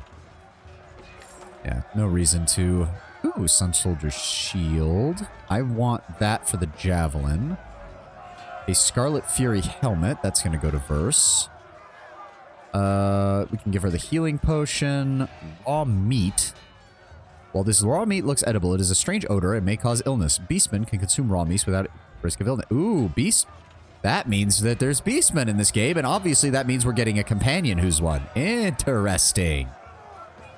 Ooh. Scroll requires 20 lore, and it is the Lesser Sigil of Reaching Grasp, worth 1 bronze ring. This scroll contains a magical accent, which slightly increases the range of a spell. Nice. And lastly, some hide. That can go in here, along with that. So wait, does that mean... Hold on. I've already got my first spell customization. Yes! You've discovered a new sigil. Magic in the world of Tyranny comes from learning how to perfectly scribe spells and empower them with energy. Open the spell interface by pressing P to create a new spell with the sigil you just learned. We can also... So hold on, if I... Yeah, 8 to 10, and that's accuracy of 32 versus accuracy 45. But that is affected more by skill. If I put that on... Okay, the shield does not affect my range there. But it does give me some more protection. It does increase recovery's time, but it adds 16 to parry, 16 to dodge, 8 to dress. Ah, this is why they suggest Javelin, because you get a decent ranged / melee weapon, and you get a shield. I'm down for that. I'm down for the combination of mage and having some practicality as well. I'm good with both of these. We're going to stick with the Lesser Staff for right now. And then Scarlet Fury Helmet, deflection, does add a slight recovery time, but also improves accuracy. There we go. Ooh, she has... Hold on, let's go ahead and add that. She has Rot Spear. When crushed between the teeth, the Rot Spear seeds increase a soldier's might at the cost of inspiring a frenzied rage. Okay, so yeah, she's a straight-up barbarian. She's a straight-up berserker right from the get-go. These seeds are gathered from jungles in the east of Kairos' empire and carried by the Overlord's armies throughout the empire. Though incredibly useful in battle, continued use of these seeds results in impotence. This worrying side effect is the source of the plant's name. Ah. Yep, berserker vibes. She also has Scarlet Poison. On weapon crit for 300 seconds, target is poisoned. Target versus endurance is poisoned for 28 seconds.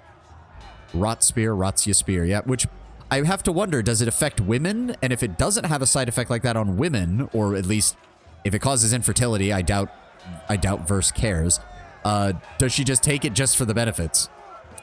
The Scarlet Chorus's signature venom has been cultivated and developed over hundreds of iterations. As the army expanded and conquered nations in Kairos' name, the toxic plants of the region are harvested for future study.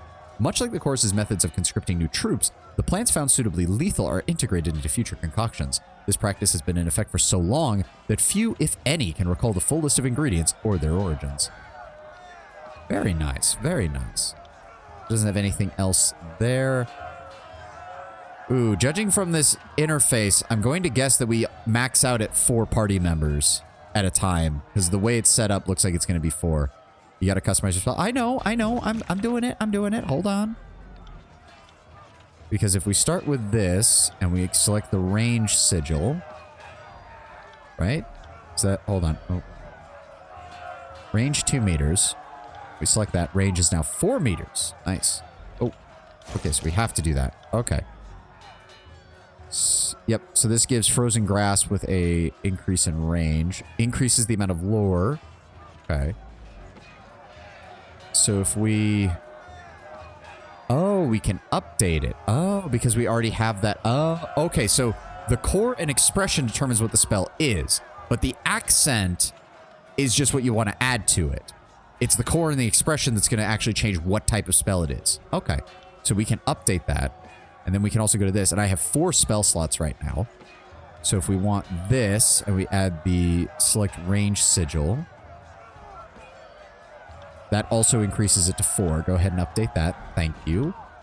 She does not have any spells. That's fine. Oh, oh, wait, what? Core sigils describe the energy or force you're trying to evoke. Yep, so that's the central element. Expression sigils focus the energy evoked by the core sigil, giving it shape and form. Determines if your fire appears as a bolt or rain from the sky. Yep. Accent sigils modify how the energy expresses itself. Use these sigils to add greater range or to power to your spells. Nice. Ooh, I'm liking this.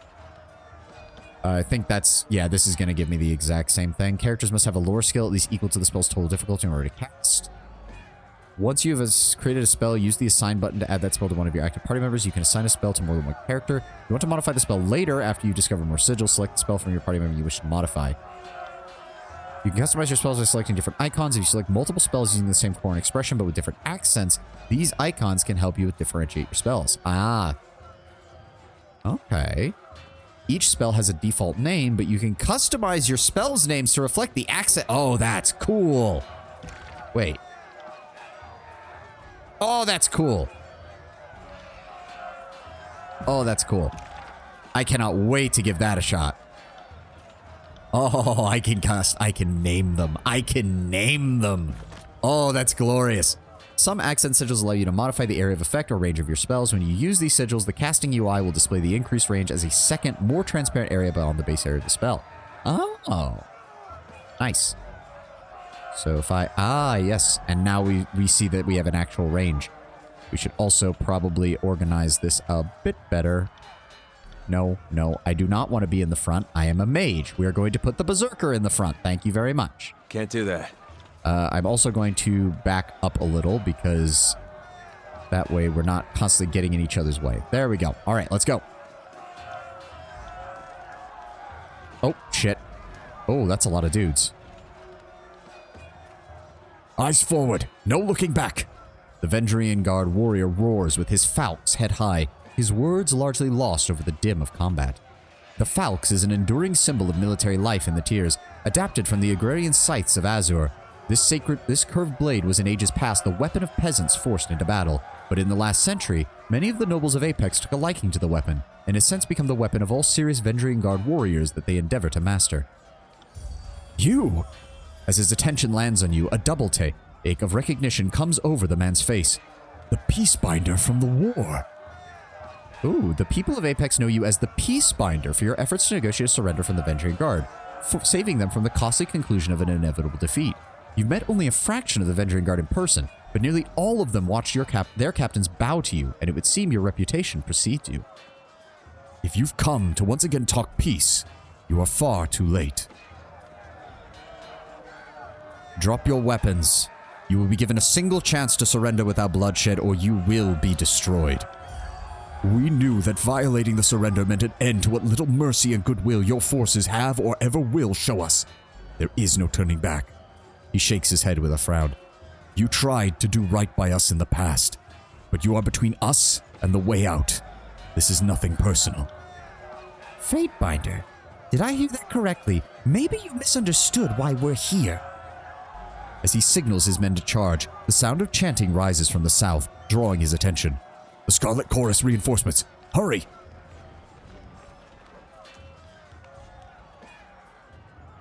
Run down the Oathbreakers and let none escape! From the red mob of reinforcements to the south, a blood chanter emerges at the head of the rabble, the ornamental crest of her staff pulsing with crimson tones. Signing sigils of magic and wordlessly moving her mouth, the blood chanter scribes a series of spells into the air. A red glow surrounds the Vendrian Guard warriors as the chanter's magic worms its way into their minds, blinding them with rage. You were here to take the tower, and you didn't. I'm here, I'll do it my way. Exactly. Also, the edict simply says that we will put down the rebellion. Kairos, in their infinite wisdom, did not specify how. In other words, I am in charge and you will shut up and listen. Hold position, all of you. You there, keep to the path. The warrior gestures along the canyon trail, but his soldiers turn their attention to the Scarlet Chorus roaring challenges. No! Don't engage them, we have to run! His orders fall on deaf ears, and the warrior reluctantly readies his weapon. Trouble. Oh, there we go. They're gonna all engage her. Once per encounter, go ahead and immediately use your skill there. I'm going to go ahead and immediately start with my fire. Come on. Cast it up. There we go. Oh, she's taking a lot of fucking damage. We need to finish this guy off. Ice spell as well.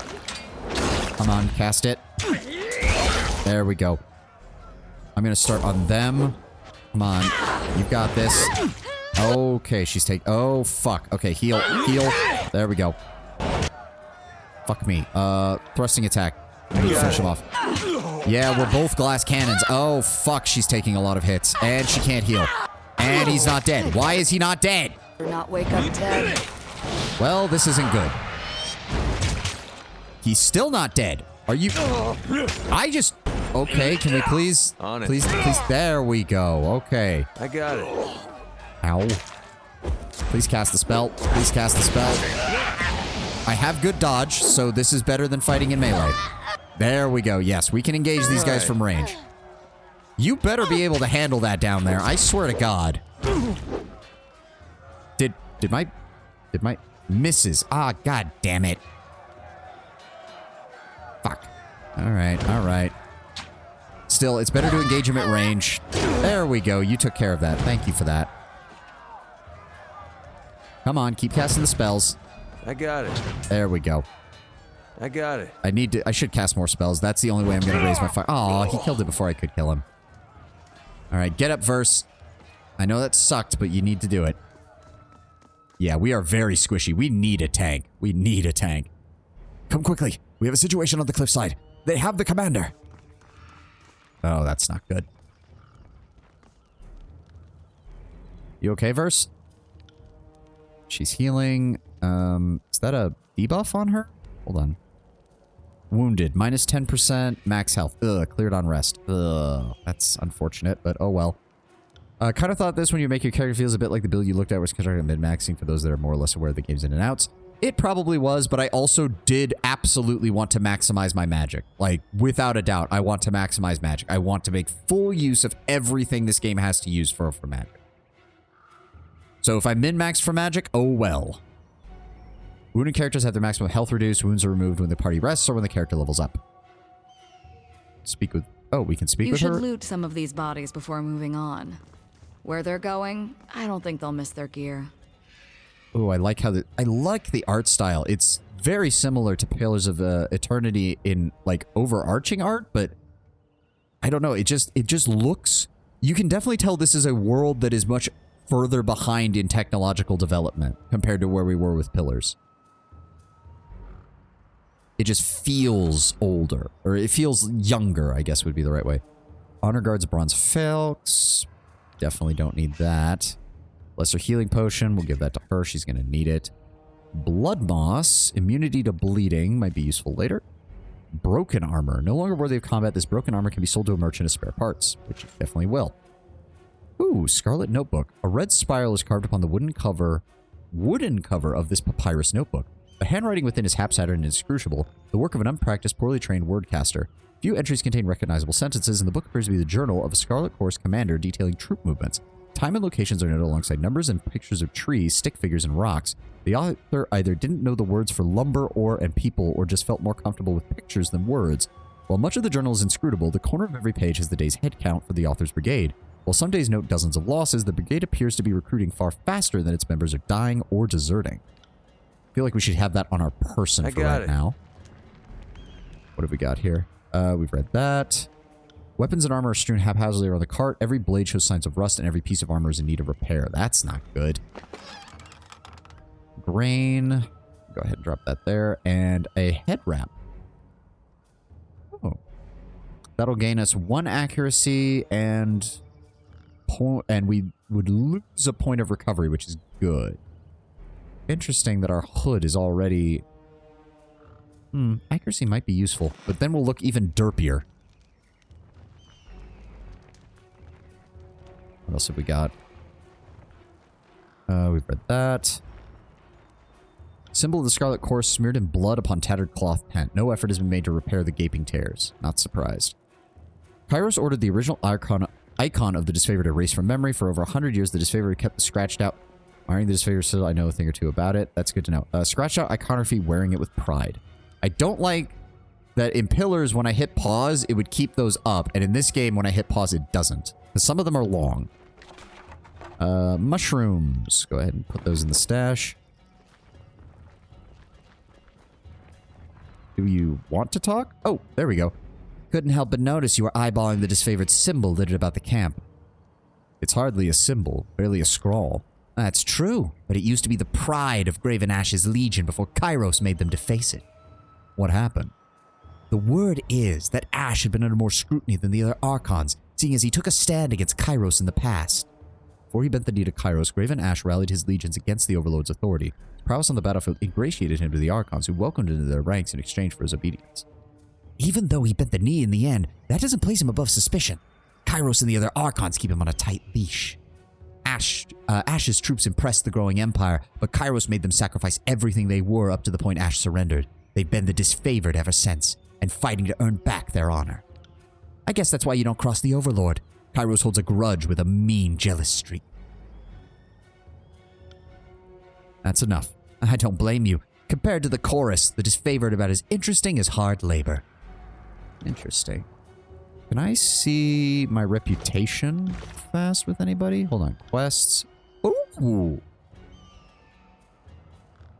Oh, it's an in-character biography. We're definitely reading that at the end of the game.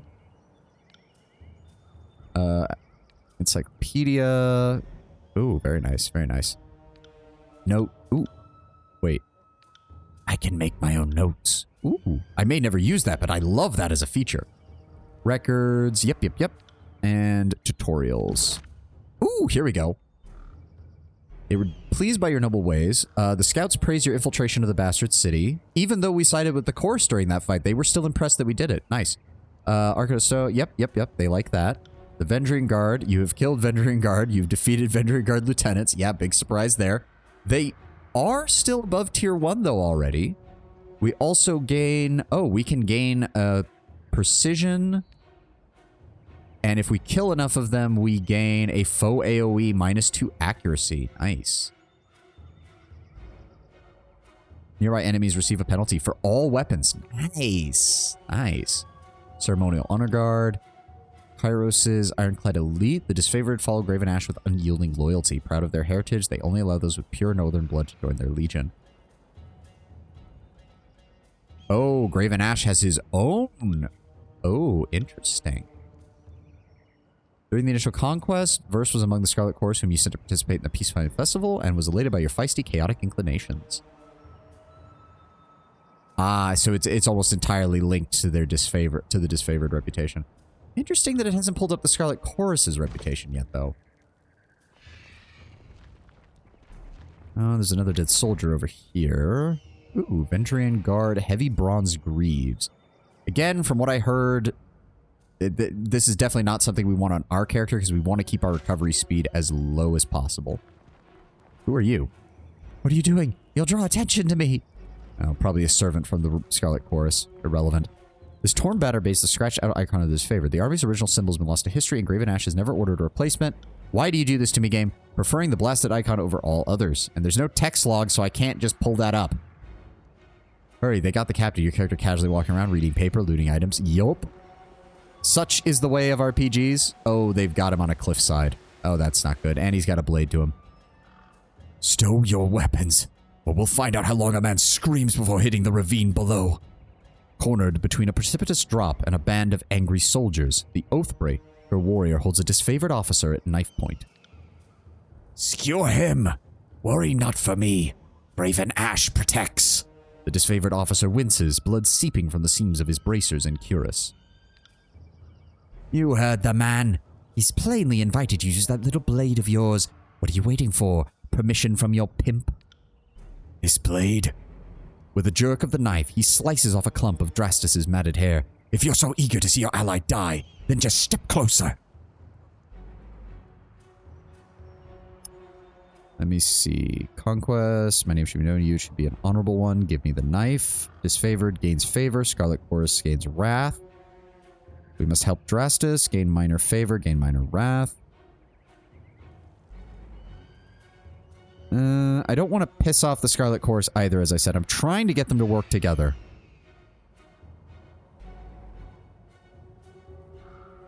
That's interesting.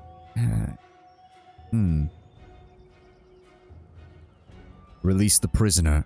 No, I kind of want to also lean into what I did in the Conquest, though.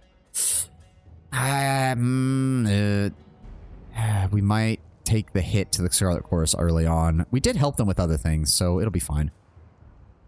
I am the Fatebinder Sylvani, dispatched by the court of Tunon. My name is known to you, and it is known as an honorable one. Give me the knife, and you may yet see the inside of a cell for your crimes. You're Tunon's envoy. He watches you closely for a long moment, until his posture slackens, and he lowers the knife. If you will vouch for my safety, then I'll... His sentence is halted by a spear thrust into his lung. Leaping forward the moment Tyrell lowers his blade, the disfavored soldiers slaughter the Oathbreaker. Dazed, but alive, Drastus lets out a long sigh and struggles to his feet.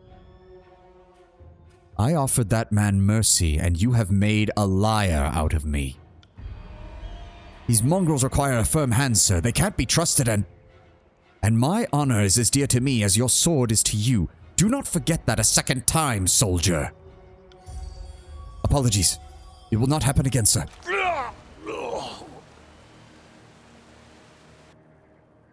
Kairos be praised. That Oathbreaker fought with the rage of Cairn himself. Drastus slides a trembling hand along the cut on his neck. Thank you, Fatebinder. I thought today was my last. Cairn, the monstrous Archon of Stone, accompanied the disfavored on the conquest of the Tears. His temper and proclivity towards destructive solutions branded him a liability to the otherwise orderly takeover, but his powers were not easily dismissed. During the Azure campaign, Cairn went on a rampage, declaring himself independent of Kairos, and the conquest an unlawful sham.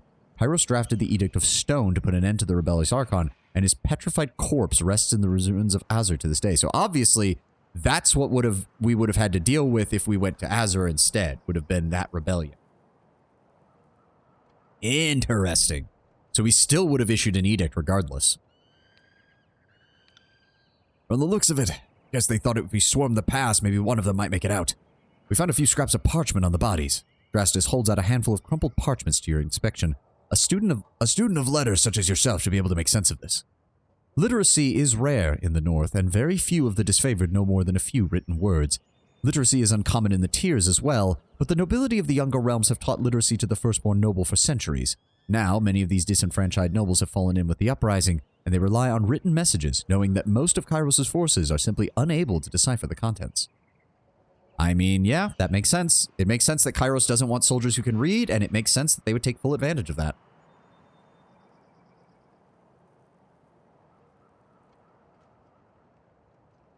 Yeah, no, we're not going to insult him, especially if our character knows, and our character would know why that's the case. Examine the parchment. Repeating the same message in different written scripts, the parchment okay, I was reading that wrong. The parchments, plural, explain the Vendrian Guard's desire to overthrow Kairos' Archons and rout their armies from the Tiers. The pages aren't addressed to any specific reader, but rather openly invite all who remain loyal to the Younger Realms to gather at Vendrian's Well. The realms of Azure, Apex, Stalwart, and Haven are collectively known as the Younger Realms, and together they represent the major political factions of the Tiers. For centuries, the Younger Realms have battled amongst themselves for control of the Tiers, with every realm having been at war with each other at some point in their own memorable history. This lack of unified resistance allowed Kairos' armies to swiftly conquer the Tiers. Yeah. I mean, they had only one entry into their subcontinent, and instead of backing that entry up with as many troops as they could get a hold of, they left it to a singular city-state to try and block off entrance into the Tiers. And then they were surprised when the full might of multiple legions fell on that city and it got fucking destroyed. Yeah, someone in the Tiers was not doing very good strategic planning. Recruitment material. They were trying to bring more traitors into the fight. And Sint, welcome, welcome. Yes, all hail the evil Overlord Judge. From the looks of it, we kept them from slipping out of the valley. Whatever they hoped to accomplish, that plan died here. Nonetheless, sir, the Archons are expecting you. When you're ready, leave the gate by the southeast and follow the trail downslope for a few hours. You'll see the campfire a few leagues away. Can't miss it.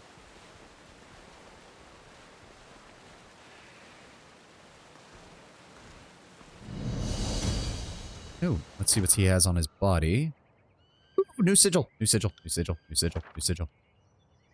And then that can go there. Quick finger bangles. Ooh, +1 to quickness. Yes. And a honor guard Falx, which nobody needs. Didn't even occur to me. What is her weapons right now? Red Rivers. Oh, and Gutseeker. Ooh, she's already got them named. What are you playing class-wise? We are going hard on mage. Hard on mage. Huge amounts of lore points. Huge amounts of wit points. We are big brain boy with lots of magic. Gonna go ahead and equip that for the quickness. It's not even a turtleneck. It's just because the hood makes it look weird. Sigil. Go ahead and learn that. Yes. Good. And now, since we only have 4 spell slots anyways, I can Distant Impact and the Range Sigil to further increase the range. The Rhyme Spike. Ooh, I like the name of that. Then we can also build out a Fireball. Yes! Yes! Fireball. I also love how the sigils change. I love that. You could just imagine your character like tracing out the sigil in the air with their hand or something. Like a somatic component. Not a somatic component. Like a... Just like moving that. I mean, to be fair, it's more of a fire bolt than a fireball, but we'll get there. Fireball, yawn. Well, we also have Rhyme Spike, which is a giant shard of ice that spawns up from the ground and impales a fucker. That's also a good one. There we go. There we go. Now we've got some proper firepower.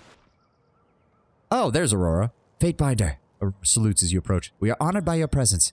Did you need anything? Give me a rundown on the situation here in Vendrian's Well. Didn't ask if we had escorted the orphans out. I said I cast Fireball. The Oathbreakers hold the citadel at the heart of the valley, the one built around the base of the spire. Aurora points east towards the tower in the distance. The Matani River has been our largest headache during the siege. It's unsafe for our heavy infantry to ford, save for at key locations, and the enemy knows it. I know we'd be a lot further along if the chorus used its alleged strength in numbers to ford the river themselves and overwhelm the enemy. Aurora looks at Verse with a disapproving air. As it is, we must take the valley slowly and advance the disfavored bulwark, since that's where the real work must be done. Ha! Because all it takes is numbers to cross a river under a hail of arrows. If the disfavored were quicker to act, then maybe the Vendrian Guard wouldn't be so trained up to face us.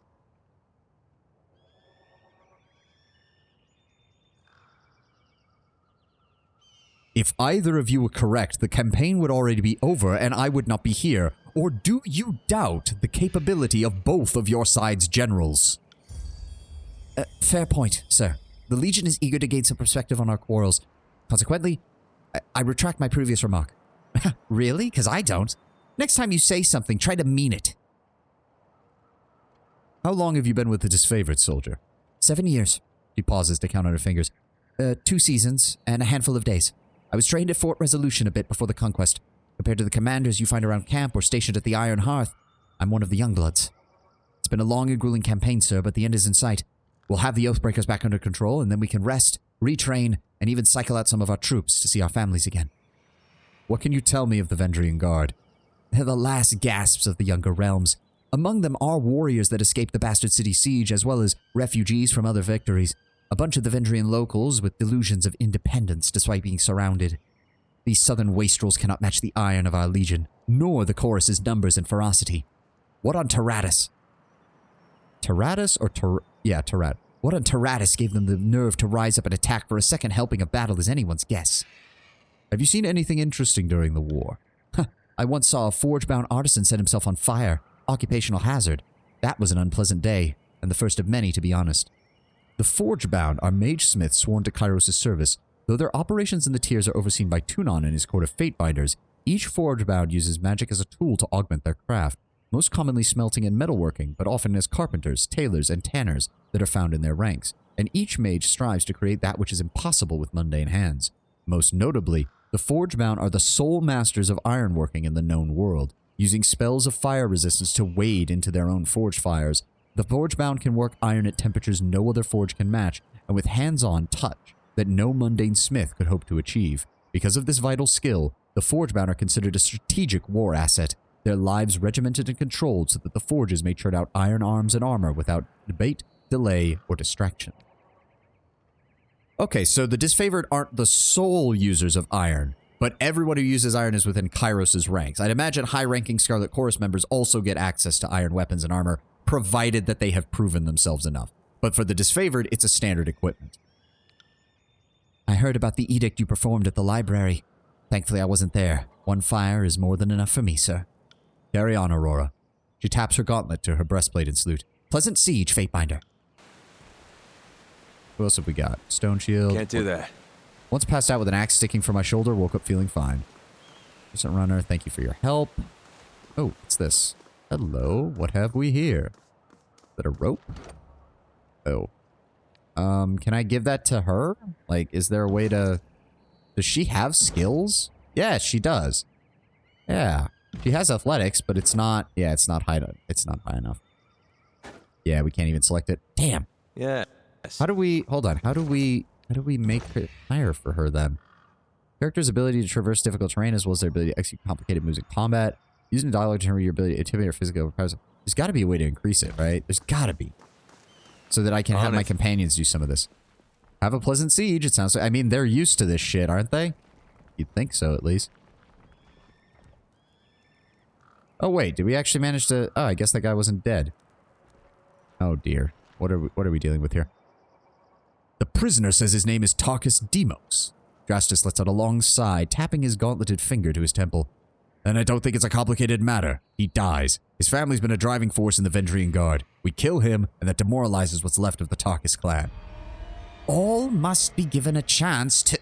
The chorus mage falls silent, as her eyes widen in recognition at your face. You. Oh, I see how it is. Have you come once again to deny us our right? How do you expect us to fight if we are denied the right to claim new blood? We'd let you take prisoners, Chorus, but you can't control them. You send these conscripts out on patrol and they never return. They defect all over again. And this nonsensical strategy cannot continue. Well, I insist that this Oathbreaker be taken to the voices of Nerat, leaving us at an impasse. Fortunately, we have one of the Fatebinders here to settle this matter. The chanter turns to you, an expectant smile creeping across her face. What say you? What should become of this prisoner?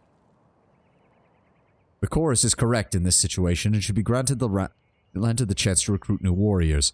If this soldier is to be sent to the voices of Nerat, he could also possess valuable intelligence given his high rank.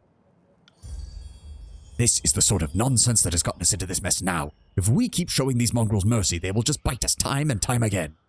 If it will calm your nerves, then I can assure you this one shall not be put upon the battlefield. The mage snaps her fingers loudly, gesturing for the rest of her gang. Make sure the prisoner is taken straight to the voices of Nerat. I will not keep you any longer, Fatebinder. I have my own important business in the valley, and I know you do as well. Drastus salutes you, iron gauntlet rapping against his breastplate. For the glory of Kairos. Good, we've dealt with that shit. Stop fighting each other. It's a simple enough fucking deal. It would probably help if you all wouldn't set up your camps literally on top of one another. Anything? I bet I can scale the citadel walls, a month of siege. think the Overlord watches us from his throne room. I don't... Dude, I'm just gonna tell you, Kairos doesn't fucking care about you, me, or anyone here. He cares that the job gets done, get the job done, and that's the only thing that he cares about. Guy to the north by the tent is a vendor? That would make sense. There's probably... Ah, yeah. Oh, and we... Oh, we can still talk to them. Okay, hold on. Let me go over here first. Fatebinder, an honor to have one of Tunon's court visit our humble holdfast. Do you need supplies? Bursting with energy, the merchant slams her palms down on the top. Okay, it is kind of hard to tell who is, like, what gender some people are because of the names and not.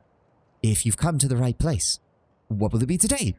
She spreads a welcoming arm over her wares. How has trade been in this region? This is a service posting, sir. No profit no profit up here in the pass. That's Hakian's bronze orders. But when we march out of the valley, I'll be back on my own schedule. And here's to hoping this year is a good one. The Overlord forbids the extortion of the pathways. Good thing, too, because in years past, I'd lose most of my profits to tolls. Couldn't turn a damn copper if I tried to haul long distance. I trust you've been granted proper stewardship of the goods you're peddling. Well, you see, Fatebinder. The merchant cranes her head to the side, scratching her neck. I think so. I've been handed these scripts. She reaches across a stack of provisions to snatch a scroll case. But I am not a woman of letters. Numbers are my strength, as you can well imagine. Let me see those. Certainly, good Fatebinder.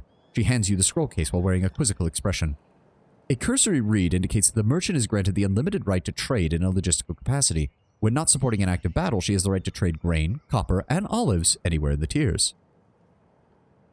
Where did you get these? Hakiad Bronze acquired these on my behalf from Archon Tunon's agents, I believe. Her expression shows deep concern.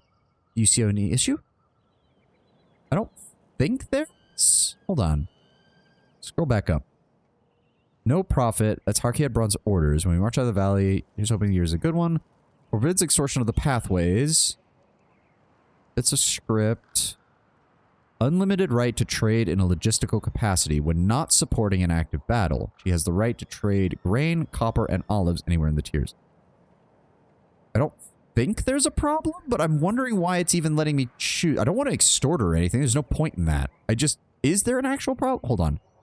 Wait. I'm worried if I select it, it's only going to give me an option to be a bastard to her. We're lawful to the letter? Maybe. I'm trying to... first of all, I'm trying to make sure that that's what this is doing. I'm having trouble parsing if it's an act... She can't read, so you can be... Yeah, no. We're not going to be a dick. This all seems in order. Thank you. Naturally. She winks. Just because we fight dirty doesn't mean we trade dirty. Most of the time. Let me see what you have.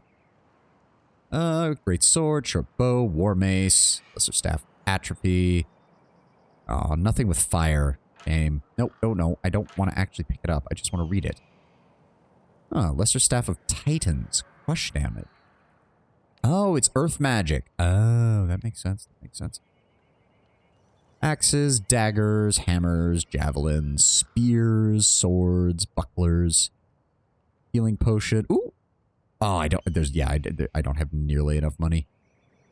Interesting. Copper rings, bronze rings, iron rings. Oh, okay. That's what we're doing here then. I'm not going to sell much. Wait.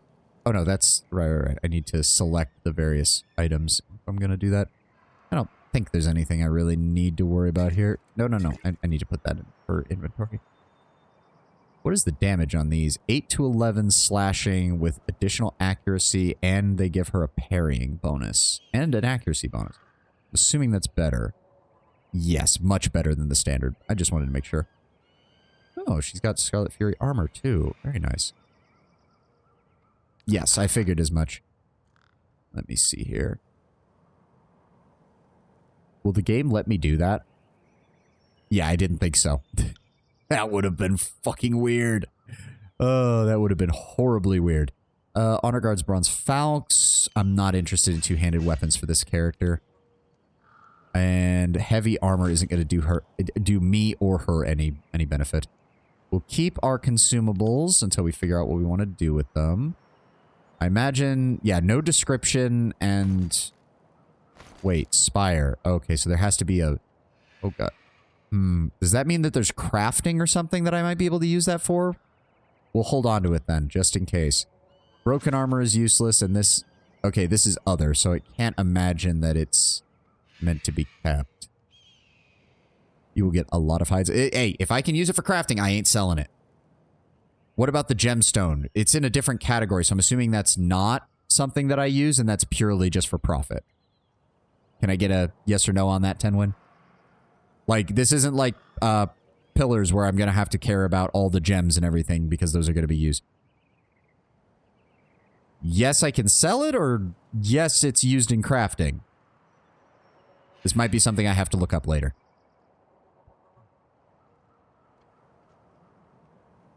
It's like you sell it. I'll take your word for it right now. We're not going to... I hope so. I hope you're right. Regardless, that gets us 5 bronze rings and 58 copper rings, which gets us up to 6, which means I can get... Ooh, I can either get the sigil and have lightning spells. The scroll contains a magical accent which slightly increases the area of a spell effect. And this scroll contains a magical accent which slightly increases the duration of a spell. Ooh, we would want that on fire so that the burning damage lasts longer. But if I get that, I can't get lightning. I can't get both of them right now. I'd have to sell more to have a chance at that.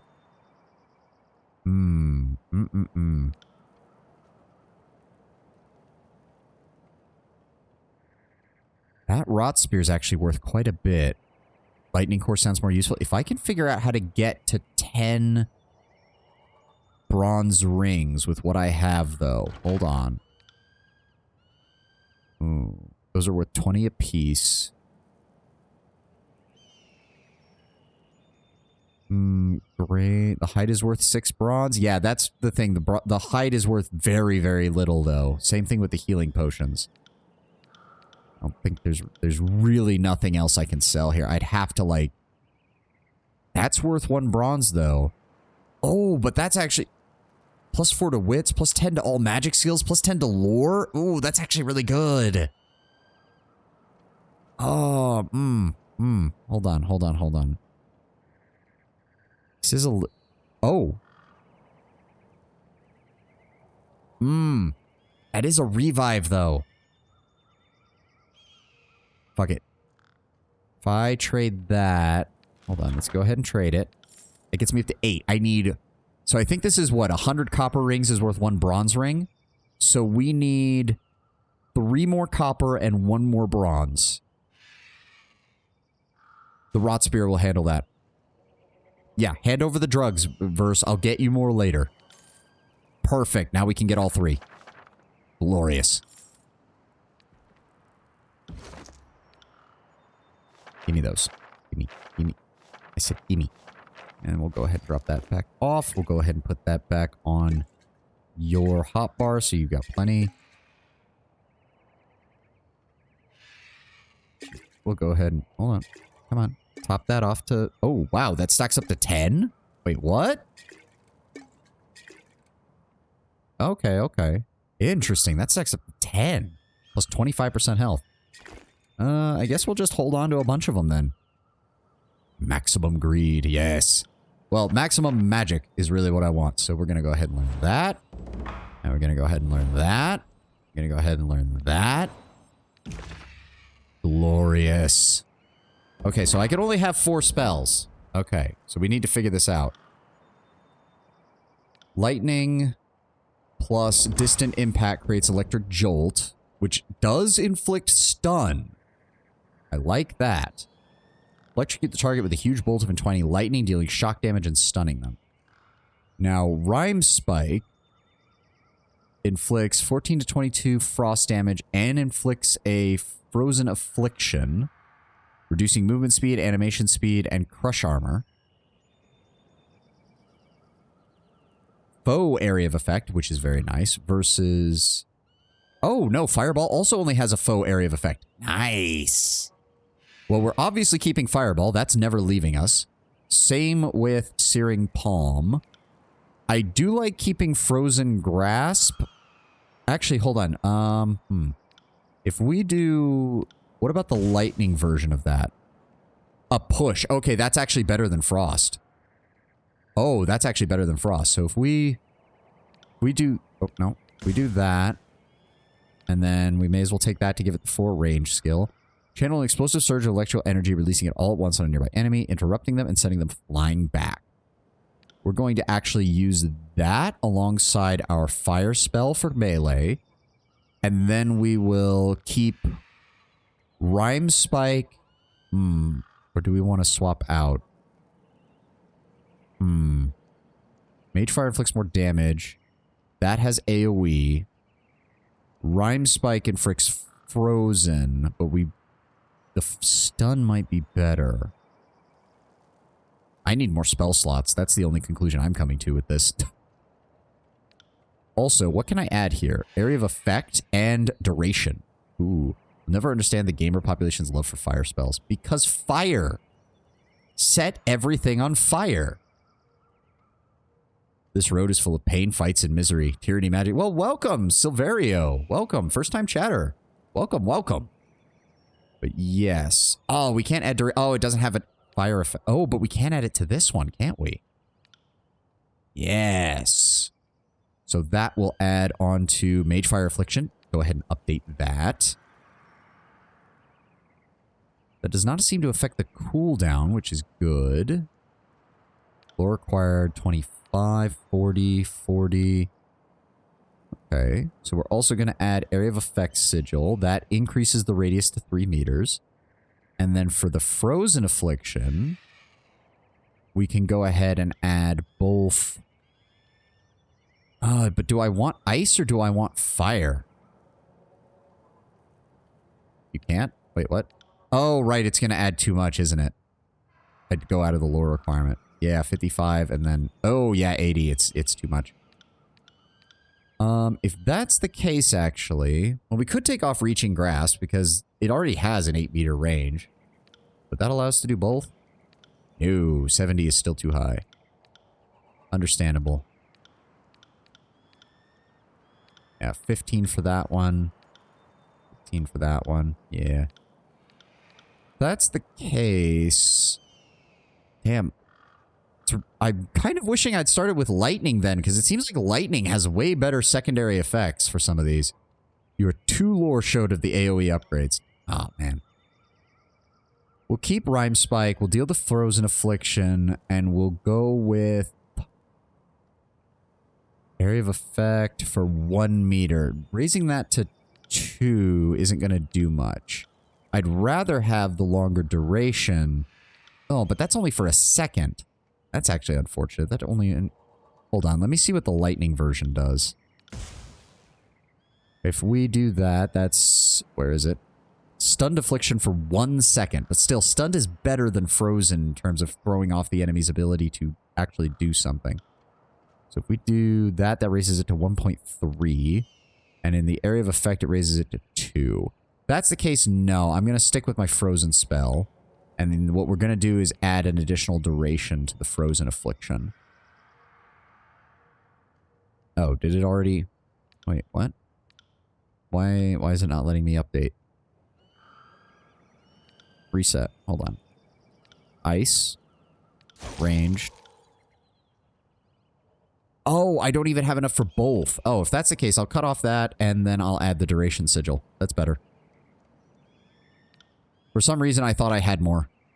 I was an idiot. So yeah, we'll take off the extra range. It still has an 8-meter range, so that's fine. And we'll give it the additional duration so that the Frozen Affliction lasts longer. There we go. On it. And we have Lightning now for melee, which has a push ability. Did that just say my lore went up?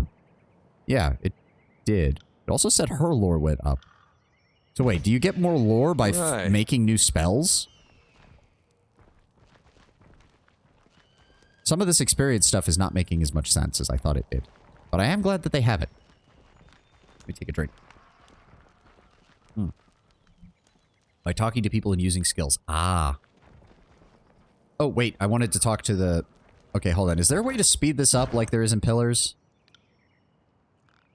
Rotate. Stealth toggle is also Alt. Oh, yeah. They've maxed us out at 4 party members. Game camp, highlight. Slow toggle, fat. Oh. Accelerates game speed. There we go. Hey, there we go. There we go.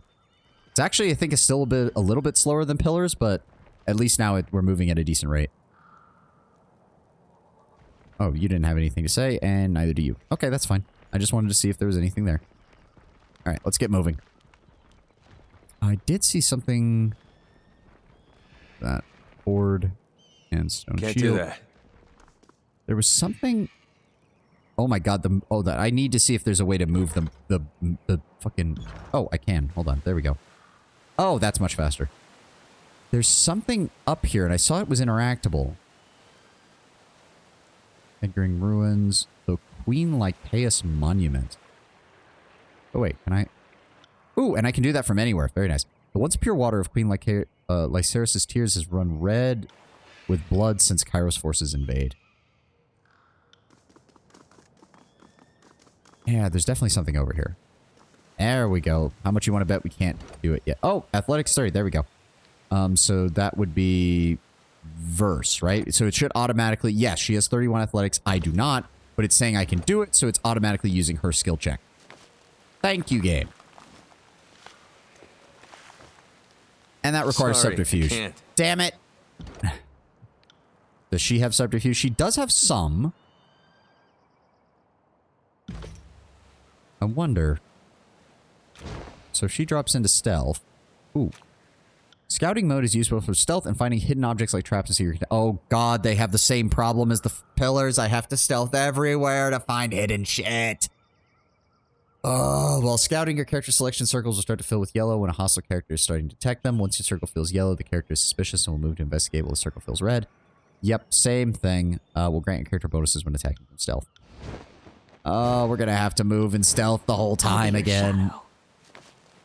Stealth blur. See, Silverio gets it.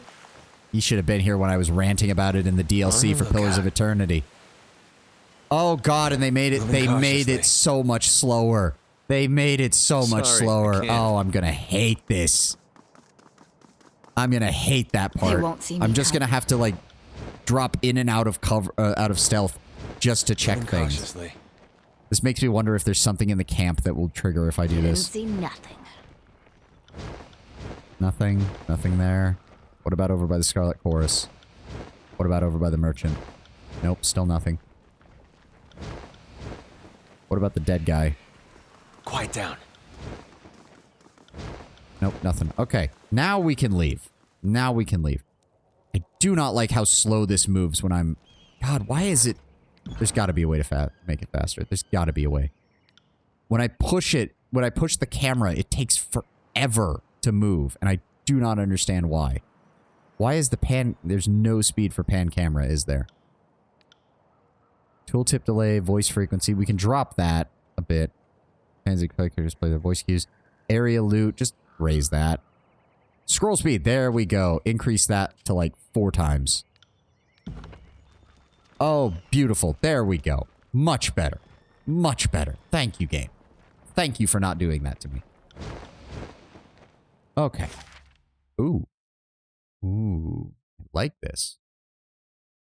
Beautiful. All right, down to the disfavored camp. It will take you 2 hours to complete your journey from Edgering Ruins to the disfavored camp.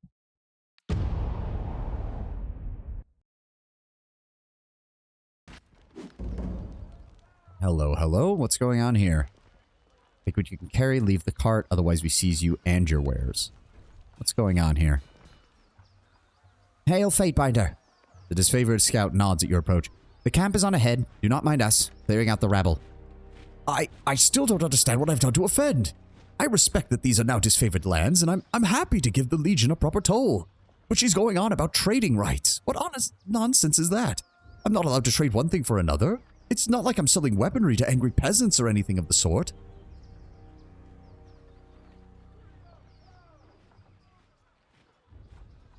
No. We'll explain things. We are a generous distributor of Kairos' law. We must inform and enlighten the people so that they understand what it is they now are ruled by. The Overlord Kairos regulates all trade within the Empire. If you lack the proper permits, then your goods are forfeit. A trade permit? How was I to... To whom would I speak for such a thing? Not to us, and that is not the problem of the Legion. March your butt to the bastard city and plead your case before Tunon.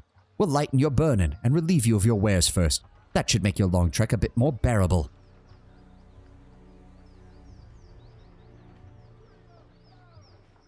Soldier, anything that can be argued before the great Tunon can be argued before me. I speak as Fatebinder of the court. What is there to discuss, sir? We should honestly just kill this mongrel and... The warrior pauses and places her hand in front of her mouth.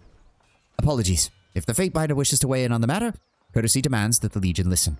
The soldier clears her throat and looking at you expectantly. This is a disfavored matter, but I know the agents of the court do so love to throw their judgments around. Also, Tunon wouldn't waste his time on a vendor permit. Exactly. This is exactly what we are made for. Our boss would have told us to deal with this anyways.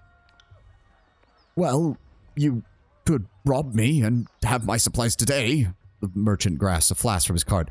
Or you could leave me alive and have fermented honey all year long. I even know a few family recipes for painkillers and healing draughts. I'm certain any army could use those. He uncorks a small ceramic vial, and the aroma of cloves and lanolin assaults your nose. You have the DLC? I should have all of them. Yes, Silverio. Rogue Binder Power Fantasy Simulator.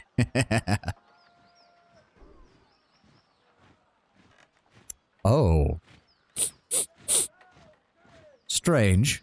What a coincidence. Your family recipe for wound paste smells much. No, indeed, it smells identical to a Scarlet Fury's concoction for theirs. Where did you steal this? I don't... The merchant tenses up, his face flushing red. I don't know what you're getting at.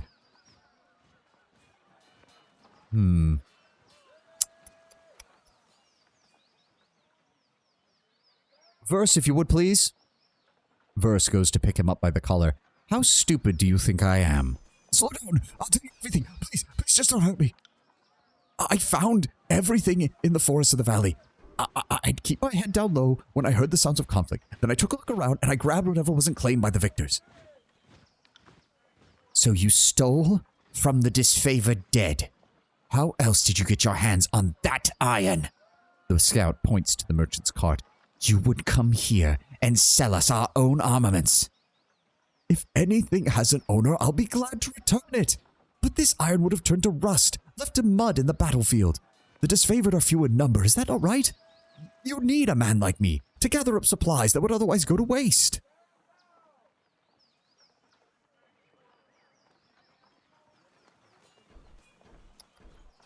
Trader wears freely, but like in a how killed. No. Disfavored will tolerate your presence, but you will pay them handsomely for such charity. Pay them handsomely. I don't really like that. Abel versus... Yeah, we had to switch gears there for a second. Wrong character. Salvage upon the battlefield is permitted under Kairos' laws. However, stealing from the disfavored and then attempting to sell it back to them is simply poor practice. Nonetheless, you do still lack a trading permit. You will leave this card as a gift for Graven Ash and the Dishonored. You will leave, never come back. And if you must trade, you will make your way to the Brass City and seek out the court of the Fatebinders. They will deal with the rest of your sentence. Consider this a gift. I would also suggest that you avoid the disfavored from now on. Thank you, Fatebinder. I know others of your ilk would gleefully meddle in our affairs at every opportunity. The soldier turns her attention to the merchant. I reclaim these trappings of the Overlord by use of the disfavored. If you wish to live, you will take 2 steps to your left and not move. The peddler shakes his head with a scowl and steps aside. As directed, spitting upon his own cart, Hagnon mutters a half-gobbled curse before placing his hands up in submission.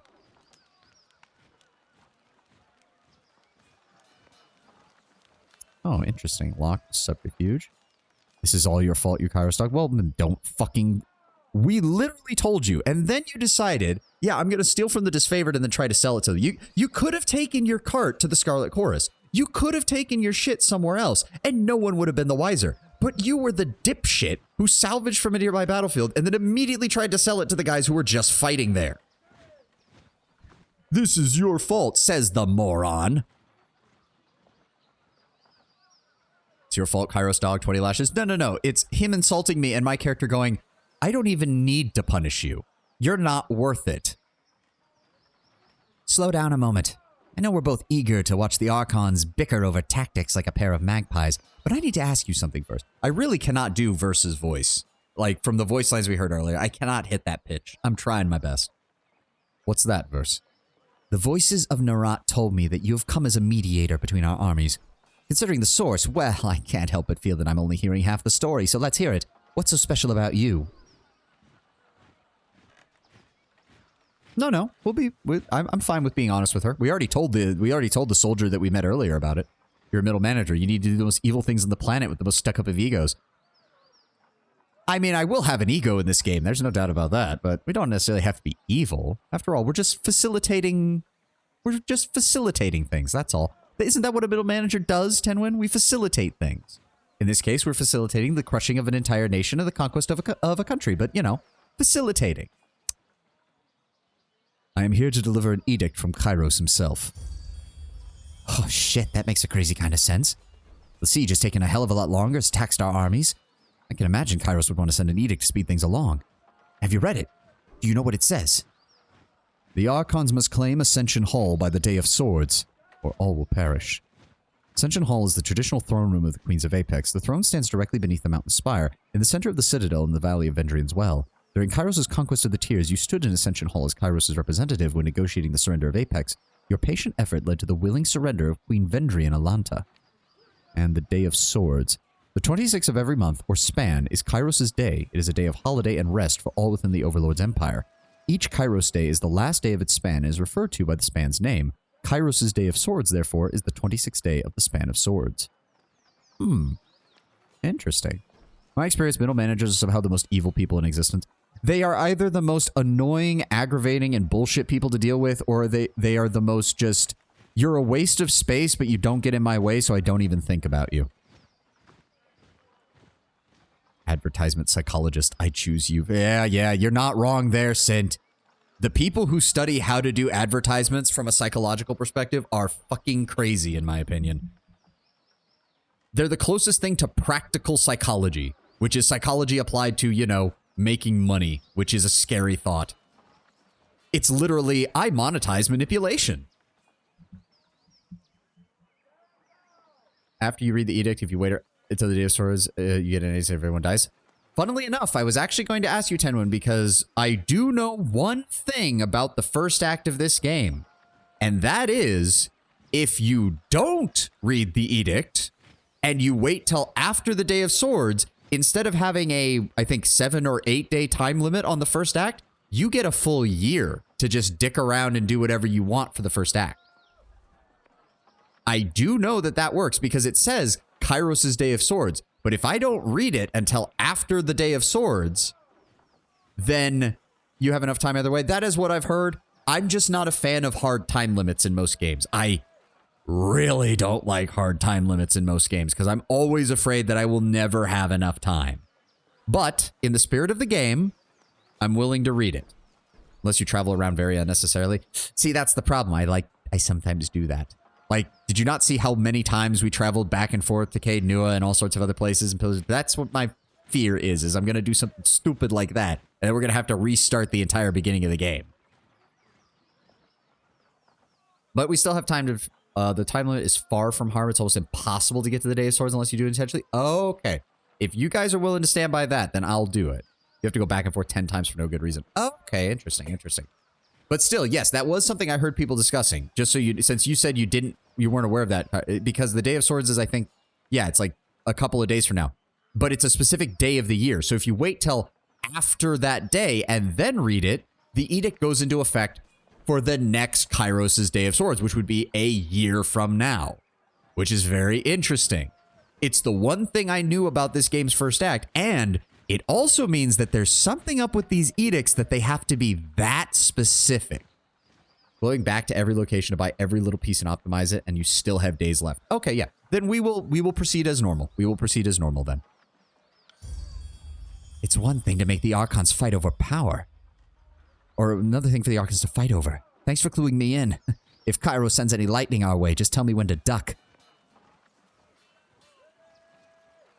Why are you so suspicious of this? It's just a feeling I've got, Fatebinder. When the Archons are together, well, the air gets taut as a bowstring. I can't help but think that there's no amount of compromise that'll get the two of them seeing eye to eye.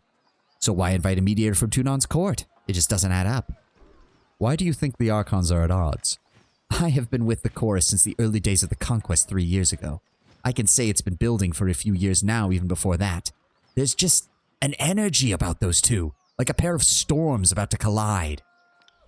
I've heard tell that Graven Ash and the Voices of Narat shared some bad blood in the Northern Empire even before the conquest, but I don't know any of the particulars. By my authority, and the authority of Kairos above me, the Archons will fall in line. Huh, that sounds exactly like the kind of attitude to set this campaign in the right direction. I don't envy you the task of getting them to cooperate, which sounds about as easy as teaching a tornado to kneel. I actually want to say I really love what they do with the character portraits, where instead of just showing their face, it shows the character model, and it gives them little emotes that they're doing depending on what you say. That is a really, really nice touch. I honestly think they should do that more, especially if it's going to be a character that isn't like a main character. You just need to have a vague idea of how they're feeling in the conversation. At least you sound like you know what you're doing. What else has the Voices of Narat told you? Only that I could find you at the Edgaring Ruins. Edgaring or... yeah, Edgaring. The Edgaring Ruins. That sounds weird, and I don't know why. Truthfully, I could have picked you out of the crowd. You're the only one of us that's spent the last few months bathing in the stink of this fucking Mittani River. She laughs, but there's a forced nature to it. Let's keep moving. We must meet with the Archons. The war tent is just past the center of camp. She nods towards the northeast. And one last thing. Be careful around the disfavored. They take their work seriously, and most have suffered far too many blows to the head. Oh. Oh, okay, so you have to hold down M. Oh, okay, interesting. Also means we need to drop in and out of stealth while we're doing this. Moving cautiously. They won't see me. If you're a step closer. They won't see me I will in a second. You give me a moment. You give me a moment. See nothing. Doesn't appear to be... Oh, hello. Humble grave lies before you. A battered sword has been used in the mark of the initial B graved into the iron. A modest grave for the Archon's son, Brennix. We don't bother with funeral rites in the chorus. No point in thanking conscripts for their duty. Archon has a son? Seems strange given what we know. Yeah, it's the 18th, so that means we have 8 days if we do it right. He has a daughter, too. Ooh, Tenwin? Tenwin?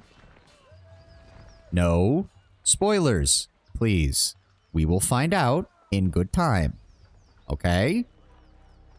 I get that that information probably has no bearing right now, but that's a little much right now. We will find out. Okay? Thank you. Is there anything near his cart, maybe? You don't consider it a spoiler? I know, but please be careful. Please be careful. That's all I ask. I really... Like, Pillars of Eternity, I at least had played through the beginning, and I had at least some idea of the universe. I really do not know anything story-wise what happens here. I want to uncover it on my own. I really do. But just again, just keep it in mind, okay? Thank you very much. Does he has slept with someone? Meaning that probably they know if he's... I mean, to be fair, we know that sleeping with someone is not the same as sleeping next to someone. The gate guard holds up a warning hand. You go no further, and you approach the disfavored ground. State your business. I am Savani, ranked Fatebinder of Tunan, and I bring the word of Kairos. Words for your commander's ears. You're the Firestarter. They changed this? Oh, they did. Hold on. Final year of this conquest, the sages developed so respect to surrender without a fight. When the sages violently defended themselves in a prolonged siege, Kairos eventually unleashed the Edict of Fire, reducing their library fortress to smoldering ruins. You were given the honor of proclaiming this Edict of Fire, and to those present you are now known as the Firestarter. Though your orders left it vague as to when you should proclaim the edict, you chose to give the sages a few hours' warning, and the Scarlet Corps soldiers seemed fine with your decision, claiming that they had spies among the sages who deserved to escape, but the disfavored viewed the decision more coldly and considered it coddling the enemy. So we are a Harbinger because we arrived in the first wave. We are also, so Harbinger, Firestarter, and we were the Peacebinder is what the Valians called us for what we did in the second. Those are our 3 titles. You're the Firestarter. Caveus and the companies returning from the burning library are telling some harrowing stories about that edict. I think myself brave, but I'm happy to have been far away from it. Must have been a terrifying honor to be the messenger of such righteous force. Please, go on in. The soldier gestures toward the gate. The Archons are expecting you. You'll find them in the war tent in the center of camp. Good. Oh, what have we here? Oh, stone shield boots.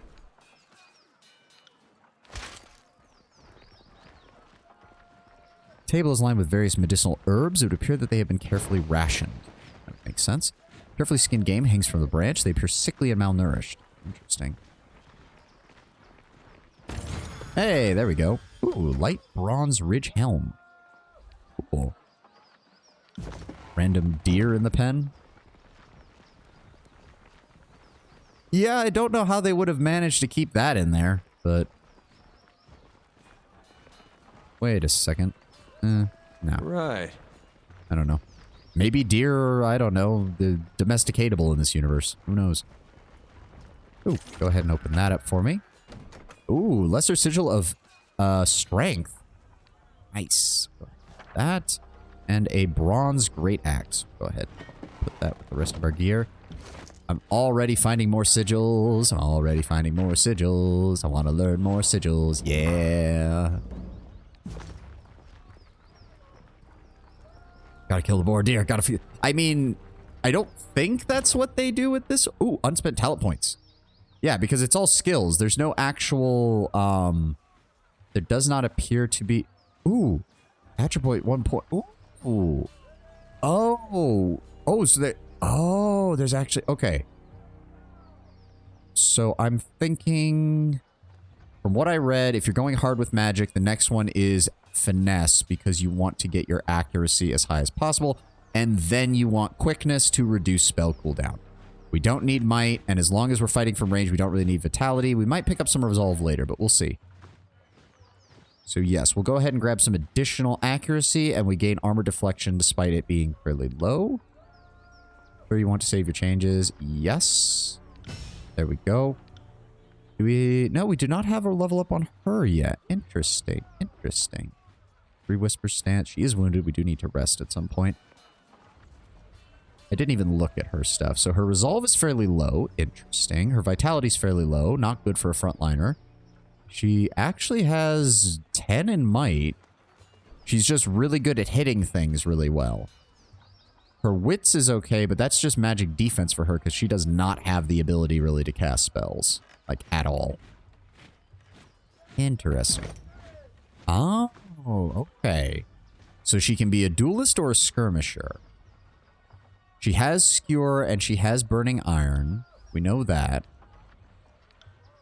She does not have any more points just yet. So, Mocking Iron, Taunting, and... Why would you want that on someone who doesn't have the ability to take a hit? Well, I mean, she does have high parry. She has good dodge and good parry. So I guess you could turn her into a parry tank, essentially, by just really getting her parry high. And then throwing her at an enemy and knowing that the enemy won't be able to hit her. Reduce enemy damage from enemy attacks and may lead to them missing altogether. Ah, okay. So there is a way to make that useful. Damage enemies near the target. When versus defeated, she immediately attacks all nearby enemies. Okay. Fair enough. Yep, seen the tutorials. We don't need to hear that. If I go here, what was the new sigil? No, it wasn't an expression. Oh, it's that one. There we go, intensity. Ooh, that's a plus 20 lore requirement. The basic lore. These are all... Oh, the melee ones are much lower on the lore requirements. That just raises damage. Go over here to the Searing Palm one. Timeless form. If we take off the timeless form... Skill of Reaching Grass. Do we really need the range? It's already a melee spell.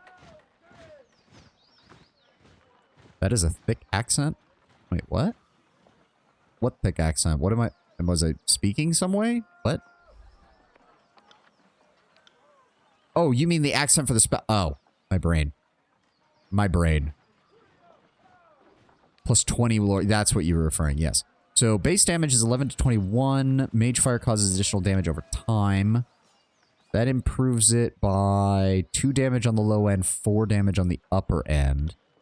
And then if we wanted to get the duration seal, that would fully bring it. There we go. Searing Palm. Update that, please.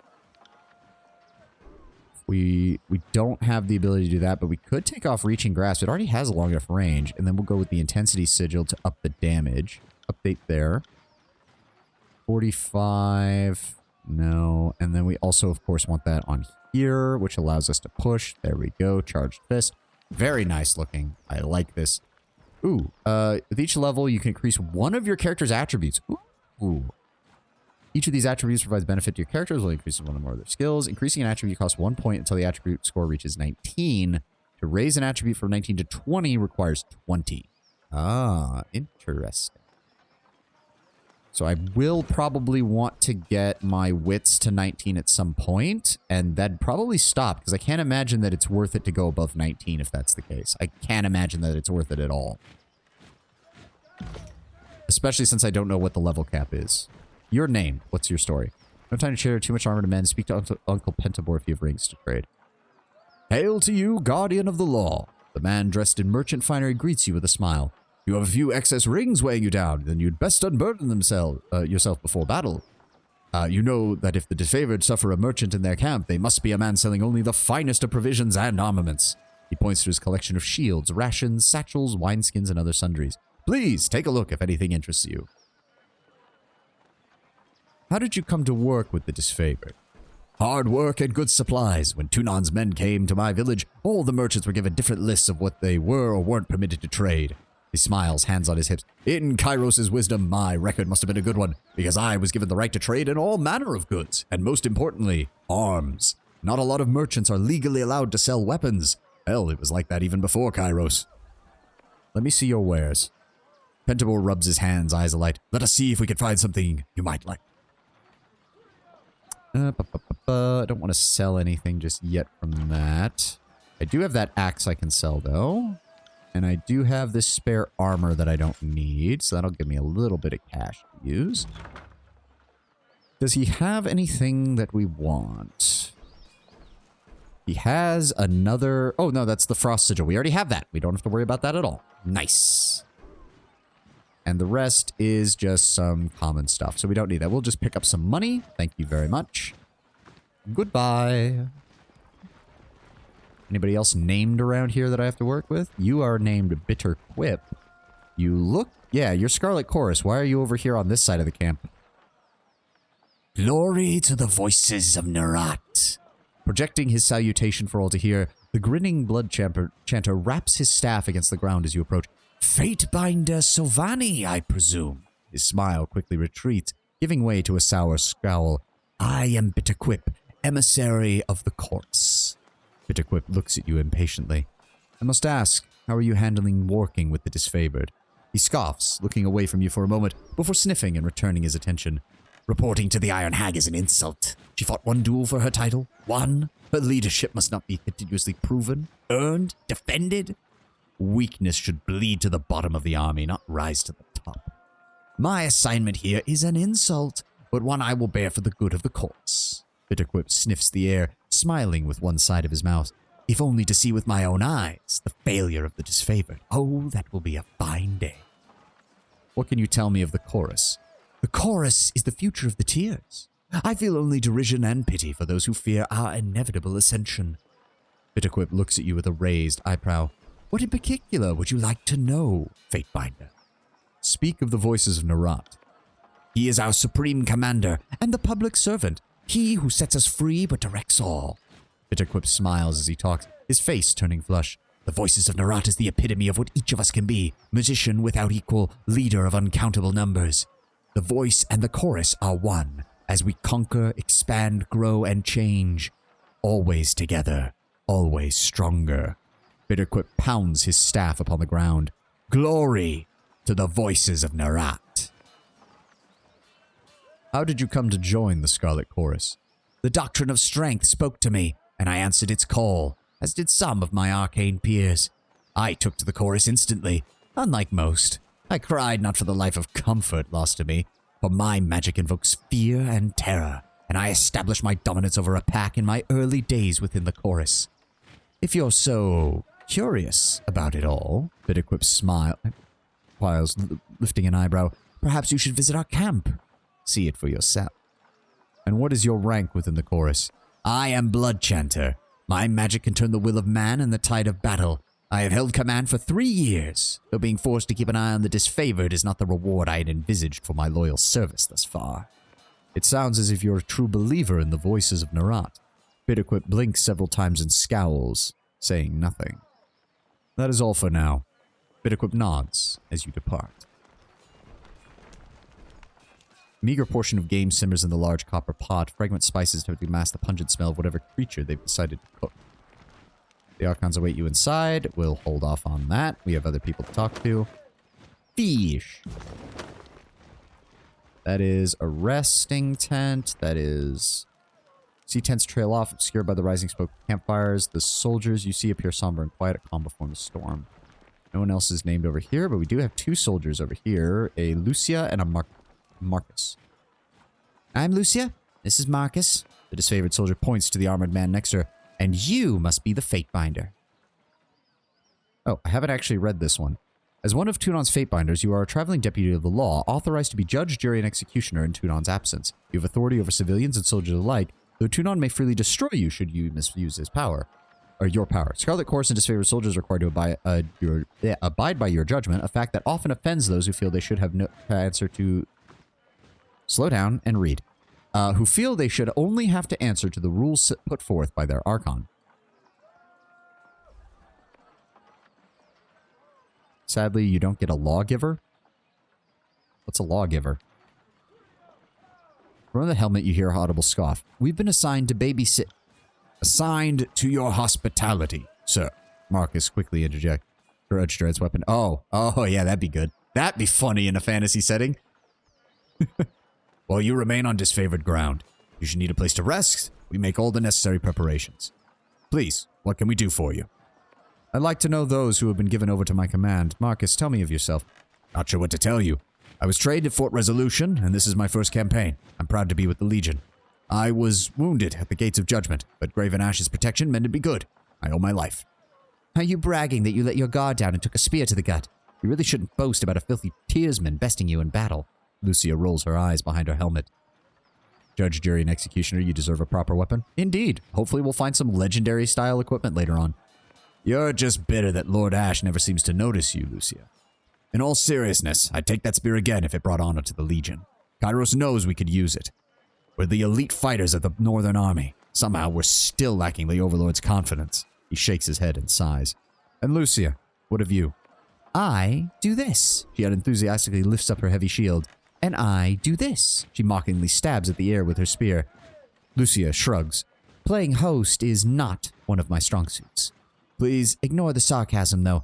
I've seen the Legion through my share of the campaign. After so much bloodshed, our pretense of honor can wear down on me a little.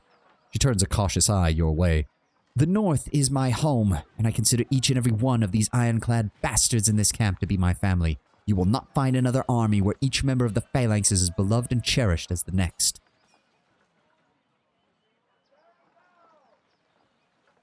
You seem handy with a weapon, Lucia. Aye, and if you ever want pointers on how to use that weapon of yours, let me know. She winks.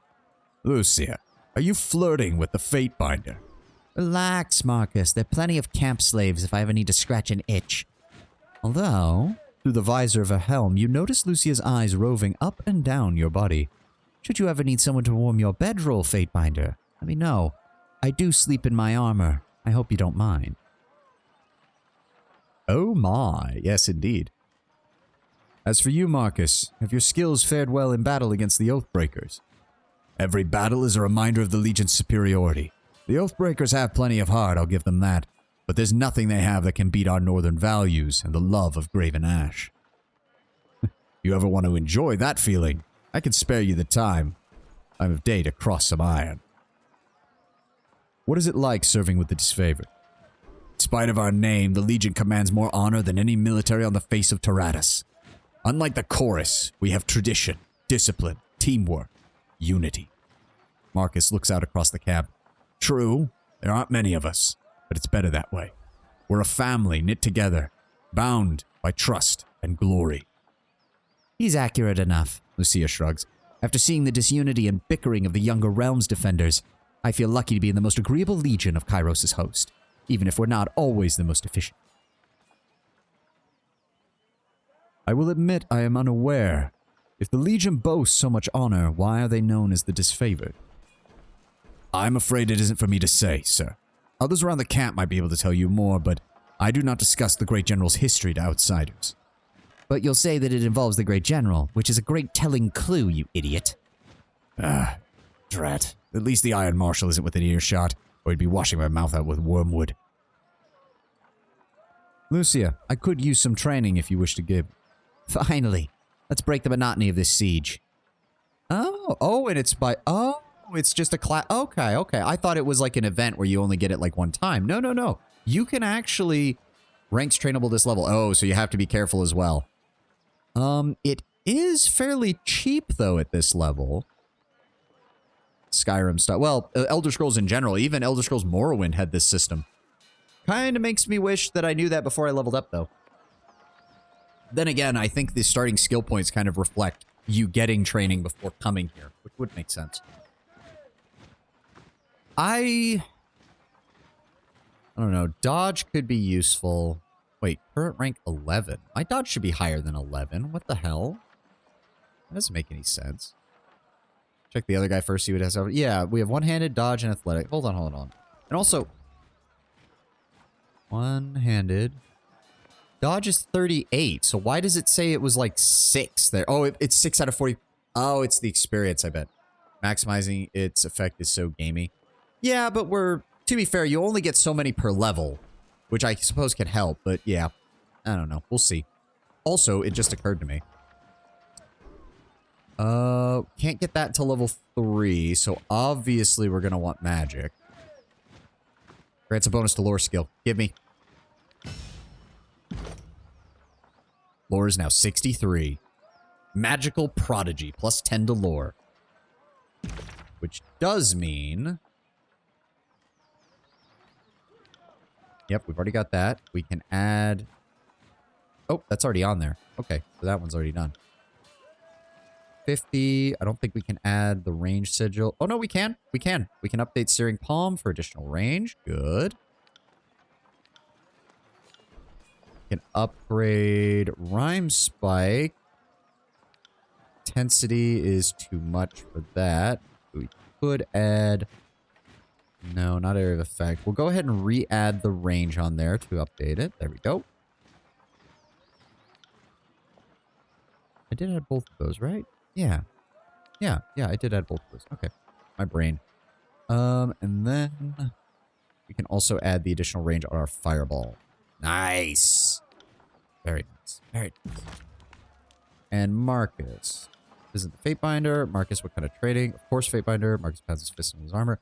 He has one-handed, two-handed, and parry. Ah, parry would probably be very useful. I'm imagining the defensive stats in general would be something you'd want to increase as much as possible. I am tempted to grab parry and dodge from them because of how cheap they are right now. Yeah, see, this doesn't make sense. 9 out of 45 for current rank. But my parry on here is 39. That doesn't make any sense. 9 ranks. What is 9 ranks? Huh? 9 ranks plus 21. It's as high as you can train it. Oh. Oh, it's the actual points that you've put in. Okay. Versus what it is naturally based on your attribute. Okay, I get it now. That's very unintuitive to put that there, though. I don't think they had anything else to say. No, nothing else. Okay, let's keep going. I know that's where we need to go, but we're not done talking to people yet. And we're probably not going to be done for most of the rest of the stream. You have a picture. Can't make out the ironclad soldier's expression under his twisted helmet. He merely stares at you. You are going to be important at some point, I imagine. Spears are uniform in quality of craftsmanship. The sparring W shows the deep gouges of hard use. That is a imbued rod of strength. Two-handed, common. Okay, so control vigor. Okay. But it does attack quite a bit faster from the looks of it. Yeah. Deals less damage, but it attacks way faster. Almost half as much time. Why? Interesting. We'll have to take a look at that. Stone shield. Ultimators already had their chance. No use in wasting cell space on traders. Pressed around the corner of the prison cell absorbs much instead. Good. Isatanus curses the air as a blade of thin iron breaks in half underneath his hammer. Repairing weapons with scrap isn't exactly why I got into this craft, but our supplies are completely spent. He wipes the sweat from his brow and gets a better look at you. Why not forge bronze? Aye, bronze will do in a pinch, don't get me wrong. You take a beating and get bent back into shape, unlike the damn iron we have here. He glances at a pile of his work with dread. And we always have plenty of tin and copper lying around, so supplies aren't the problem. But it's a rare smith who can churn out military-grade bronze consistently. More often than not, it just comes out too soft. Look around the camp. We're garbing the Legion head to toe in iron because it's cheaper and easier to produce for the masses. We couldn't do that with bronze. Hell, they call the disfavored the Iron Legion for a reason. Strategy and skill may be our backbone, but our claws are made of iron, and the good stuff comes from the smiths in Lathian's crossing. Yeah. You said there was an iron shortage. I'm afraid so. So, last shipment went down to Matani, went missing near Echo Call Crossing, and I'm afraid we won't be seeing any more now that the valley's been sealed. Forge-bound iron is the responsibility of Tunon. Why is this as a Fatebinder the first time hearing of it? Keep your voices down! Isatanus flinches and lowers his own. Raven Ash doesn't want to cause a panic or pass any information to the Vendrian Guard. Best case scenario, the iron tumbled off a boat and is rusting on the riverbed. Worst case, it ended up in their hands. If I find myself in Echo Call, I will keep an eye out. This problem must be rectified. Immediately. I appreciate that. As does the General. More than you might guess. Maybe he isn't quick to offer his thanks to outsiders, but I know he'll be grateful for your help. It would be a boon to the effort if you were able to recover it. You can trust me to handle this. It is the duty of the Fatebinders to see to such issues, but you will keep your mouth shut regarding it. Is that understood? I knew that Tunon wouldn't have dispatched you without good reason. The court isn't exactly known for gambling when the stakes are this high. Glances to a crate beside him and points to a small set of notches on the wood. You see that? Those notches is how we tell apart our iron shipments from the rest. It's inconspicuous so people don't go snooping around. Keep your eye out for that. Good hunting, sir. Was there anything else? Show me your wares. Earthshaker staff. Ooh. I do like how their armor looks. That is cool. But we will not be wearing heavy armor right now. We do not need heavy armor, and it would interfere with our spellcasting. Ooh, what's that? Nope, can't unlock that. That is topaz worth, ooh, 1 bronze ring. Nice. Oh wait, put that in my inventory. Put it in the stash. Put it in the stash. Can't do that. Nope, can't go that way. Keep forgetting you have to hold this down rather than just click it. Alright, that should be it. Let's head on in. How'd you take a look at that? Oh, I didn't. Wait, I didn't have to sit in stealth? You discovered a hidden object. Many areas of Tyranny have hidden traps or chests. When discovered, these objects will highlight for your party. Enable scouting mode. Oh. To make finding these. Oh, so it is. So it has a chance to show up regardless, but they won't see me. You really want to be. Oh, I'm gonna hate that. I'm gonna hate that still. Just go ahead and send that to our. There we go. I guess I should probably walk around a bit and on the lookout. See if there's more hidden stuff. Please don't. On the lookout. No, nothing. Is there anything this way? Oh, there is something this way. On the lookout. That is a bronze javelin. Interesting. Hold on, is that better than my other secondary? Hold on a second. 6 to 11, accuracy +2, recovery +0.5, armor penetration 2, ranged attack is exactly the same. It is exactly the same. Does it look cooler? It has a better, thinner profile, but the Sun Spear looks better in my opinion. We're just going to go ahead and drop that in the stash. Alright, nothing else there. Guess we'll check the Nope, doesn't look like there's anybody else around here. On the lookout. Nothing. Anything over here? Nope. I'll be your shadow. Okay. Now let's go in and talk to the Archons. Oh, I needed more water. All right.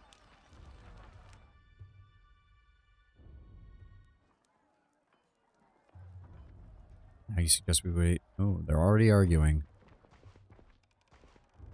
That's 4 reports of avalanches in the mountains now. The Tearsmen can barely count past 9. They have neither the capacity nor the cause to close off the mountain passes.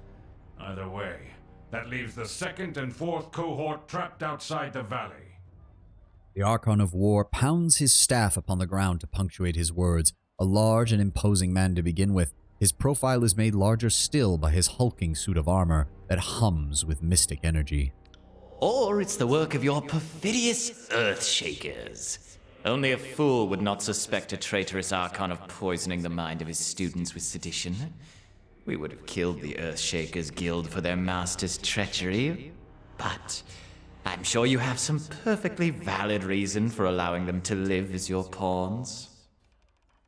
This coming from the general who openly recruits from the enemy in order to replenish his numbers, but sure, whatever, Narat. The Archon of Secrets passes a scepter between his hands as he speaks, twirling the rod in hypnotic circles. Emerald luminescence seeps from the seams of the Archon's ragged red robes, the glow most noticeable where his neck ought to be. The mask seems to float and spin, never pivoting or bending naturally. You hear the voices in their head. Hello there, Fatebinder. We'll be with you in just a moment. Interesting. So lore even gives us more magical knowledge as to what they're doing. Hey, watch yourself. When these two get going, you don't want to get between them. I'm tempted to remain silent just so I can hear more about what's going on. I will. I always know you've run out of things to say when you resort to mocking my vassals.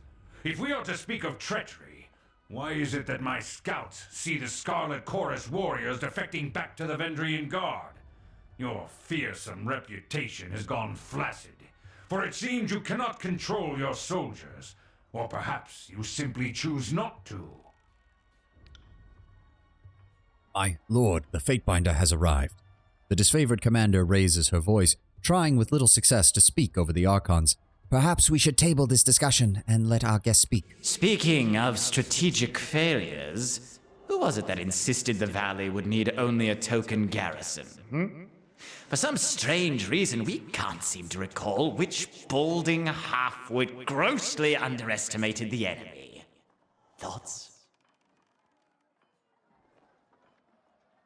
The Archon of Secrets twirls his scepter in another twisting loop, his leather-wrapped hands flipping the heavy rod with an effortless flow.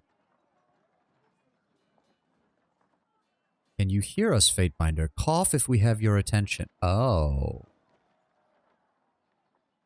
Oh, now this is interesting.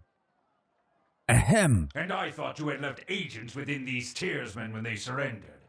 Either you failed to see this coming, or you knew and let it happen. Incompetent or in cahoots, either way, this mess has your filthy stink all over it. The Archon of War lurches forward, resting his weight upon his war maul as blue luminescence crackles around his armor. We look forward to seeing you explain to Tunon why the Archon of War could not close the vice on this trivial little insurgency. When we are crowned the ruler of the Tears, we shall have this place renamed to Ash's Folly in your honor. The voices of Narat toss their scepter into the air, catching it as it descends back down. Good, good. Now pay attention. You might miss something. I'm going to stay silent then. If I could trust the information I get from you and your conscripted mouth breathers, perhaps I'd order my cohorts around a bit more aggressively. But last time I trusted your all-clear report, my troops failed to come home. Oh, Ash, old boy. If you're going to have a little sob every time one of your nieces or nephews dies to the Tearsmen, perhaps we should have Siren sing you some calming lullabies to help you cope with your grief. Siren is the Archon of Song and the youngest Archon sent to conquer the Tears. Young and inexperienced, Siren is sworn to the voices of Narat, who uses her power of charm and manipulation to swell the ranks of the Scarlet Chorus with volunteers. The Archon flips his scepter 3 times around, humming gleefully. Take care that you don't learn too much, Fatebinder. An excess of knowledge, of curiosity even, can earn unwanted attention. Hold your tongue. I will not have you denigrate the honor of our fallen brethren. The commander's hand moves to the hilt of her blade, though the weapon stays sheathed. I would be doing us all a favor if I cracked open that excuse of a head. They bicker like children, do they not? The fifth eye's grating tenor pierces the tension in the tent, and all eyes land upon the crimson spear. I only meant to say welcome to our honored guest, the Fatebinder. The armored retainer bows with a rushed inelegance, then rises to salute. Not a moment too soon. Did I give you permission to speak?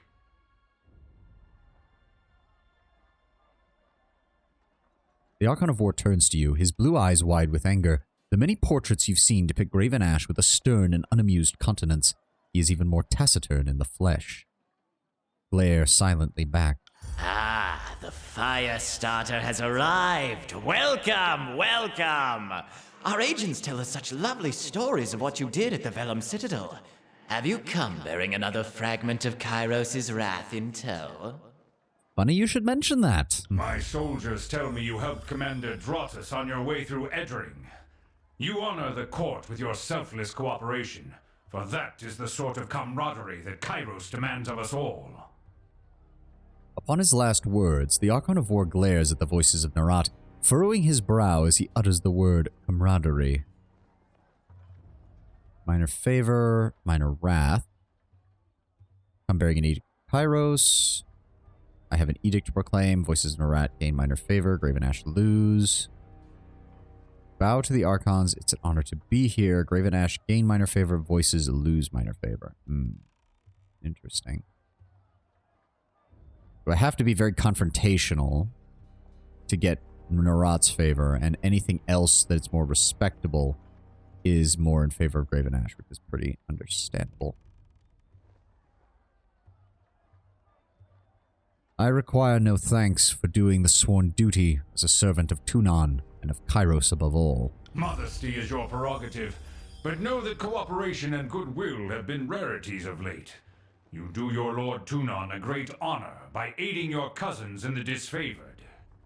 No, don't mind us while you trade your gushing praise. We're sure the Fatebinder has come because our company lacks in small talk.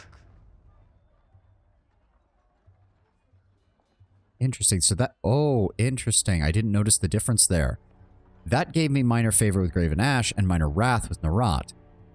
But this gains me minor favor with Narat, but actually causes me to lose minor favor with Graven Ash, but it doesn't give me wrath with him.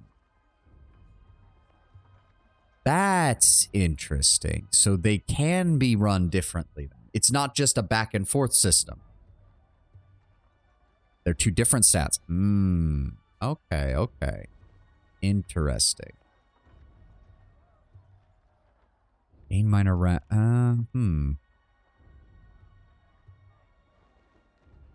I'm tempted to do it. You can have high wrath and favor at the same time. Ooh. Wrath isn't bad at all. Yeah.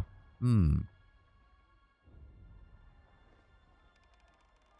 I don't want to lose the favor. But I did just... I'm just going to have to go with what I feel is right. I come bearing an edict of our overlord, Kairos. Once again, you bring us support in a time of need. We fondly remember your service to the chorus in the taking of the bastard city. We knew back then you were destined for great things. But we had not anticipated you would be twice honored with the task of proclamation. So, do not keep us waiting. What is the Overlord's will? The Bastard City, now the site of Tunon's court in the Tears, was taken in the first year of the conquest in concerted effort concerted effort between the disfavored and the chorus. The first and last battle therein, the two armies acted in relative harmony. When it came time to strike at the city, you commandeered several gangs of Chorus conscripts and helped unleash a night of slaughter and fire upon the city. Honor of Yurka. This is Graven Ash Wrath, Voices of Narat Favor, and Verse Loyalty. Okay. Or Graven Ash Minor Favor, Voices of Narat Minor Wrath. So Narat just likes us to be an asshole. Like there's like we're delivering the same message across either of these. Oh, but it's the okay, so mentioning the incompetence and disarray, Voices of Narat sees that as a condemnation of Ash. Whereas if we mention encouragement to work together, then Graven takes that as a sign that Kairos is doing this because Narat was the one fucking up. But that's not true. It's both of you screwing up, which means I'm not giving either of you favor in this one. By the command of Kairos, Overlord of the world, Master of the Northern Empire, the Overlord's loyal servants must hold Ascension Hall by Kairos' Day of Swords, or all in the valley shall perish. Personally prefer Graven, but that's me. As I said, I'm trying to approach this from the we want these armies to work together, and that means we can't be giving out favoritism so early. Narat is the popular choice. I imagine so, especially if you're wanting to rebel against the Empire. Ascension Hall is the traditional throne room of the Queens of Apex. The throne stands directly beneath the mountain spire in the center of the citadel in the Valley of Vendrian's Well. During Kairos' conquest of the Tiers, you stood in Ascension Hall as Kairos' representative when negotiating the surrender of Apex. Ah. Most people simply simp for him when I watch streams. I can see it, though. Like, if you know you're playing the bad guys, then the guy who's kind of just having fun with it is probably going to be what you lean into. The earth begins to sway with each word you utter, the air thickening with warmth as you pronounce the tersely phrased commandments, its every syllable drafted by the hand of Kairos. With the edict proclaimed, your pulse quickens, and the muscles in your legs, worn from a long trip down the mountains, feel suddenly renewed, the tired limbs now buoyant, nearly buoyant with vigor.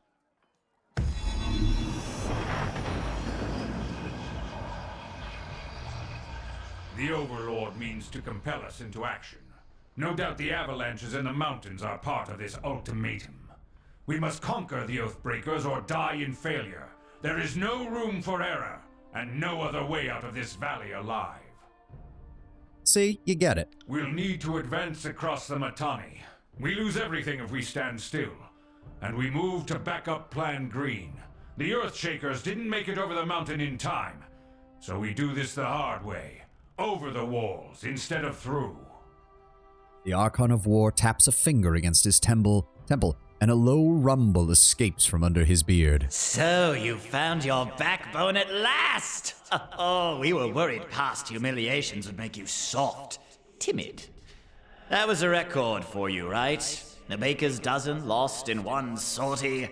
If you had waited for the chorus reinforcements, maybe we'd have eyes and ears on the matter. The Archon of Secrets passes his scepter from one hand to the next, chuckling softly with each toss. Watch him squirm. So many tears over replaceable, expendable, useless soldiers. I miss the old Archon of War. You'd never see blood echo in a blubbering mess over a few dead killers. He'd use the knuckle bones of his best disciples for jewelry, and even made a breastplate out of his dead brother's ribcage, because that is how a real man deals with grief. Okay, so there was a previous Archon of War. I have a feeling that Graven Ash beat the shit out of him, which is probably why Kairos put him in charge afterwards once they had bent the knee. Voices of Narat, minor favor. Graven Ash, lose minor favor. Oh. Voices of Narat, wrath. Graven Ash, favor. Gain minor fear from verse. Interesting. Learn to work together, we're all doomed. It's your indecision and bickering. Huh. Strange that these are essentially the same thing, but it's reversed. I guess it is just the more formal language is something that Graven Ash appreciates, whereas the more being more blunt with these people is something that the Voices of Narat prefers.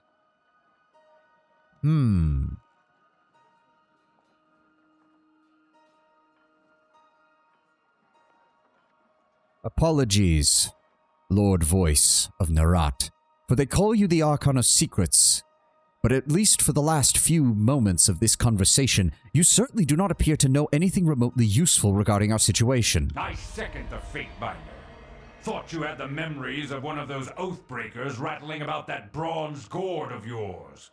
Would Kairos' mighty spy master please enlighten this gathering of allies with some scrap of strategic insight? The Archon of Secrets turns his head to the side until the face of his mask has turned around and a new facet of that mask presents itself facing forward. When next the Archon speaks, the trembling voice of a much younger man can be heard.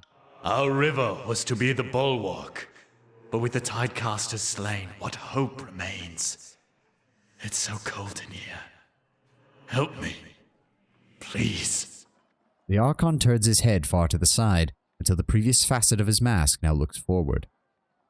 The use of the term Our River suggests that this is the voice of the late Matani Genev. Ranking member of the Vendrian Guard, the wealthy House Matani owned much of the realm of Apex before the coming of Kairos, and the major river in the valley bears their name. Our sources tell us the Oathbreakers had some sort of magical trick in store. But this knowledge is tinged with fear, trepidation. If we make a move for the Matani, we suspect the Oathbreakers will mount a counterattack that is equal parts valiant and futile. I recognize that voice. That was Matani Genev of the Vendrian Guard. Good ear, young Fatebinder. When the Vendrian Guard surrendered, Matani Yanev had the audacity to demand an audience. Being the gracious Archon we are, we obliged.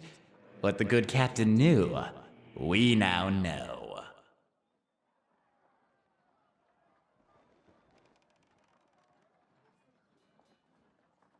I'm not in favor of... I'm trying not to play sides, and I'd much rather have that than trying to play favoritism with this kid's situation. With this meeting adjourned, know that our lives hang in the balance because the two of you have bickered like children. You are Archons of the Overlord Kairos. You are commanders of two of his foremost legions. You stand here at the head, even of lesser shades of your army, and still have not accomplished your objectives. We go now to solve this problem that you have started. My lord, Barak and his band have been drilled on the Echo Call assault plan. The Crescent Runners should be briefing him as we speak regarding the latest enemy movement across the river. I'll dispatch him at once. The Iron Marshal salutes, clapping her gauntlet to her breastplate. Though you know him only by name, Barak is a commander of the Stone Shields and well regarded by the disfavored in high command. I will ensure the chorus stands ready to march. If the disfavored can take the river, then the chorus has the manpower to secure the outer ring of the valley. Our soldiers clamor for battle, and at last we shall have it. Verse, we command you to continue guarding the Fatebinder. Tunan's chosen is our honored guest, and must be shown our finest hospitality. I won't let you down, boss. He'll get through the campaign in one piece, as long as he doesn't do anything too stupid. I appreciate the assistance and am grateful for a member of the Scarlet Chorus's elite. The Archon twirls his scepter one last time, then taps the fifth eye on his shoulder, and the two depart. Suit yourself, Fatebinder, the more you ignore us. I didn't ignore a single thing. I didn't ignore a single damn thing. The fool and his puppet are gone. Perhaps now I can hear myself think. Rarely do I question Kairos' judgment, but I will never understand why the voices of Narat is given such authority. I shudder to think what will become of us all should Tunon favor him in the end. Though the edict threatens the Scarlet Chorus just as it threatens us, I cannot shake the feeling that our allies will work against us. You've shown your worth in war, and your name has been known to the Legion since the very beginning of this long conquest. So I'd ask that you join us this one last time to help us wrap up this last objective. If you wish to be counted amongst the glorious, speak with the Iron Marshal. She will direct the order of battle until we are ready for the final push into the Citadel. I am short, Scout. I have short a few scouts, short a few soldiers, short a few everything, I'm afraid, Fatebinder. I'm sure my brethren would be grateful for the assistance of any skilled outsider.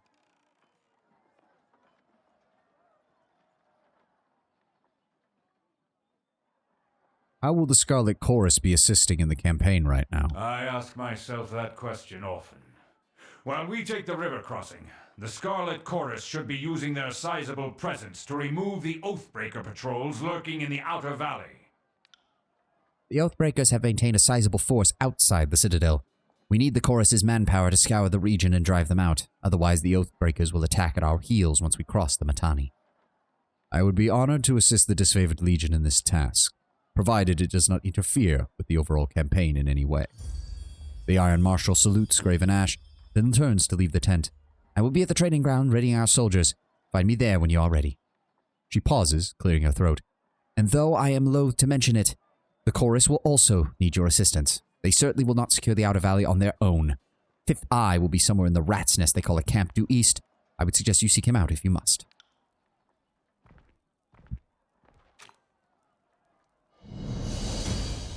Alright, we're going to make a hard save here because we just finished proclaiming the thing. We've got a few minutes. Let me see if we can talk to Graven Ash before we finish up for today. The Archon of War lets out a long sigh as he surveys the map and models splayed about his desk. He glances over his shoulder, making brief eye contact with you, furrowing his brow and turning his back in contemplation. The first time you proclaim an edict, you gave the enemy a suspicious amount of time to ready themselves. I chalk it up to excessive mercy for a backwards people, but when the edict is against your kin, that order you follow to the letter. Remain silent. Be gone. I tire of endless distractions. I suppose I should have seen that coming. Yeah, 8 days till Kairos' Day of Swords. It even gives a whole warning right there. Oh, you have a name. What do you mean you haven't heard from Commander Ironcore? The full span since we sent word to him. What's going on here? Fatebinder Savani, alright? Seveus, commander and third generation disfavored. Specifically, I'm Seveus the Younger. Some folks can't keep track. The rank says commander, but lately I've been organizing patrols and trying to stay out of the way. You should talk to the Iron Marshal if you've got something official that needs discussing. Do you need anything? I overheard you talking to that Earthshaker where their reinforcements have gone. Is there a problem? Afraid so. Radix, head of the Earthshakers here, was supposed to arrive with a group of his most competent spellslingers to help us break this stalemate. I don't know what's holding up their arrival, and that worries me. If you were at all inclined to lend a hand, use some arcane support on our side. I'll lend a hand. With the valley cut off, there will not be additional Earthshakers that will arrive. Whatever we have on hand is what we have. We need to have them ready at the moment's notice. Could you? I knew that Tunan's agent wouldn't fail. It's in the time of need. I'll mark the last known site of the Earthshaker reinforcements on your map. Good hunting, Fatebinder. What is your opinion on the siege and the delay that this has caused? It should have been over real quick. The first cohort arrived in the valley and went straight for the kill. That was before we knew the Vendrian Guard had a handful of sages and the Water Witch on their side. Bigger problem is the chorus. They conscript the guard, but, and I have no proof of this, seems they do very little to keep a watchful eye on the drafted tiersmen. They're sent out on patrol, and we suspect they use that opportunity to escape back to the guard. Every chorus conscript has a choice. Life under Kairos or death under the boot. By all means, feel free to cut down those who choose the latter. We're not going to be offended. Just so we don't mistake each other. I know what I'm saying carries an implication of treachery. I'm not making any formal accusations against Tunan, before an agent of Tunan. I'm just voicing my gut opinion on the matter, sir. The two armies have not worked together well since the first years of the conquest. Your thoughts? Please, Binder. Seems like that's asking like why beasts stink. The disfavored are only too eager to deliver Kairos' peace to the tiers. The Scarlet Chorus bring only mayhem in their wake. You could tell me the Voices Darat has a plan. I'll take your word for it. But the chorus itself seems to blunder around, never moving with purpose. I wonder if they've been fighting the same war, soldier. I've seen Ash yank his precious soldiers away from more battles than he's won. If you want to call that progress, you can be my guest. Unless we find a way to work as one, then I fear the Scarlet Chorus will step in front of Graven Ash's strategies at every turn. As far as I'm concerned, the Voices of Narad is here to amuse himself. The rest of us have a job to do. What of yourself, Caveus? Not much to tell. My father was Caveus the Elder. His father was Caveus, first of his name, lead drill master of Ash's first Iron Guard, back when they were the Bronze Guard. I was born into the Legion, and with any hope, I'll die in it. The rest you will hopefully hear about when the storytellers immortalize me. The Iron Guard is the disfavored high command, an inner circle of commanders handpicked by Graven Ash for lifelong service, tactical brilliance, or true dedication to the craft of personal combat. The Iron Guard act as Graven Ash's chief advisors when the Archon is present. When he is absent, they speak with his authority. Even the youngest Iron Guard has years of training and the finest iron the forge-bound mage smiths can create, making these elite commanders nearly unrivaled on the field of battle. These senior officers are expected to lead from the front of the phalanx. It's said that the Iron Guard feel only one thing: dying in their beds instead of in battle. Your grandfather and father were with the Guard, so your family must have been with Ash since before he was with Kairos. Before he bent the knee to Kairos, Graven Ash rallied his legions against the Overlord's authority. His prowess on the battlefield ingratiated him to the Archon. Right. We've seen that part. So you know your history. Serveus nods with gusto. My blood goes back that far, not the memory. The blood goes back that far, not the memories, as I only ever knew my father, and my grandfather was just a legend. One of Ash's best warriors before the disfavored were reforged in iron. I'm proud of my heritage, but I don't brag. There are folks who love the Legion every bit as much as I do, even if they lack the pedigree.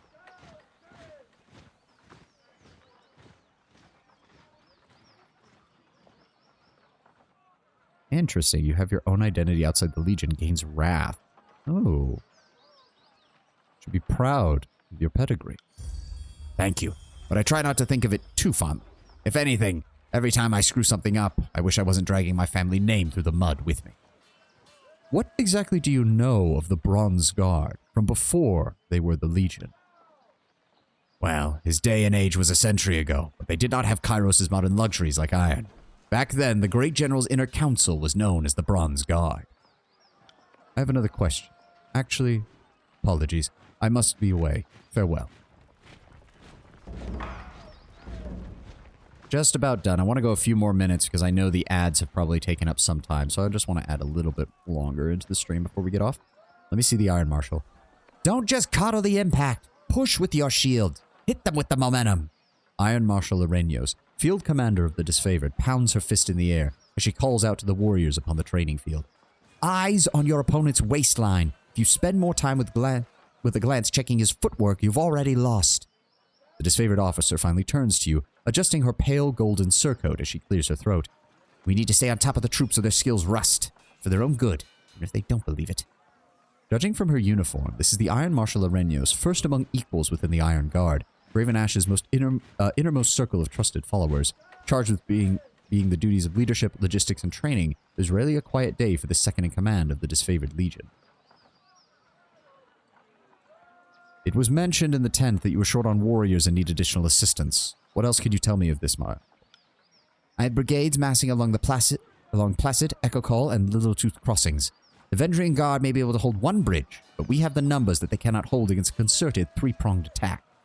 I have no right or ability to give orders to you, sir, but... Her words falter, a short cough breaking her flow. We will all die to Kairos' edict should we fall. So I am not about to let my pride blind me to the value of good help. Then I will assist as best able. Then our plan may just work. The Iron Marshal lifts her gauntlet close to her face, shifting her eyes from you to the metal articulations. We are loath to work with those who do not share our training or our values, but we know that Tunon the Adjudicator selects only the most capable minds for his court. I trust you will honor us all on the field.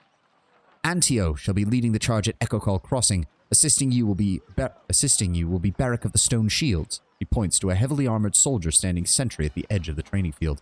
Before you ask, no. The Forgebound weren't sloshed on Dappleseed when they fitted his armor.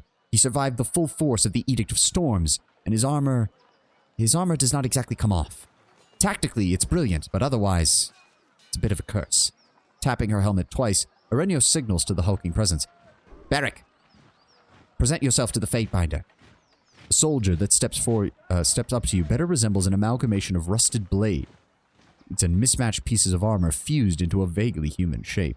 He reeks of sweat, feces, and whatever oil treatment keeps him flexible. Fatebinder, the Iron Marshal has tasked me with keeping you alive, and I have no intention of disappointing her.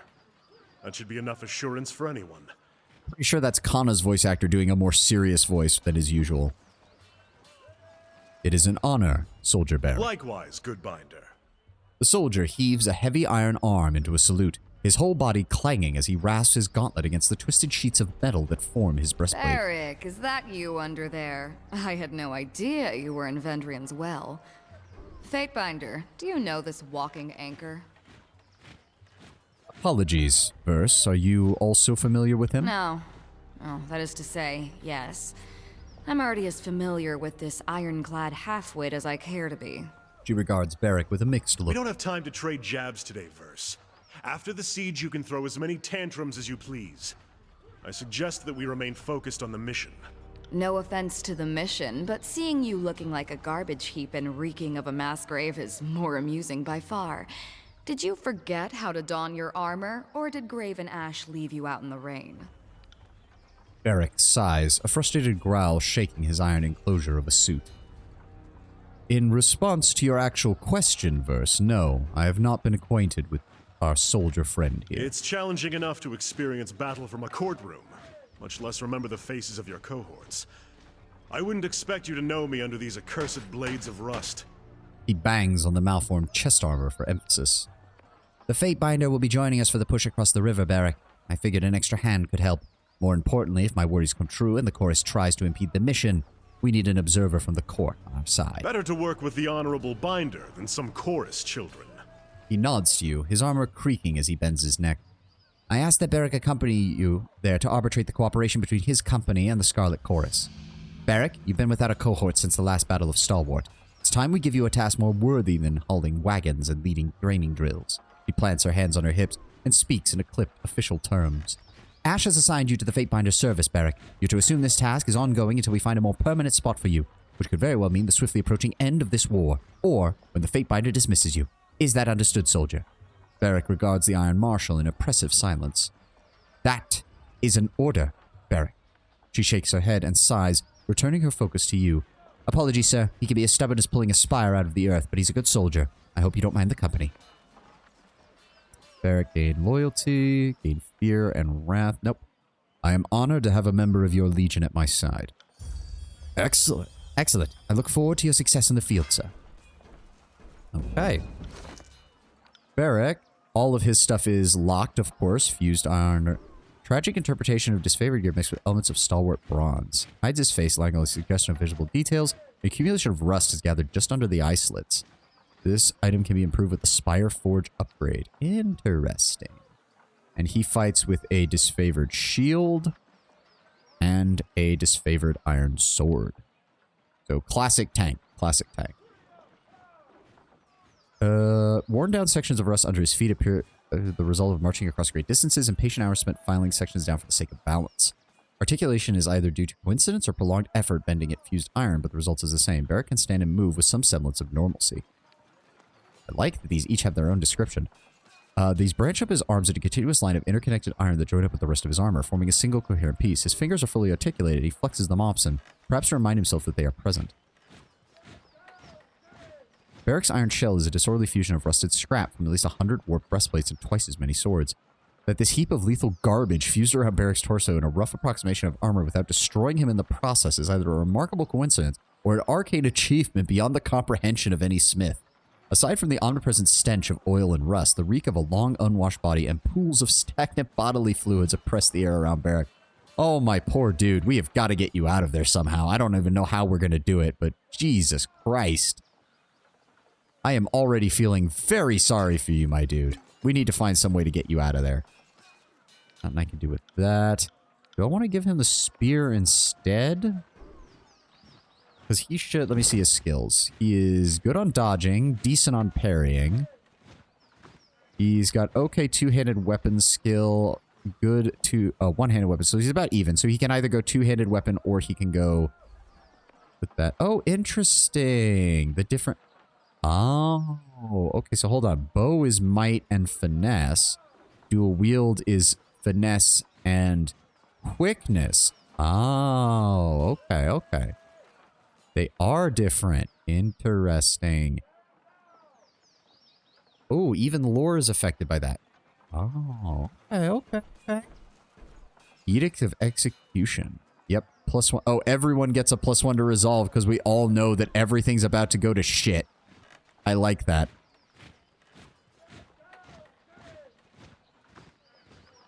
I like that. Everybody gets a resolve bonus because we all know that we're all gonna fucking die if we don't get this done. Walking scrap heap. Yes, let me go ahead and... Yes. Verse, you'll stay in the middle. In fact, we might even... Hold on, we're gonna spread out a little bit more. There we go. Spread us out a bit. All right. You have anything else to say to me before I go? The edict draws near, sir. Preparations are almost complete, but we aren't moving fast enough. Hey! She looks past you, yelling at a soldier far afield. I said round up those javelins! That's not a suggestion, soldier! She folds her arms, looking at you expectantly. What is your role within the Disfavored, Marshal? I'm commander of the Iron Guard, swordmaster of the Disfavored, captain of the 3rd Boreal Company. Her voice booms loudly as her titles roll off her tongue. Commander of the Iron Guard. If I recall correctly, that makes you second in command when Ash is not on the field. That I am. She folds her arms. I view it at a very distant second. I have no plans to outlive the immortal Graven Ash. While by tradition I am executor, or I suppose executrix of the Legion, I hope never to act in that sacred duty.